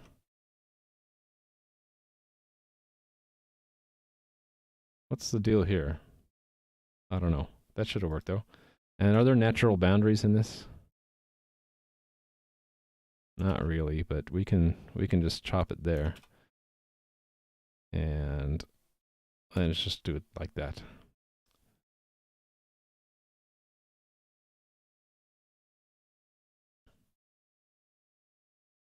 Actually, if I chop it there, it naturally ends well. Okay, that needs to be handled specially. And then we go to M again. There we go. There's our dictionary. Those are all the characters we're allowed to pick from. This is the dictionary of characters that are allowed in nonce values. Hey there, Metalstorm. See, could you have written, playing with Skizzers, could you have written the JavaScript faster than I did that manually? That's the trade-off, right? Can you copy from a website? Does any website have those exact values in it? Maybe. I don't know. It seemed like I could just do it really quick. Okay, so those are the printables. That'll generate the nonce for us, so then we can use it down here. And then I wasn't done with that, right? And was that all I needed for there? Chapter 5. Yep. So that's our first message bear, and then we form our first message is n comma comma plus the bare one, right? And then that's all so that we can do this. And then if we're in that step, we return that. And before we do that, we need to move the step to the next step. And this one too. This one moves to server signature. And then case step server signature. And there's a default, right? Actually, I guess we stop in server signature, so the default can just do that. The server signature, no, hold on, is different, right? Let's make a special step for this. Done. In this step, no further client or server messages are expected. So we'll just move it to done. And done will return, actually both of them, the client is done. It's just here I need to return succeeded. We'll initialize that to false. Right here. And we determine the succeeded or not by verifying the server signature. So that's if the message exactly meets it, right? Or is it formatted? It's if it's v equals, so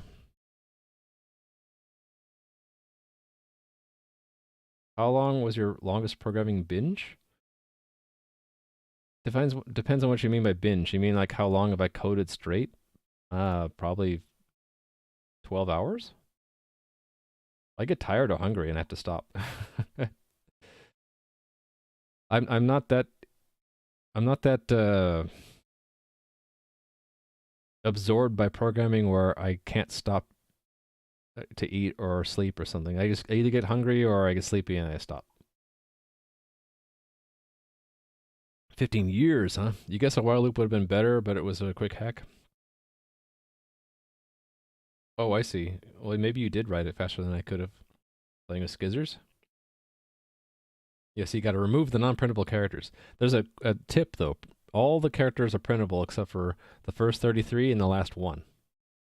So that's the trick, right? If you look at the table, all these are non-printable up until 33. Okay, I actually got it wrong. No, it is 33. So the first 33 are non-printable and the last one's non-printable. All the ones between 33 decimal and 126 decimal are all printable. So removing is very easy. Okay, so the signature with the V in front is what we expect. So const auto expected line equals V equals plus impl server signature base 64 encoded, right? Thanks for the follow, Gulther. Okay, I don't have base 64 included here. Oh, I don't have that in my dependencies either, do I? I had it for the test, but not the actual code. Now I do. Run CMake. Oh wow, I'm half an hour over? Well, let's see if I can get through this. We'll just do SASL today and we'll do SMTP tomorrow. Okay, slash, there we go. Encode that. Oh, and I want to turn that into a string, don't I? Oh, I don't have those convenience functions. I think we're going to need them, so let's pull them in. Another copy pasta. I hate to do this, but that's okay. It's not too bad. They're just dinky little helpers. So that it's just that, right? And then if message equals expected line, actually we'll call it expected message, then impl succeeded is true. Okay. And we always return nothing, and we're done. We're done. Okay. So here's I saved the difficult part for last. Base 64 encoded. No, we had to decode the salt. So we get the salt. We need to parse this to get the salt out. So really what we need to do is break it up by comma. And then we have 3 pieces we expect, right? Or we might have more pieces. They're all single letter equals and then the value, right? So I think I had a helper to do the split. Let me look. String extensions. Do I have a split? Two lower, two. I have a join. Here we go. I had a split. Okay. So const auto pieces system pieces. Oh, need to include the right header. String extensions.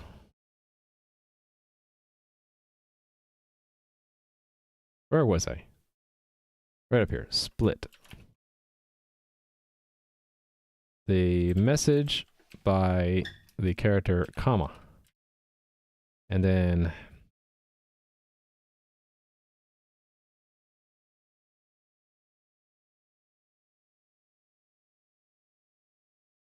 I guess we'll expect that there's a salt. What do we do if there's no salt present? I don't know.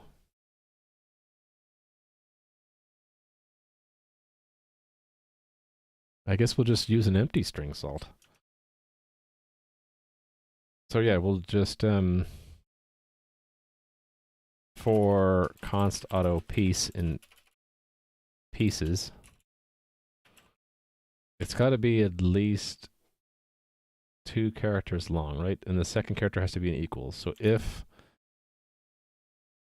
piece length is less than 3, continue.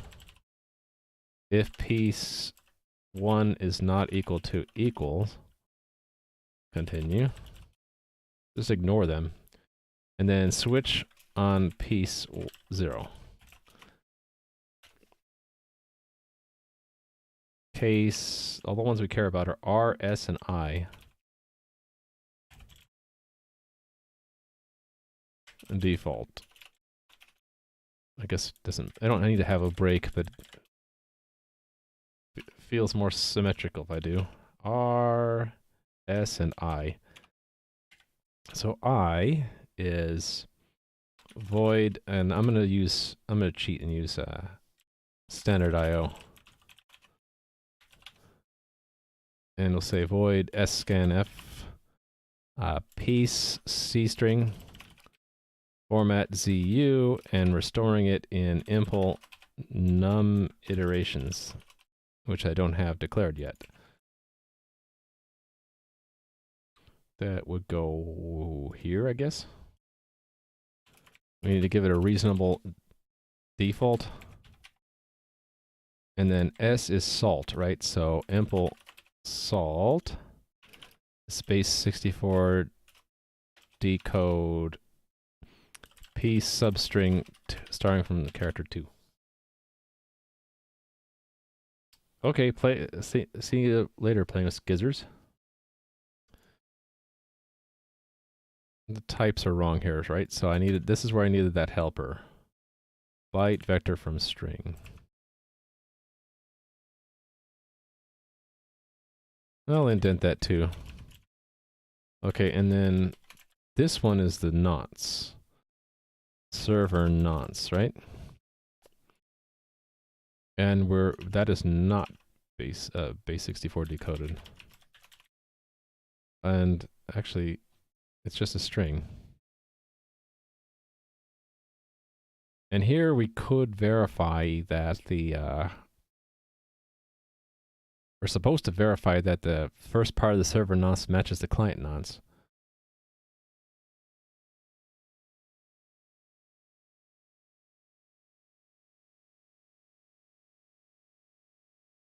Makes me want to add something to the mechanism.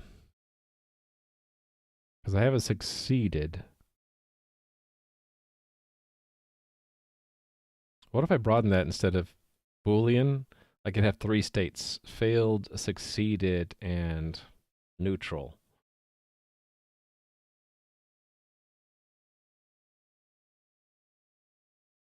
No, they're different. They're different purposes, though. Succeeded means that the procedure succeeded, not that we're necessarily done.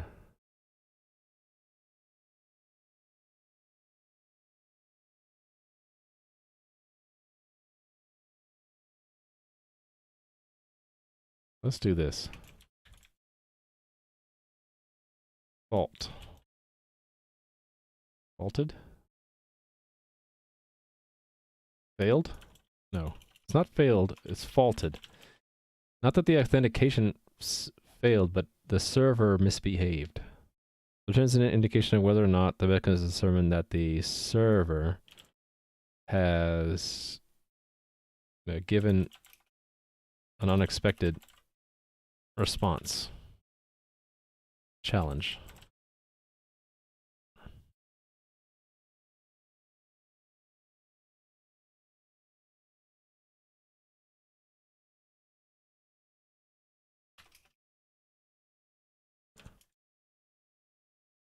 A true value.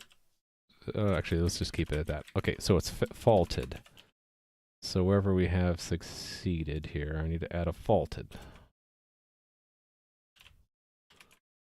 So all these default all these other mechanisms are just going to do nothing. So should be not bad. So login.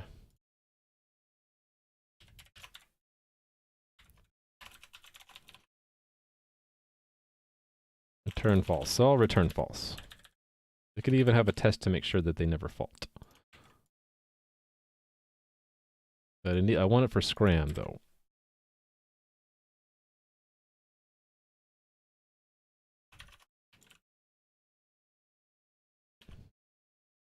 Okay. So we're optimistic at first, so we say it's false. And I think what I want to do is if it's faulted at any point, then we just don't do anything. And here's my opportunity where I can say if this doesn't parse as an integer, so if that is not equal to 1, then we faulted. And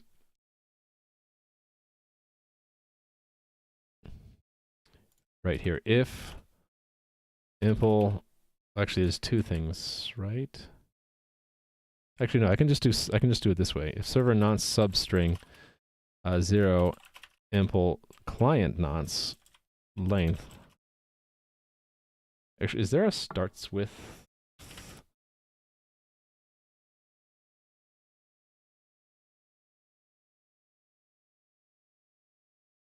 Starts with? What is that from?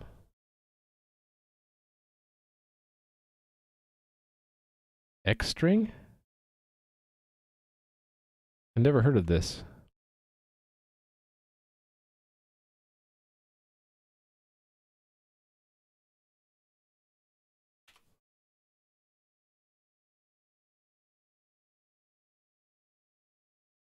Oh, it's in boost. Yeah, this is what I was going to do, sort of. Okay. I just do it the way I was going to do it. It's just, it looks a little ugly is all. Are spaces followed by... Are spaces allowed after I equals? No, I don't think so. Yeah, scanf will skip them, but I think in the protocol, they say there are no spaces. I should probably double check that, right? The use okay, that's base 64, never mind. Okay, do they never specify it exactly? They're very loose in their whatever, this syntax right here. I think they imply there's no white space anywhere.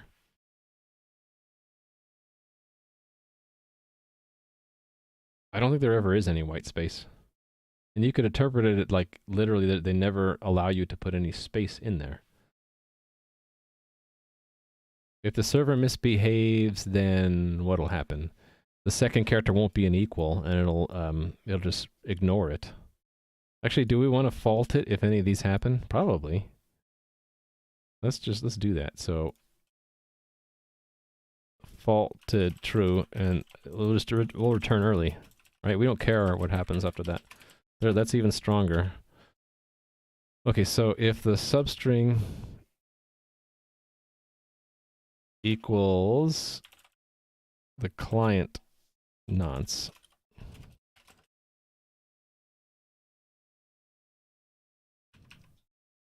actually, I can just say not equal to, and cut this BS out, and then just, yeah, we're done, right?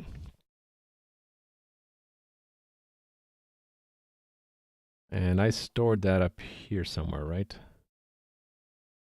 Yeah, whenever we set the credentials, we set our nonce. You've been practicing Python for about a year now, and you're scared to move on to a new language, especially something as low level as C++. Well, I don't think it's that high. Intermediate might be C. So if you know Python, C is not that hard. And once you know C, then that opens the door to a lot of things, including C++. So that's what I recommend. Look at C. Linux kernel is all written in C. They didn't need C++. I think the default, we just skip it, right? So we allow other fields to be in there. We just don't do anything with them. Okay. And then we got the salt, so we don't need to do that. And then we can salt the password at this point, although I need HMAC for that. I mean, I need PBKDF2 for that. And the hash function is impl hash function. Oh no, this is already computed, right? So that's impl HMAC.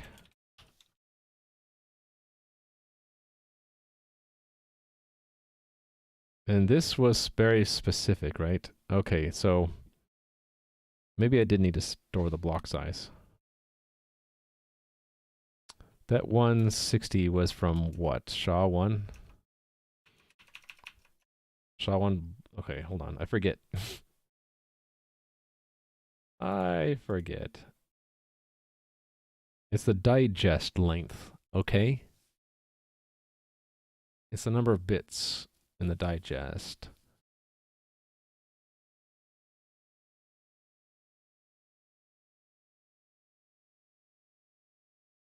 So what's the digest?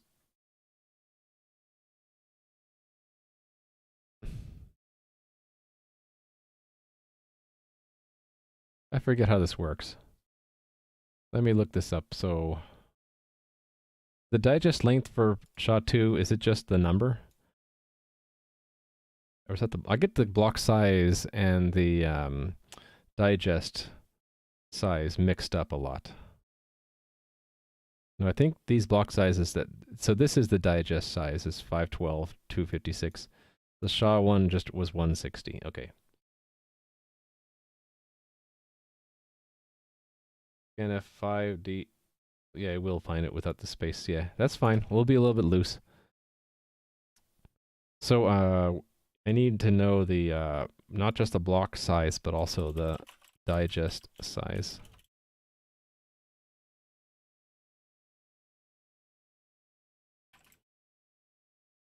This is the size of the digest produced by the given hash function. Let's turn this around and say in bytes. And this is in bits. I know that's stupid, but I think that's the convention, though. That's the bug I ran into earlier, is because I passed in bits and it wanted bytes. But that's okay. I like to live dangerously. YOLO! So let's store the digest size.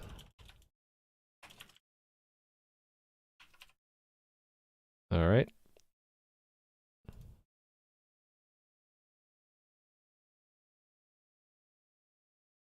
Okay. So then I have it access to it down here. That wanted it in bits. This wanted it in bytes.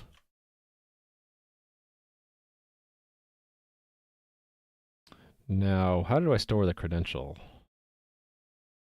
It's just normalized password. Got it.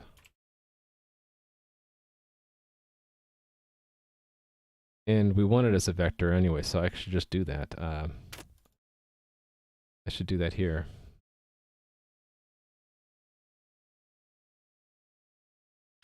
Put that on another line. Get the type correct. All right.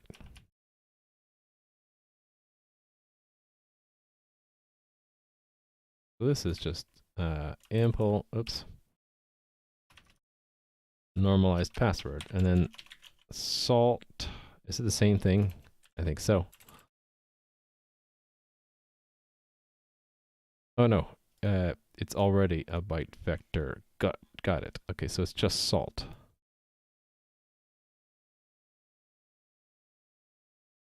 Actually, that means I probably don't need to really store it, but that's okay. It's just overkill. And then that's ample num iterations. Oh, how did I screw that up? Okay. So we got the salted password.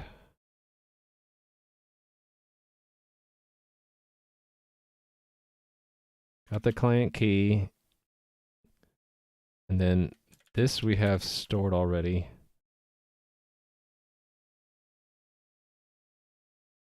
Okay, do I need to re-encode it? Okay, let me actually store the original salt. So that's a string.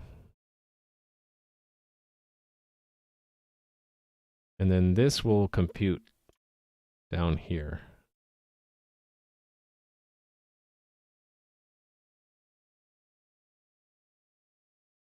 Let me think about this.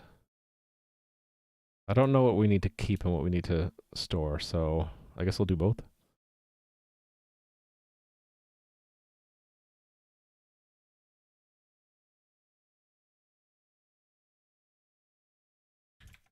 So this is base64 encoded salt.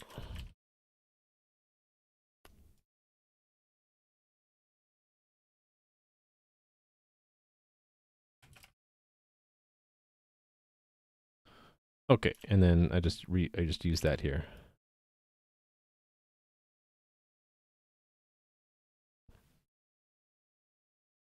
Oh, did I get it wrong? I got it flipped, didn't I? Oh no, I just didn't have the type right. Okay. Use that there.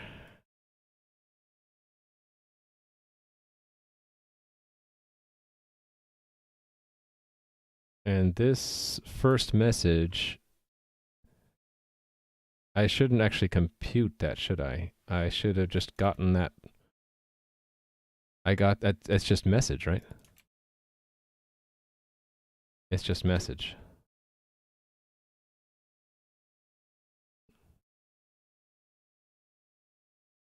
And all these things. And yeah, see, I don't need to put these in the impl, but I am for now. I'll move them back out in a bit.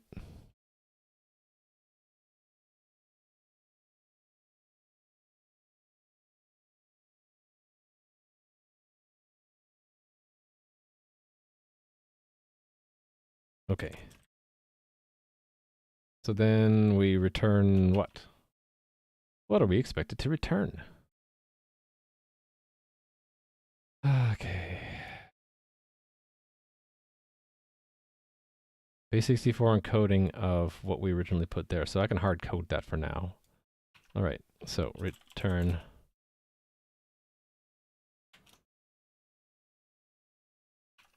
C equals BAWS, comma, R equals plus, that's this server nonce, plus, comma P equals, plus impl, actually that's impl, it's just client It's base 64 encode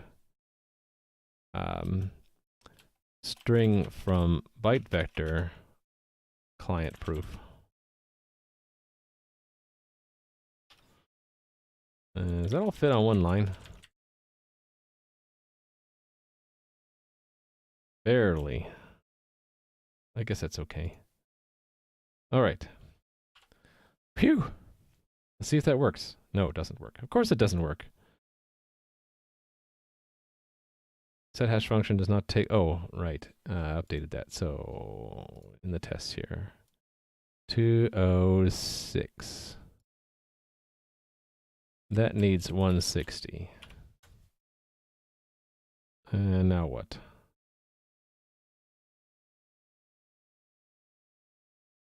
Oh, hold on. What do I do with crypto random?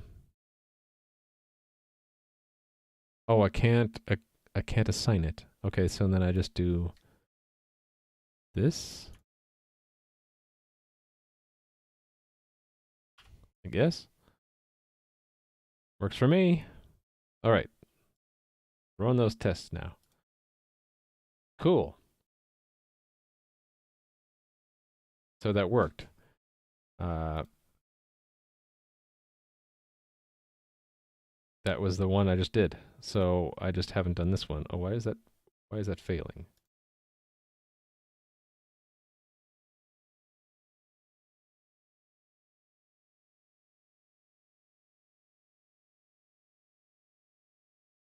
Whoa, that's a big number. Thanks for the follow, Emmanuel. Oops, how did that happen?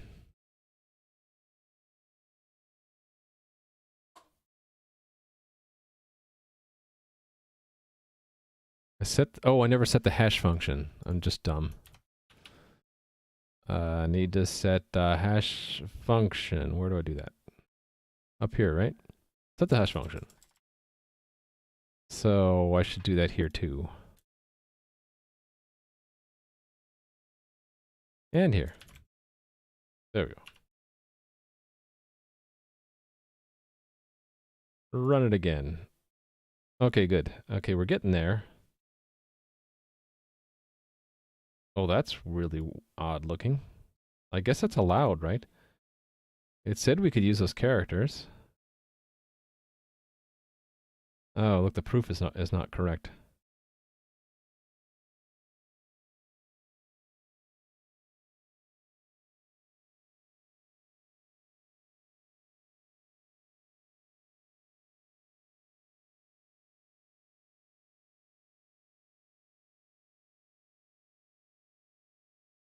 Okay, so I screwed something up. What could I have done wrong?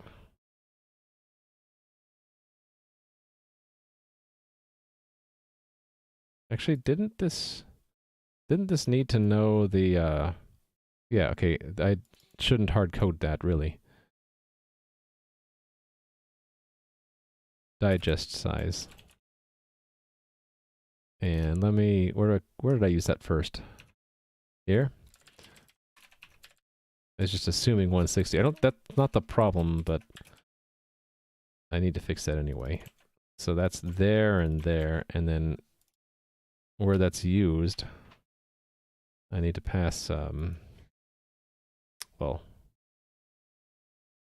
digest size is 160 there. Meant to be changeable there. Then 160. Okay. That wasn't the problem. There's something else wrong. Yeah, see, we're getting a different nonce every time. Yeah, but the proof is wrong. So I must have screwed something up. Oh, is it because this is not base 64 encoded? That might be why. Yeah. So we need to base 64 encode that. Hold on, let me think about this.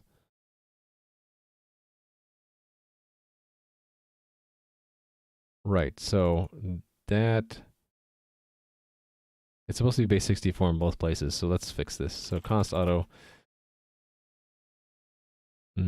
base 64 encoded salt. PJ salt. The best kind of salt.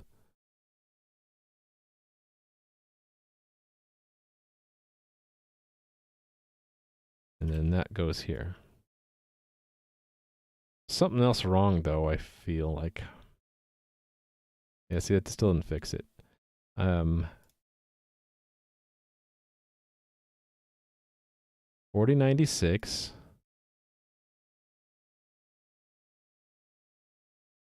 I guess we can...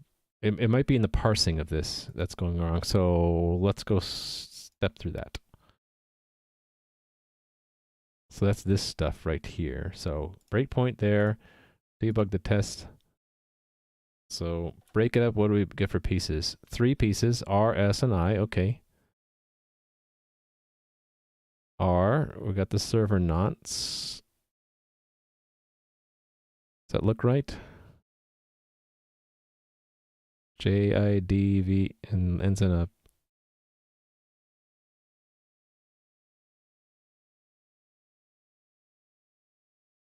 Wait a minute. There's an equals in there. I guess we allow equals, right? Okay, it passed the client nonce matched. So we stored it, right? Okay, next step. S. The encoded. So what is the salt? It's PJ salt. Sounds good to me. And then the I part, right? Wait, why is it doing that? 1. That's not right. Oh, shoot. It's I equals, so I screwed that up. That's what it was. It should be substring 2. You know what I should do is just extract out that part. Const auto value is piece substring 2. And I should just use value in place of piece substring 2 in all 3 of those places. There we go. That's better. And let's try it again. Nope. Getting there though. Let's debug again. Got the nonce. Got the salt. Salt looks good. Got the number of iterations, 4096. Okay. Okay, so we have HMAC, digest size 16. How come it... Okay, 160. Normalized password is hunter2.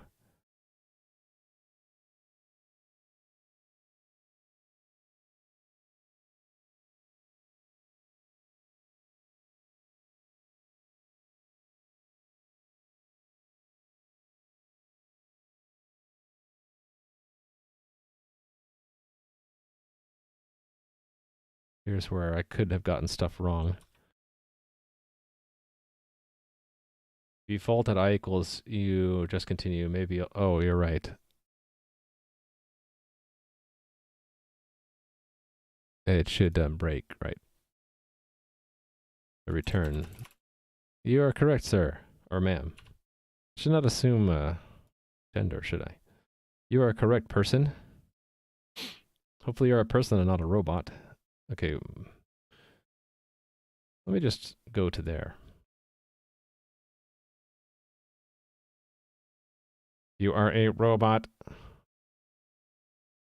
Like, is this wrong here?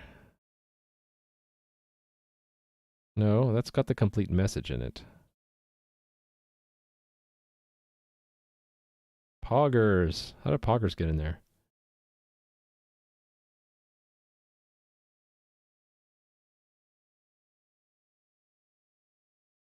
How did Poggers get in there? Poggers. Oh, is that what I picked for? Yeah, that's the server nonce, is Poggers. So I should see that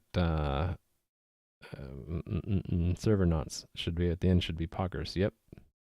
And client nonce goes to, yeah, okay. All right. First message bear, n equals Bob, comma, r equals this, right? Plus a comma plus, again, r, right, r, all that stuff. Final message with proof is empty. Aha. Right, so I'm computing in the wrong order. That is not computed at all. So that's part of, okay, so I need to compute this one first. So that goes here. This is the first time we need it. And that's part of this. It's without the proof, so it's just that part. And then I can use that down here. There we go. Let's try it now. See, this is why debugging helps. Nope, still wrong. Okay, well, let's keep going. There are multiple things wrong, apparently. So what is client final message without proof? C equals biffs, SAR equals, yep, looks good, poggers. So we'll get the auth message, and then this, we could verify the stored key in a minute. Yeah, I don't think it's that, though.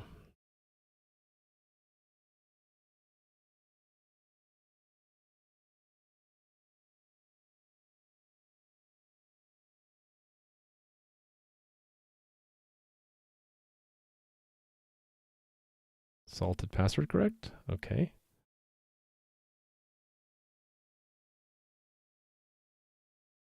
Huh.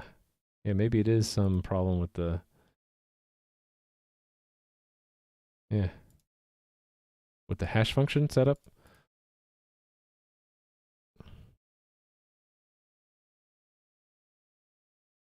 This needs to match what this does. Digest size. That's already a byte vector. So is the salt. Decoded salt, right? Decoded salt. Right. Iterations digest size divided by 8. Okay, so the salt, let's just check the salted password. So breakpoint there and there. And then I'll run that test. Check the salted password.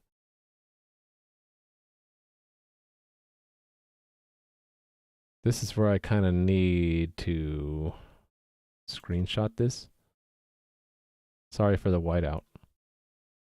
And let me put it here. And then go. And then look at this. Apologies again for the whiteout. Can I move that above here? Oh, really? I can't put it on the same line? Well, that's bogus. What if I exit out and paste it inside of here? I can't do that. Stupid OneNote. Actually, they look identical. Okay, they look identical to me. So that means the salted password matches. What else could it be? The client key?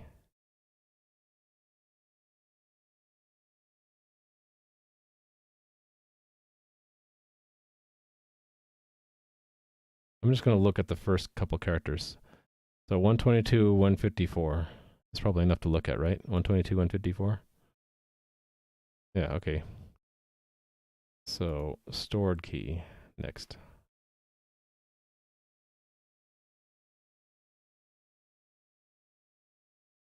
$30.27. $30.27, okay.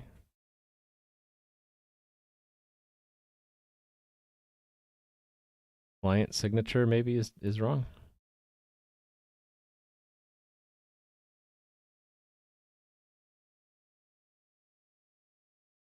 $253, $103.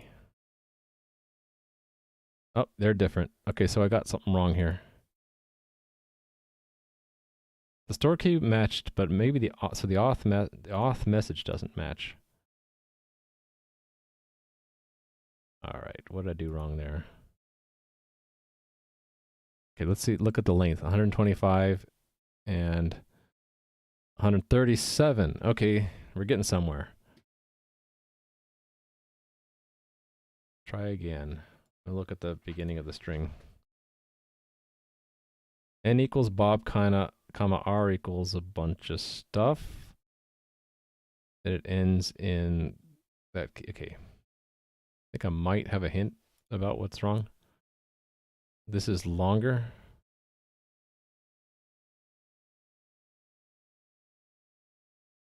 $57, $33, and $51.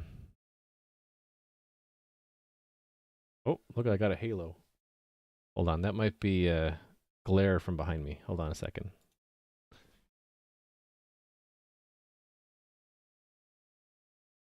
It's not glare behind me, it's just getting dark. Can I mess with that or not? Let's mess with it a little bit. Yeah, I can mess with it. There we go. That's as much as I want to mess with the filter. Damn it, there's a little column of pixels there. There, I fixed it. Top lift, yeah, the noise. And Nui told me about it 6 minutes ago and I didn't see it. Apologies. Okay, so run it again.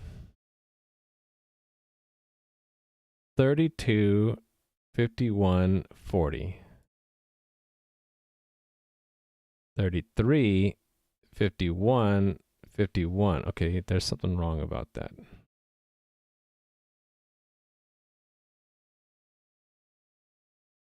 So this is a test. What am I doing hard coding things?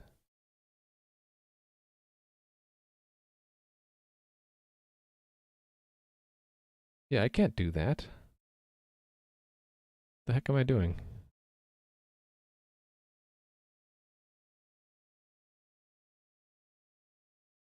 Yeah, it's hard coded the nonce instead of using what was passed in. That's the problem. Okay, let's fix that. So, oh, the username also needs to be given. Dang it.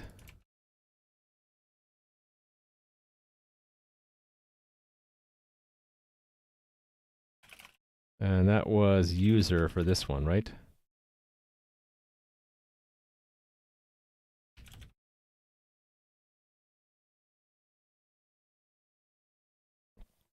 Okay. All right. Can't believe I had hard-coded that stuff and didn't think about it. This is the username. This is the authorization identity provided by the client. Okay. So this needs to be built.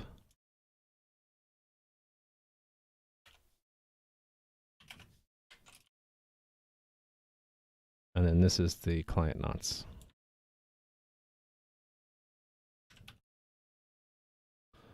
Okay.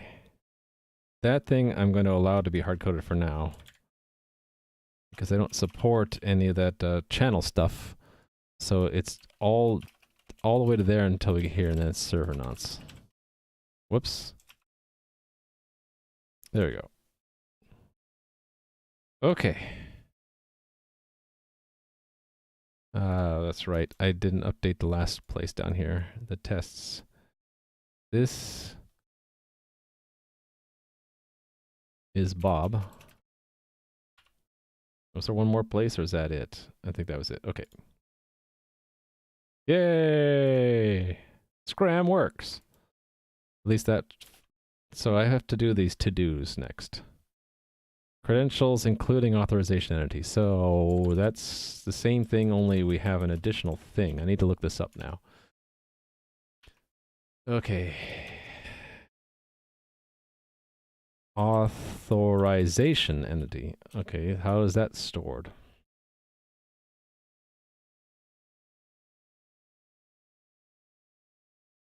A. So it's A equals. So there's an order.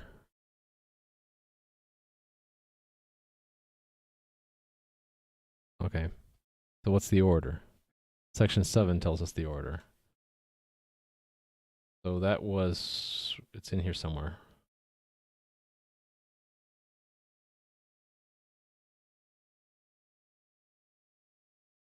It's in this first message bear, I think. Where be that? I don't see it right away. I should search for it. Searching for it.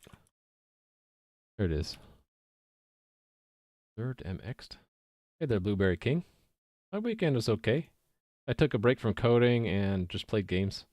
I should have done some work, but yeah, I guess I was getting burned out. So all I did was played games. Played Imperium, Galactic Survival is the game, and then I played a bit of Space Engineers. Space Engineers, they improved that game a lot since I last played it. The survival mode has been revamped. I still have some annoying things like if you're building a ship and you forget that you need to build it on top of your base, you just build it on the ground, leave and come back, the ship's gone. It's considered trash. Okay, so it's an extension, I believe. All extensions are optional, so it's at the end. So what's adder value?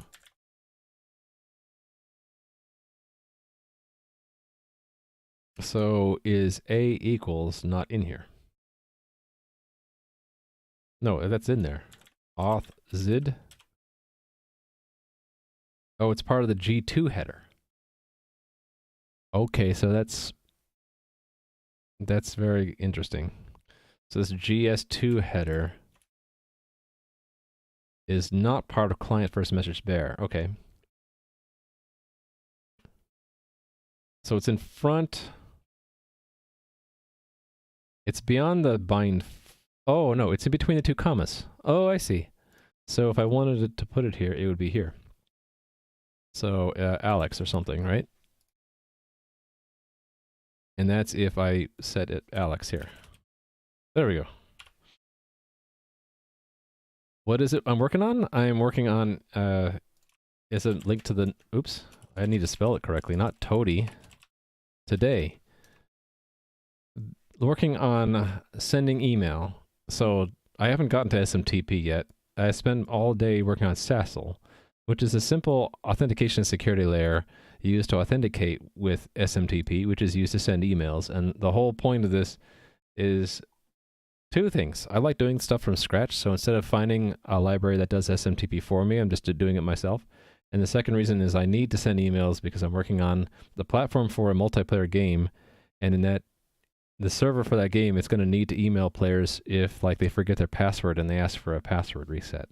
So it all stems from building up a platform to make a game.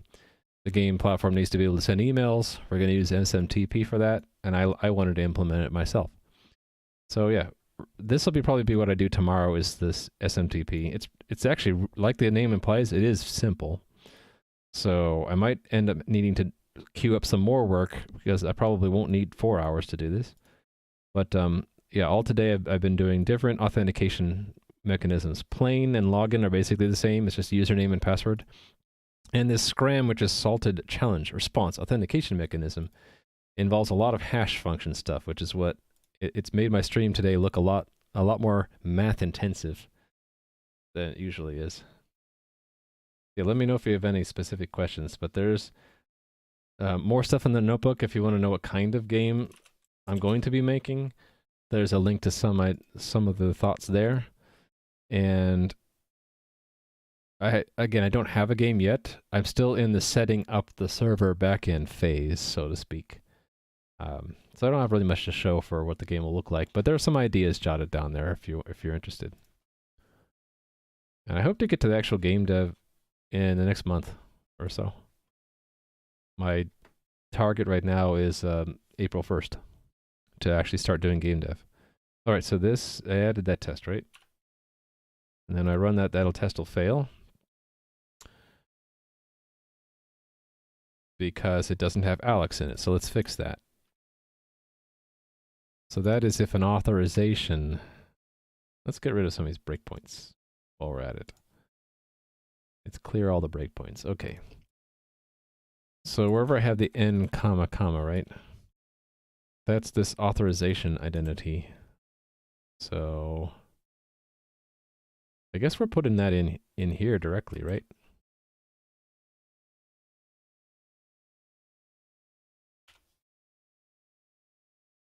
Right here. Well, thanks for the follow, Forficula. Now, I'm wondering if I hard-coded any other place. Actually, I think I did.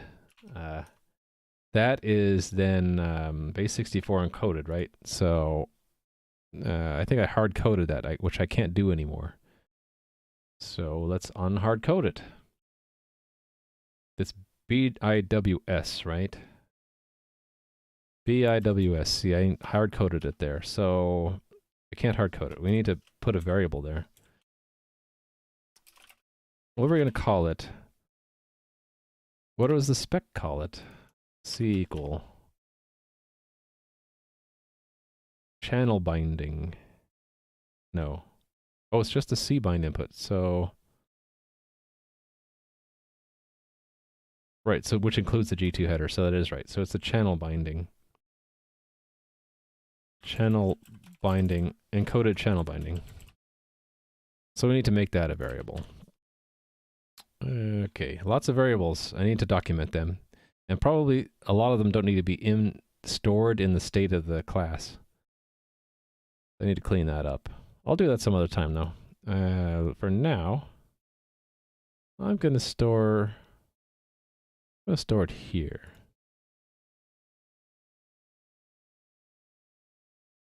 Okay, we're going to compute that here. Is base 64 encode of this part. Actually, let's get this part independently.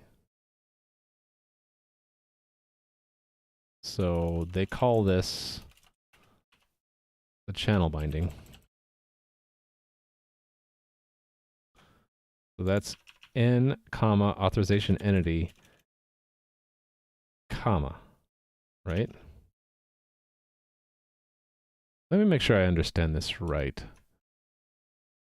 If I go to a base 64 encoder and I encode n, comma, comma, what do I get? No, I need to encode. Encode, please. Format. Actually, I don't want this one. I want the other base 64. Encode, decode. This one. Okay. Encode. Where are you? Encode. N, comma, comma. Right. So it includes that extra comma. Okay.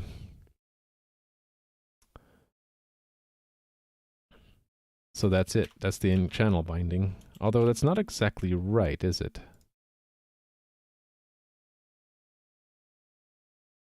It's a C-bind input. Okay, that's actually the name I should use. Right, because there's the GS2 header, which has the trailing comma. So it's really GS2 header. GS2 header. And that's equal to that. And then I use that here. Okay.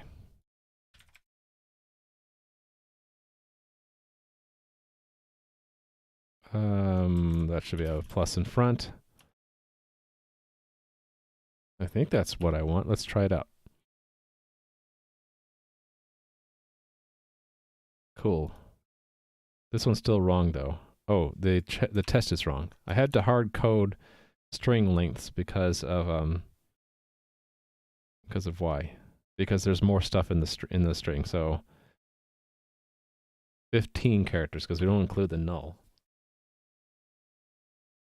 Yay, there we go. All right. Almost done. There are a couple more tests to check. Well, I need to come back and handle non-ASCII passwords at some point, but not right now. Yeah, it's test-driven development. I have a link to a video that shows the how I set this up in VS Code and what tools I use. If you're interested, it's like half an hour long, and it's just working with like a hello world type of program, so it should be easy to understand the code. Just showing how to set all this stuff up. But yeah, writing the test first, making sure that they fail at first, then doing the code, then to see that the test passes. I'm not the best at test-driven development.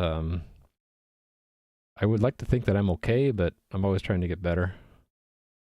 So, right, these tests at the end are checking the signature.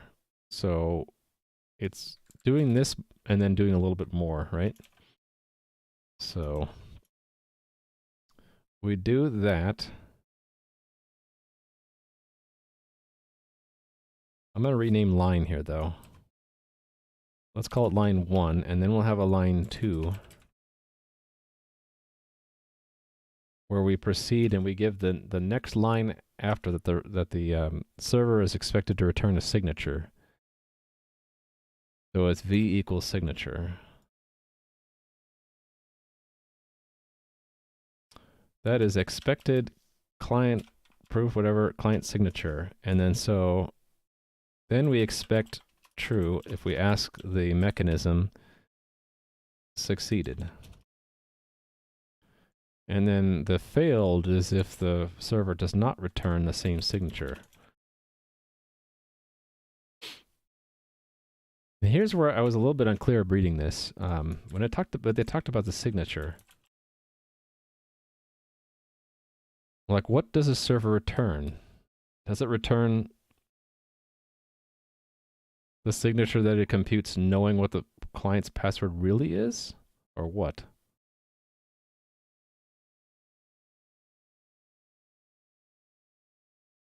The client authenticates the server by computing the server signature and comparing it to the value sent by the server. But how does that authenticate the server? Because ultimately it's derived from the same password, right? So why would it ever be wrong?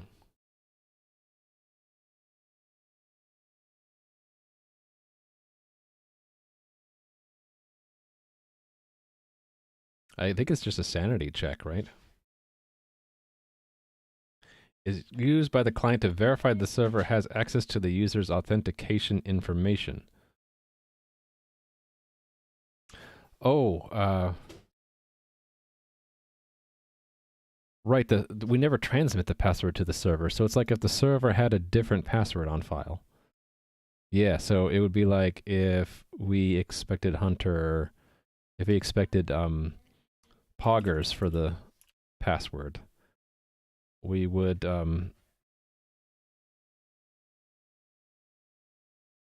this we don't need to expect, actually. I actually don't care about line 1, do I? That was the other test did it, so we just proceed. Again, we just proceed. And we don't need a, so line, it's just line. So here it will be false because the password won't match, right?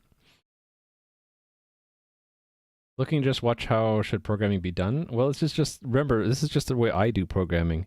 I'm mostly self-taught, so it's very likely I do programming differently than other people. So compare me with other people. There's plenty of dev streamers on Twitch to watch. Okay, see ya, Nui. I'm going to end the stream soon too, because I'm almost done with the SASL stuff.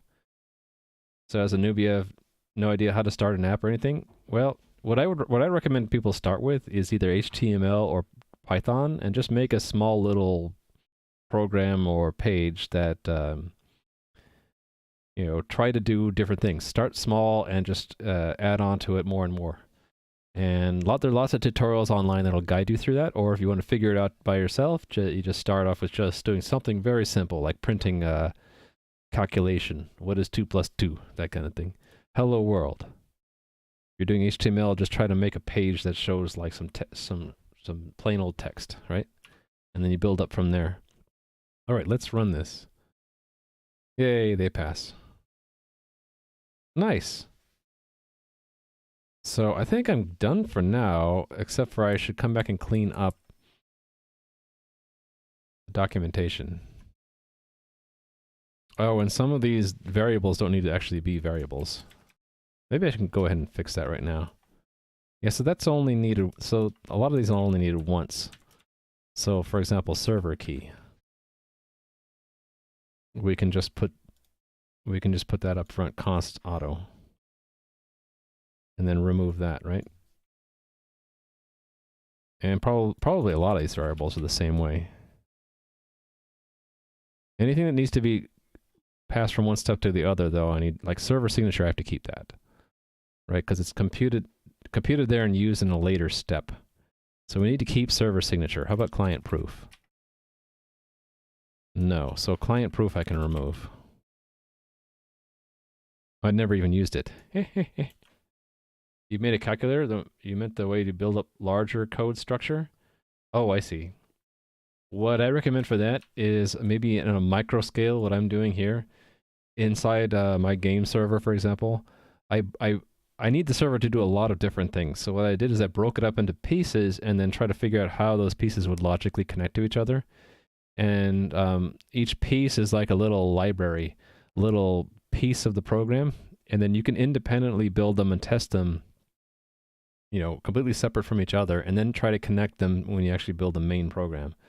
So that's called, I think it's referred to as component-oriented design. So each of these is a component of a larger program, and they're independently testable. And then you just, you know, build up a larger system with that. So when, yeah, some of the terms that make no sense at first. So the rectangle here is a component, and a component basically is a single function or class that has a very well documented input and output, they call it an interface. So you'd have to look up these terms, and it depends on what programming language you're using. But for example, this SASL stuff is in one class called SCRAM. So there's a class SCRAM, and it has methods you can call, like set hash function, set credentials. So I have a, in the test framework, I have something that tests each of these things, basically. That's what these tests are. Each one of these things marked test is testing either a different method of that SCRAM class or a different combination of them. So basically you make the class or the object, the piece of code, just implement one little piece of a program. In this case, I just had it implemented one algorithm. And then it's mixed into a larger program with other algorithms by connecting the pieces together. You'd make an instance of this class, and then you'd either call different functions of different instances in sequence, or you hook them up together. Cut them up into segments, yeah. So that's just a general way to if you have a big problem, the first thing a wise person does is break up the big problem into smaller problems and then independently fix those smaller problems. Put them in the right sequence, and now you've solved the bigger problem. So that's one way to scale stuff up, break things up. And thanks for the follow, Lithium Lover. You break up your problem into smaller problems and then fix them individually, separately. And then with the hope that when you piece them back together into a larger thing, everything just works because you've tested the pieces. All right, I was in the middle of removing some of these member variables I don't need, right? Yeah, so server signature, we needed that one. Client signature? No. So I'm going to remove client signature, and then you just use const auto instead, and then remove this.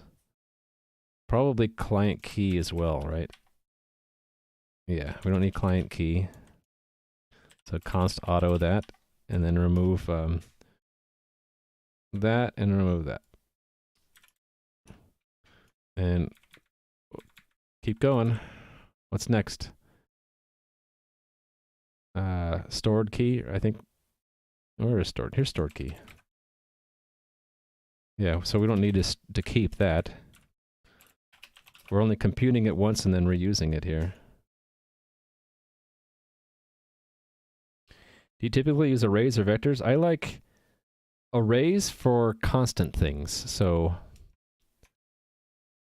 Well, I guess not. I guess the answer is I like vectors, because here, even for a constant, I used a vector.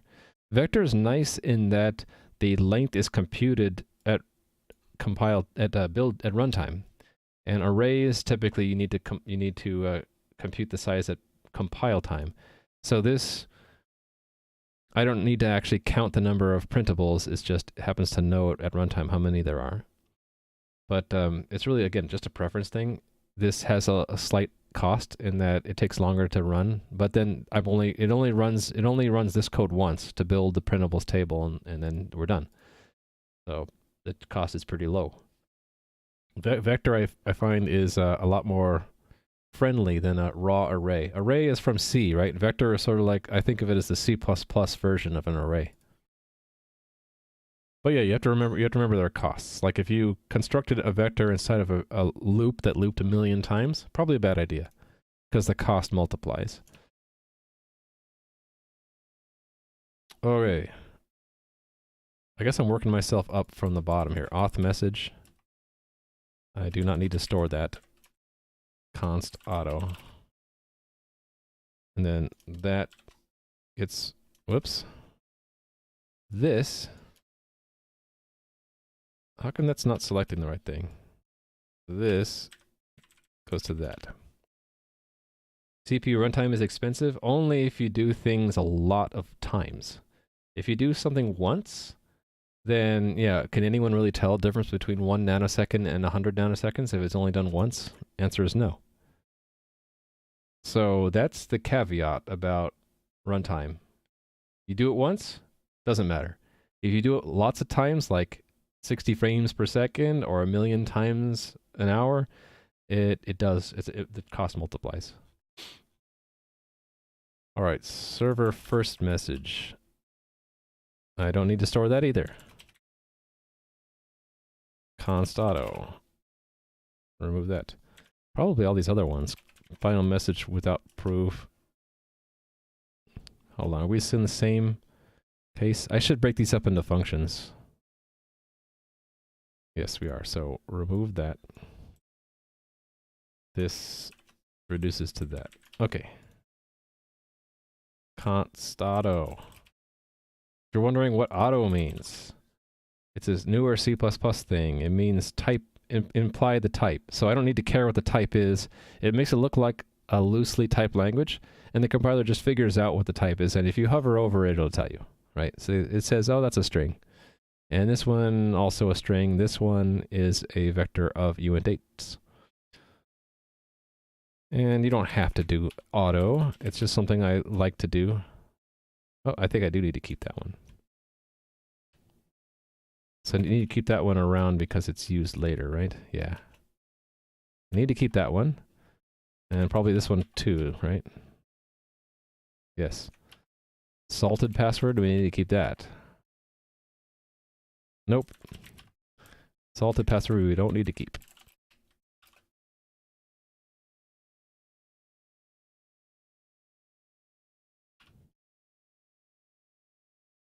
All right. Okay, base 64 encoded salt. Do we need to keep that one? Actually, I never use it.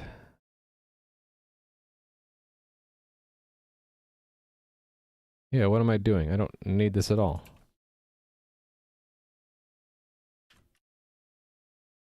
I guess I had a bug before where I thought I needed that. Okay, wait, how about salt? We do need salt stored. Okay. Probably that too, right? No. Oh, yes, yes, because that runs... No, wait a minute. No, I don't need to store that one. But I do need to set it up at the front here. So size t num iterations will default it to 1. Doesn't matter what we default it to, as long as we default it to something. Digest size, we need to store that. Okay, what else might we not need to store? No, we need that. Client knots. Server knots we probably don't need, right? Yes, we don't need that one. Right, so server knots. So eliminate the impl from in front of that. Oops.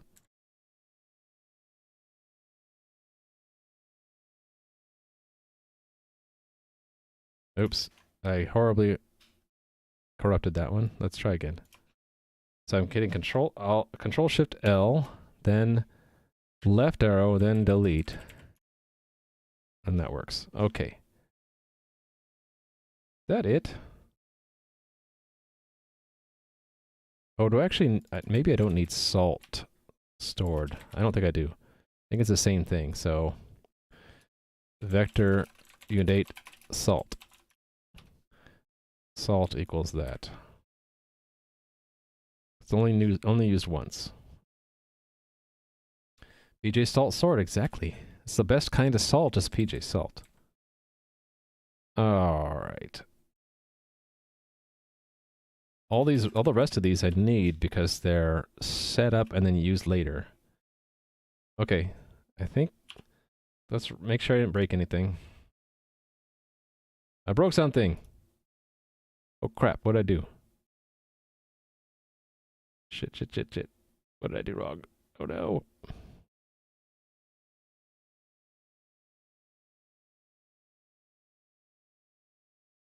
I should have checked it into Git before I did all those changes.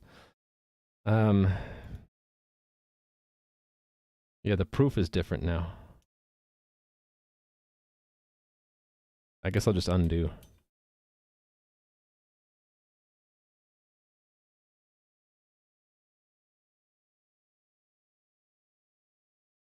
Let's try it at this point. Okay. Known good. Nope. Wait a minute. How come that succeeds sometimes and fails other times?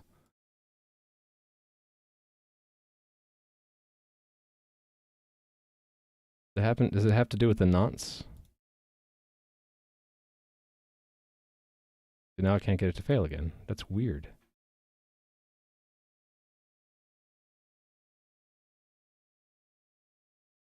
Weird. Anyway. Okay. Let me just check this in. And I will not push it.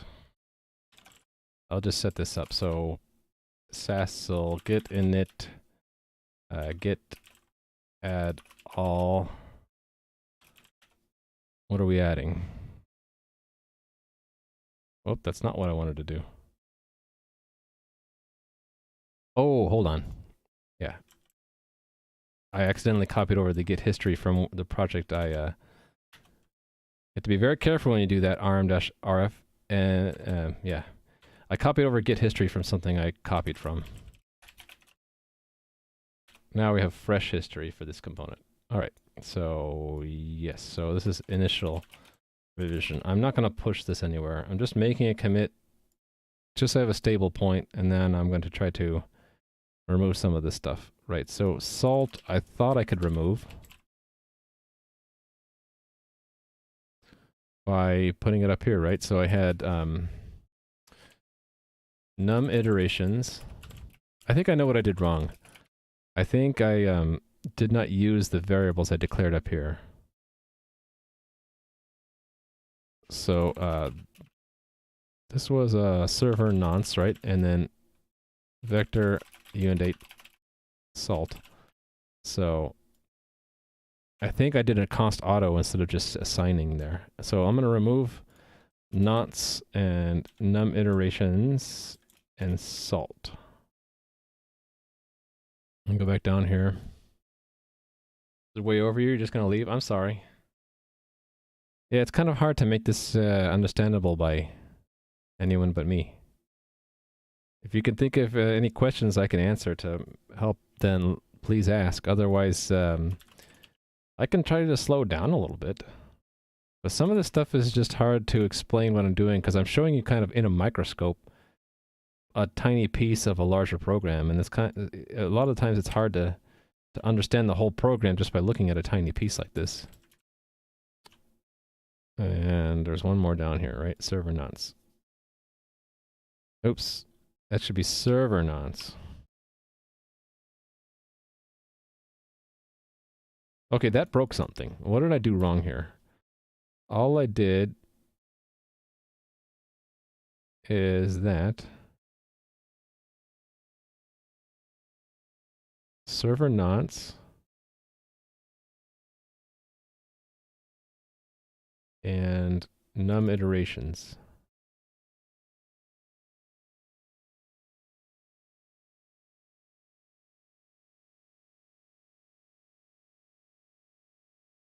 Huh. Is that repeatedly failing? No, it's sometimes passing. Okay, that's odd. Okay, there's sometimes an exception thrown? Okay, that's weird.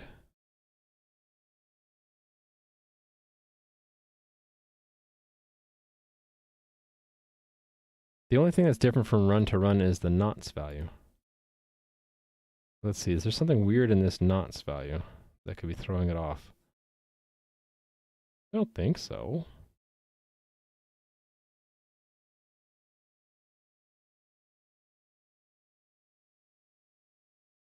Weird. Okay, well, I'm assuming it's just something that has to do with the nonce value. So let me just, I'll fix that later. Some of this stuff I didn't need, right? This one I don't think I needed. Right.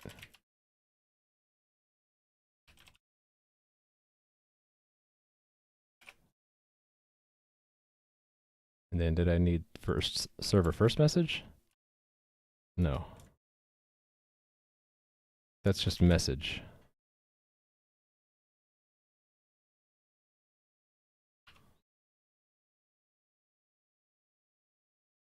Okay.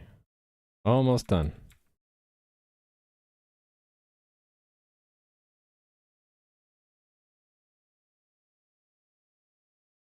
Yeah, I don't need salted password.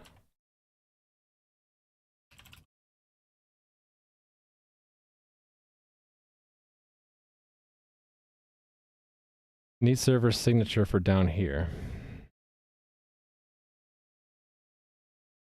Okay. Well, you're welcome. Yeah, that's the thing with some dev streams. It's like it's difficult to understand what's going on, but the talkative explanations kind of are either entertaining or maybe a little bit useful. I appreciate you sticking with me, even though it might be too difficult to understand all of it. Hey there, thanks for the follow, Nicholas Owen.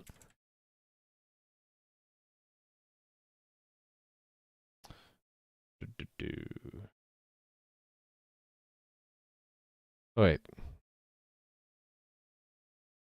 I'm just looking right now for variables that I don't need to store permanently. So there's, oh yeah, this one I never use at all. So that became just value, right? Let's make that into one line because it nicely fits that one line. How do you plan to fight the cheaters in the game? The way I plan to do it is the client will be very light front end and the server will do all the logic. So the only way you'd be able to cheat would be to exploit a logic bug on the server. And if that happens, it's not really the cheater's fault, it's my fault, and then I would just fix the bug. So there are a couple gray areas where, like, for example, fog of war, it's hard to do that all in the server, so I might have to send all the objects around you in the game and then count on the client obscuring things properly, and then so a cheater might just look at the protocol and figure out what are the things hidden behind the wall. I'm not sure what I'm going to do about that. Yeah, that's a problem. I really don't want to have to, like, obfuscate the client. How does SMTP work? It's actually not that difficult. It's one of the more approachable RFCs. An RFC, request for comments, is a bunch of documents that the internet's protocols are built on top of. And SMTP, here we'll show you real quick. I can find out which one it is. This one, I think. SMTP, Simple Mail Transfer Protocol. So it looks a little bit intimidating, but I think down in Appendix D, they had an example that kind of explains what the heck is going on. Right, so they have a typical transaction scenario. And if you look at some of these details, they look a lot like what you'd expect when you're sending email. You tell the server, I am Smith at bar.com. I want to send to Jones at foo.com and Green and Brown. and then here's the data. And they don't go into the actual data. They just say blah, blah, blah. But that would be like the content of the email. So the protocol is all messages that you exchange with the server. The server says hello, you say hello. Server says what options it supports. You say send a mail. He says okay. Send it to these guys. If it's a name that doesn't exist, it'll tell you perhaps. And at the end, it gets sent. So it's not that hard to understand conceptually. The devil's in the details, though, which is why this is how long? 95 pages long. It's not the easiest RFC, but it's also not the most complicated. But yeah, that's basically how SMTP works. It's a back and forth line character exchange with the server. You have games issuing. Yeah, well, the problem with most games is that they have to trust the client a little bit to make it perform well. So I'm hoping I don't have to do a whole lot of trust on the client side. If we don't trust the client at all, it's really hard for cheaters to cheat because we basically suspect every client, and the server does 100% of the logic, and so you really can't cheat unless there's a bug. So I don't know. We'll have to see how much I can get away with doing all the logic on the server. If I have to do some of the logic on the client, then yeah, cheaters can basically cheat by replacing the logic and saying, yeah, I always hit the target. I don't have to roll for whether or not I miss or hit. I always hit. Thanks for the follow, Guilima. All right. I'm just trying to wrap things up now.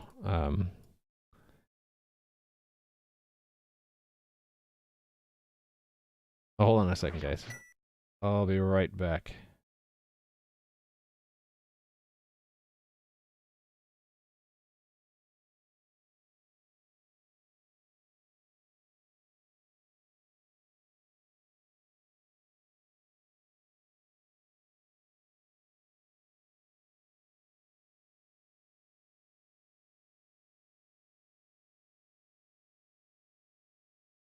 All right, I'm back. Sorry about that. Just had a question from someone in the house.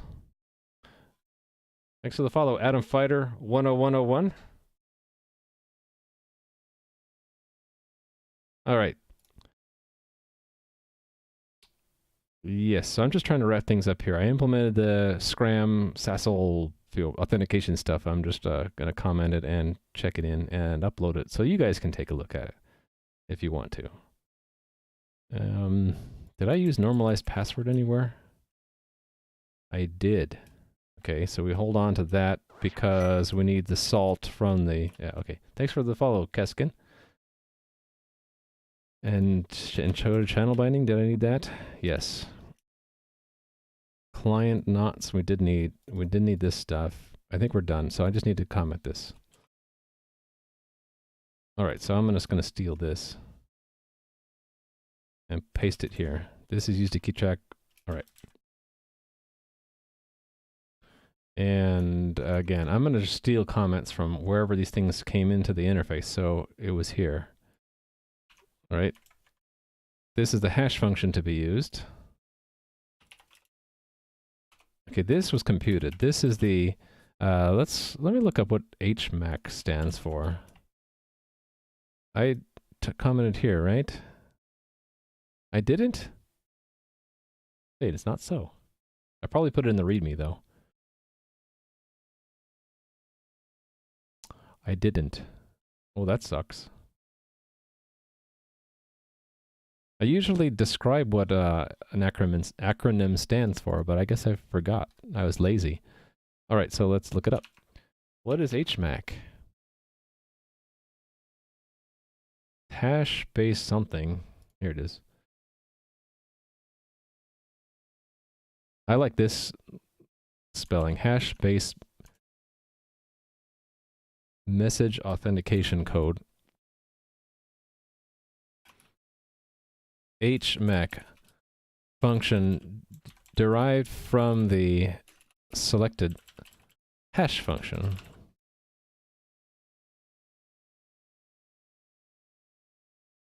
This is the hash-based authentication code function derived from the selected hash function to use in the SCRAM algorithm.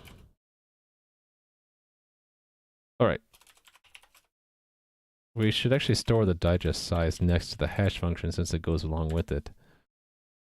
This is the size in bits of digests produced by the selected hash function. The cool thing about this SCRAM is that now I can reuse it with SHA-256 if I wanted, with just changing the hash function and setting the correct digest size. It just works. It's so cool. This is the name of the user. This is the name provided by the client that identifies, that provides the, what do they call it, authentication identity. And this is the client's password, normalized by, what is it called? I wrote it down here.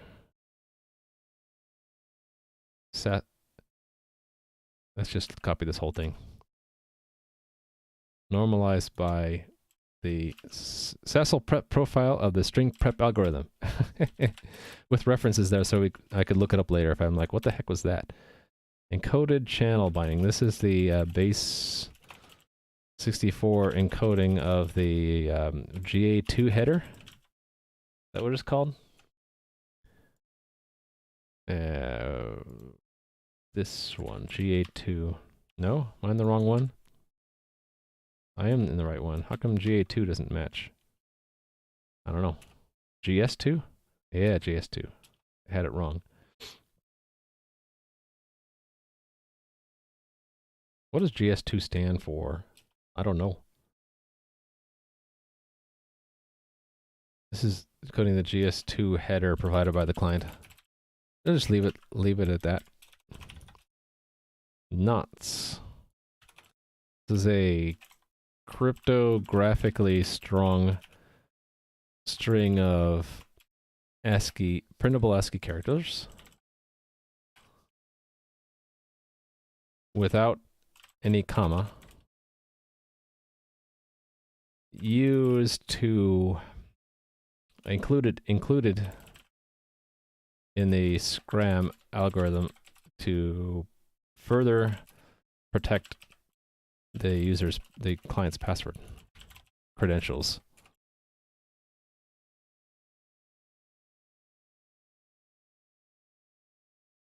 It is generated every time. A new one is generated. Actually, I need to make sure a new one is generated every time the algorithm is employed. I think the way I have this set up, the mechanism can only be used once, and then you have to make a new one anyway. Because it'll stay in the done state and you can't use it anymore. How does it automatically add the stars? I think that's something built into VS Code or one of the plugins I use. It might be the C++ plugin. I'm not sure. I don't think I have any extensions other than that would affect what I'm doing.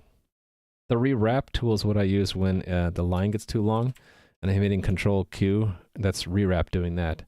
But yeah, I think that is just something either built into VS Code or it's the C++ extension. Okay, this is the text of the first line sent by the client to the server. All right. What compiler do I use? You can kind of see at the bottom, it says Visual Studio Community 2017. And I'm using CMake, so if I wanted to, I could switch to Clang. And if I go onto the Mac, it uses Clang. On Linux, I either use Clang or GCC. But I kind of keep the exact tools flexible by using CMake. So anything that CMake supports making a build system out of, it will work. So that's one good thing about CMake. But yeah, right now VS 2017. Okay. This is the part of the client's first message that doesn't include the GS2 header. I think that's what it was.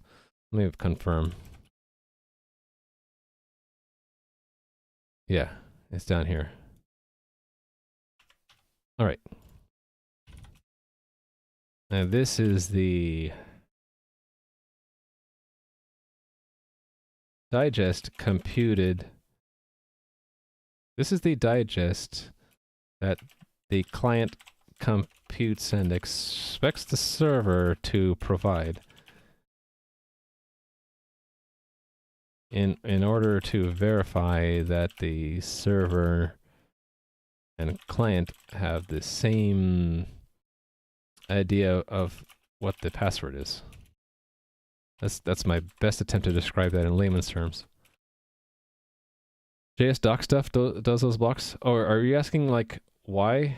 No, you're asking how does it. The why is that's a signal to documentation generators that it should take the code right after it and apply that as like a help text. So like right now, if I hover over this, VS Code has that built in kind of. See it how it took the content of my comment and put it in a little block underneath, which is kind of cool when you're in the code here and you put your cursor over something that has a comment, it shows it there. It's kind of neat. And yeah, if you run Doxygen or JSDoc or something like that, it will make a nice PDF, which you'll have a page for this impl structure, and it'll have basically a nice rendering of all these comments for you. Okay, this flag indicates whether or not the mechanism has determined that the authentication procedure was successful. All right, and then the faulted is a little bit different. This indicates whether or not the mechanism has determined that the server provided unexpected or incorrect messages. And an unexpected or incorrect message during the authentication procedure. All right, I think I'm done. For now, I have some problems and sometimes these tests are failing. I think it has to do with something tricky in this not string. I'm not sure. Because when I run it again, it just passes. And the only thing different between runs is the nots, so I think I'll save that for another day. See, it's again, I think it has to do with the nots. The signature is not predictable. Either that or I have an uninitialized variable somewhere. I'm just going to check it in as is.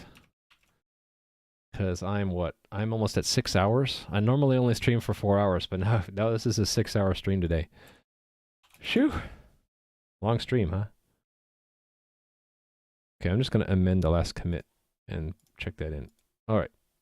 So, I'm going to prepare this for upload. So git remote add origin, git at github.com, Rhymer8384. /sasl.git. Okay, and then yeah, almost 6 hours. Pardon me as I go to my GitHub and add this. I don't want to show it on stream because of reasons. Worried about showing personal info and all that. But this step really is fast. It's already done. Okay, so now I can do git push u origin master.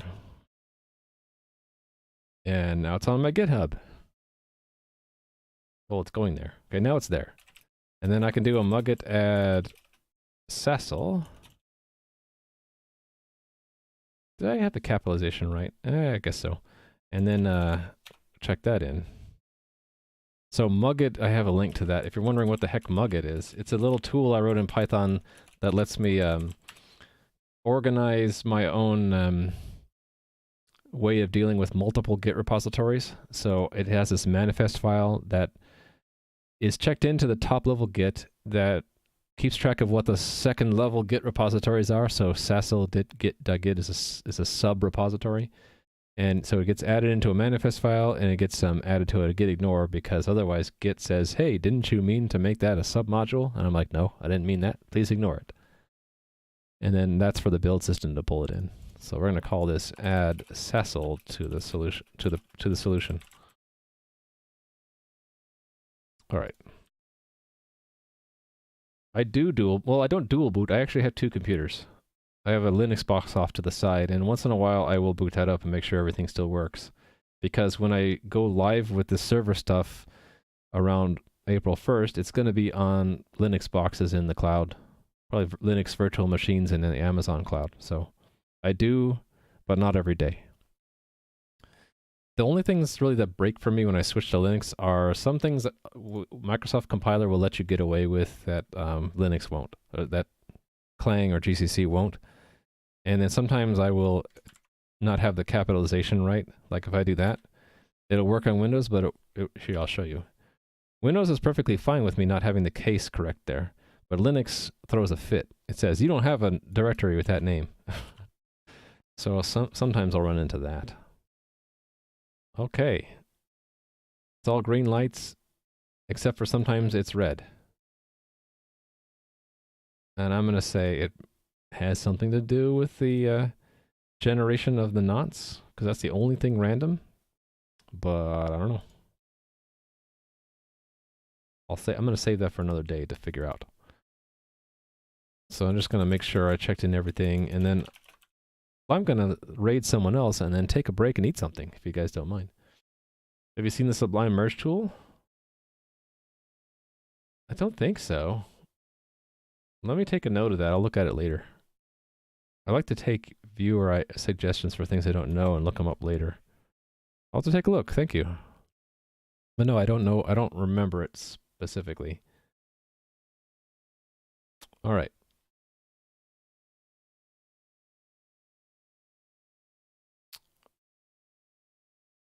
Yeah, and if I get to it, lately I haven't been very good at it, but if I get to it, I'll try to put a follow-up there. So if you come by some other time and say, hey, did you ever look into the Sublime Merge tool? I'll be able to go back here and say, yes, I did, and this is what I came up with.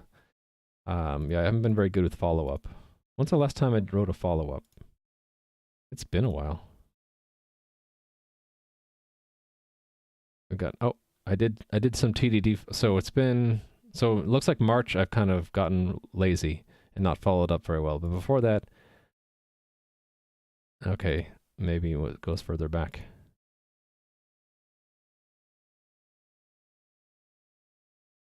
Oh, okay. This is showing me that I haven't been very good at following up on viewer ideas. My apologies. I'll have to get better at this.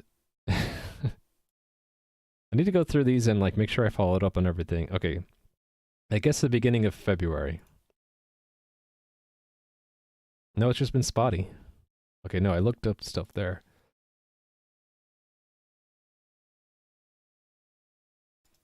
Starting to lose my voice, I think. Yep, okay, so eventually I hope to catch up and follow up on that stuff. Yeah, so it's on my to-do list now too. I'll let you know.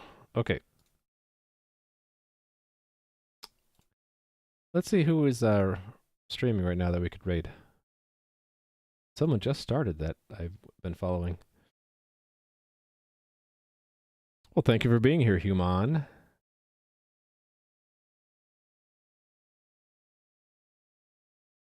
Okay, we have some options here. So we have Pocket Watch. There is Jitspo, Jolt Jab. I think we'll raid Jitspo because I haven't raided him in a while. Let's make sure he's still actually streaming.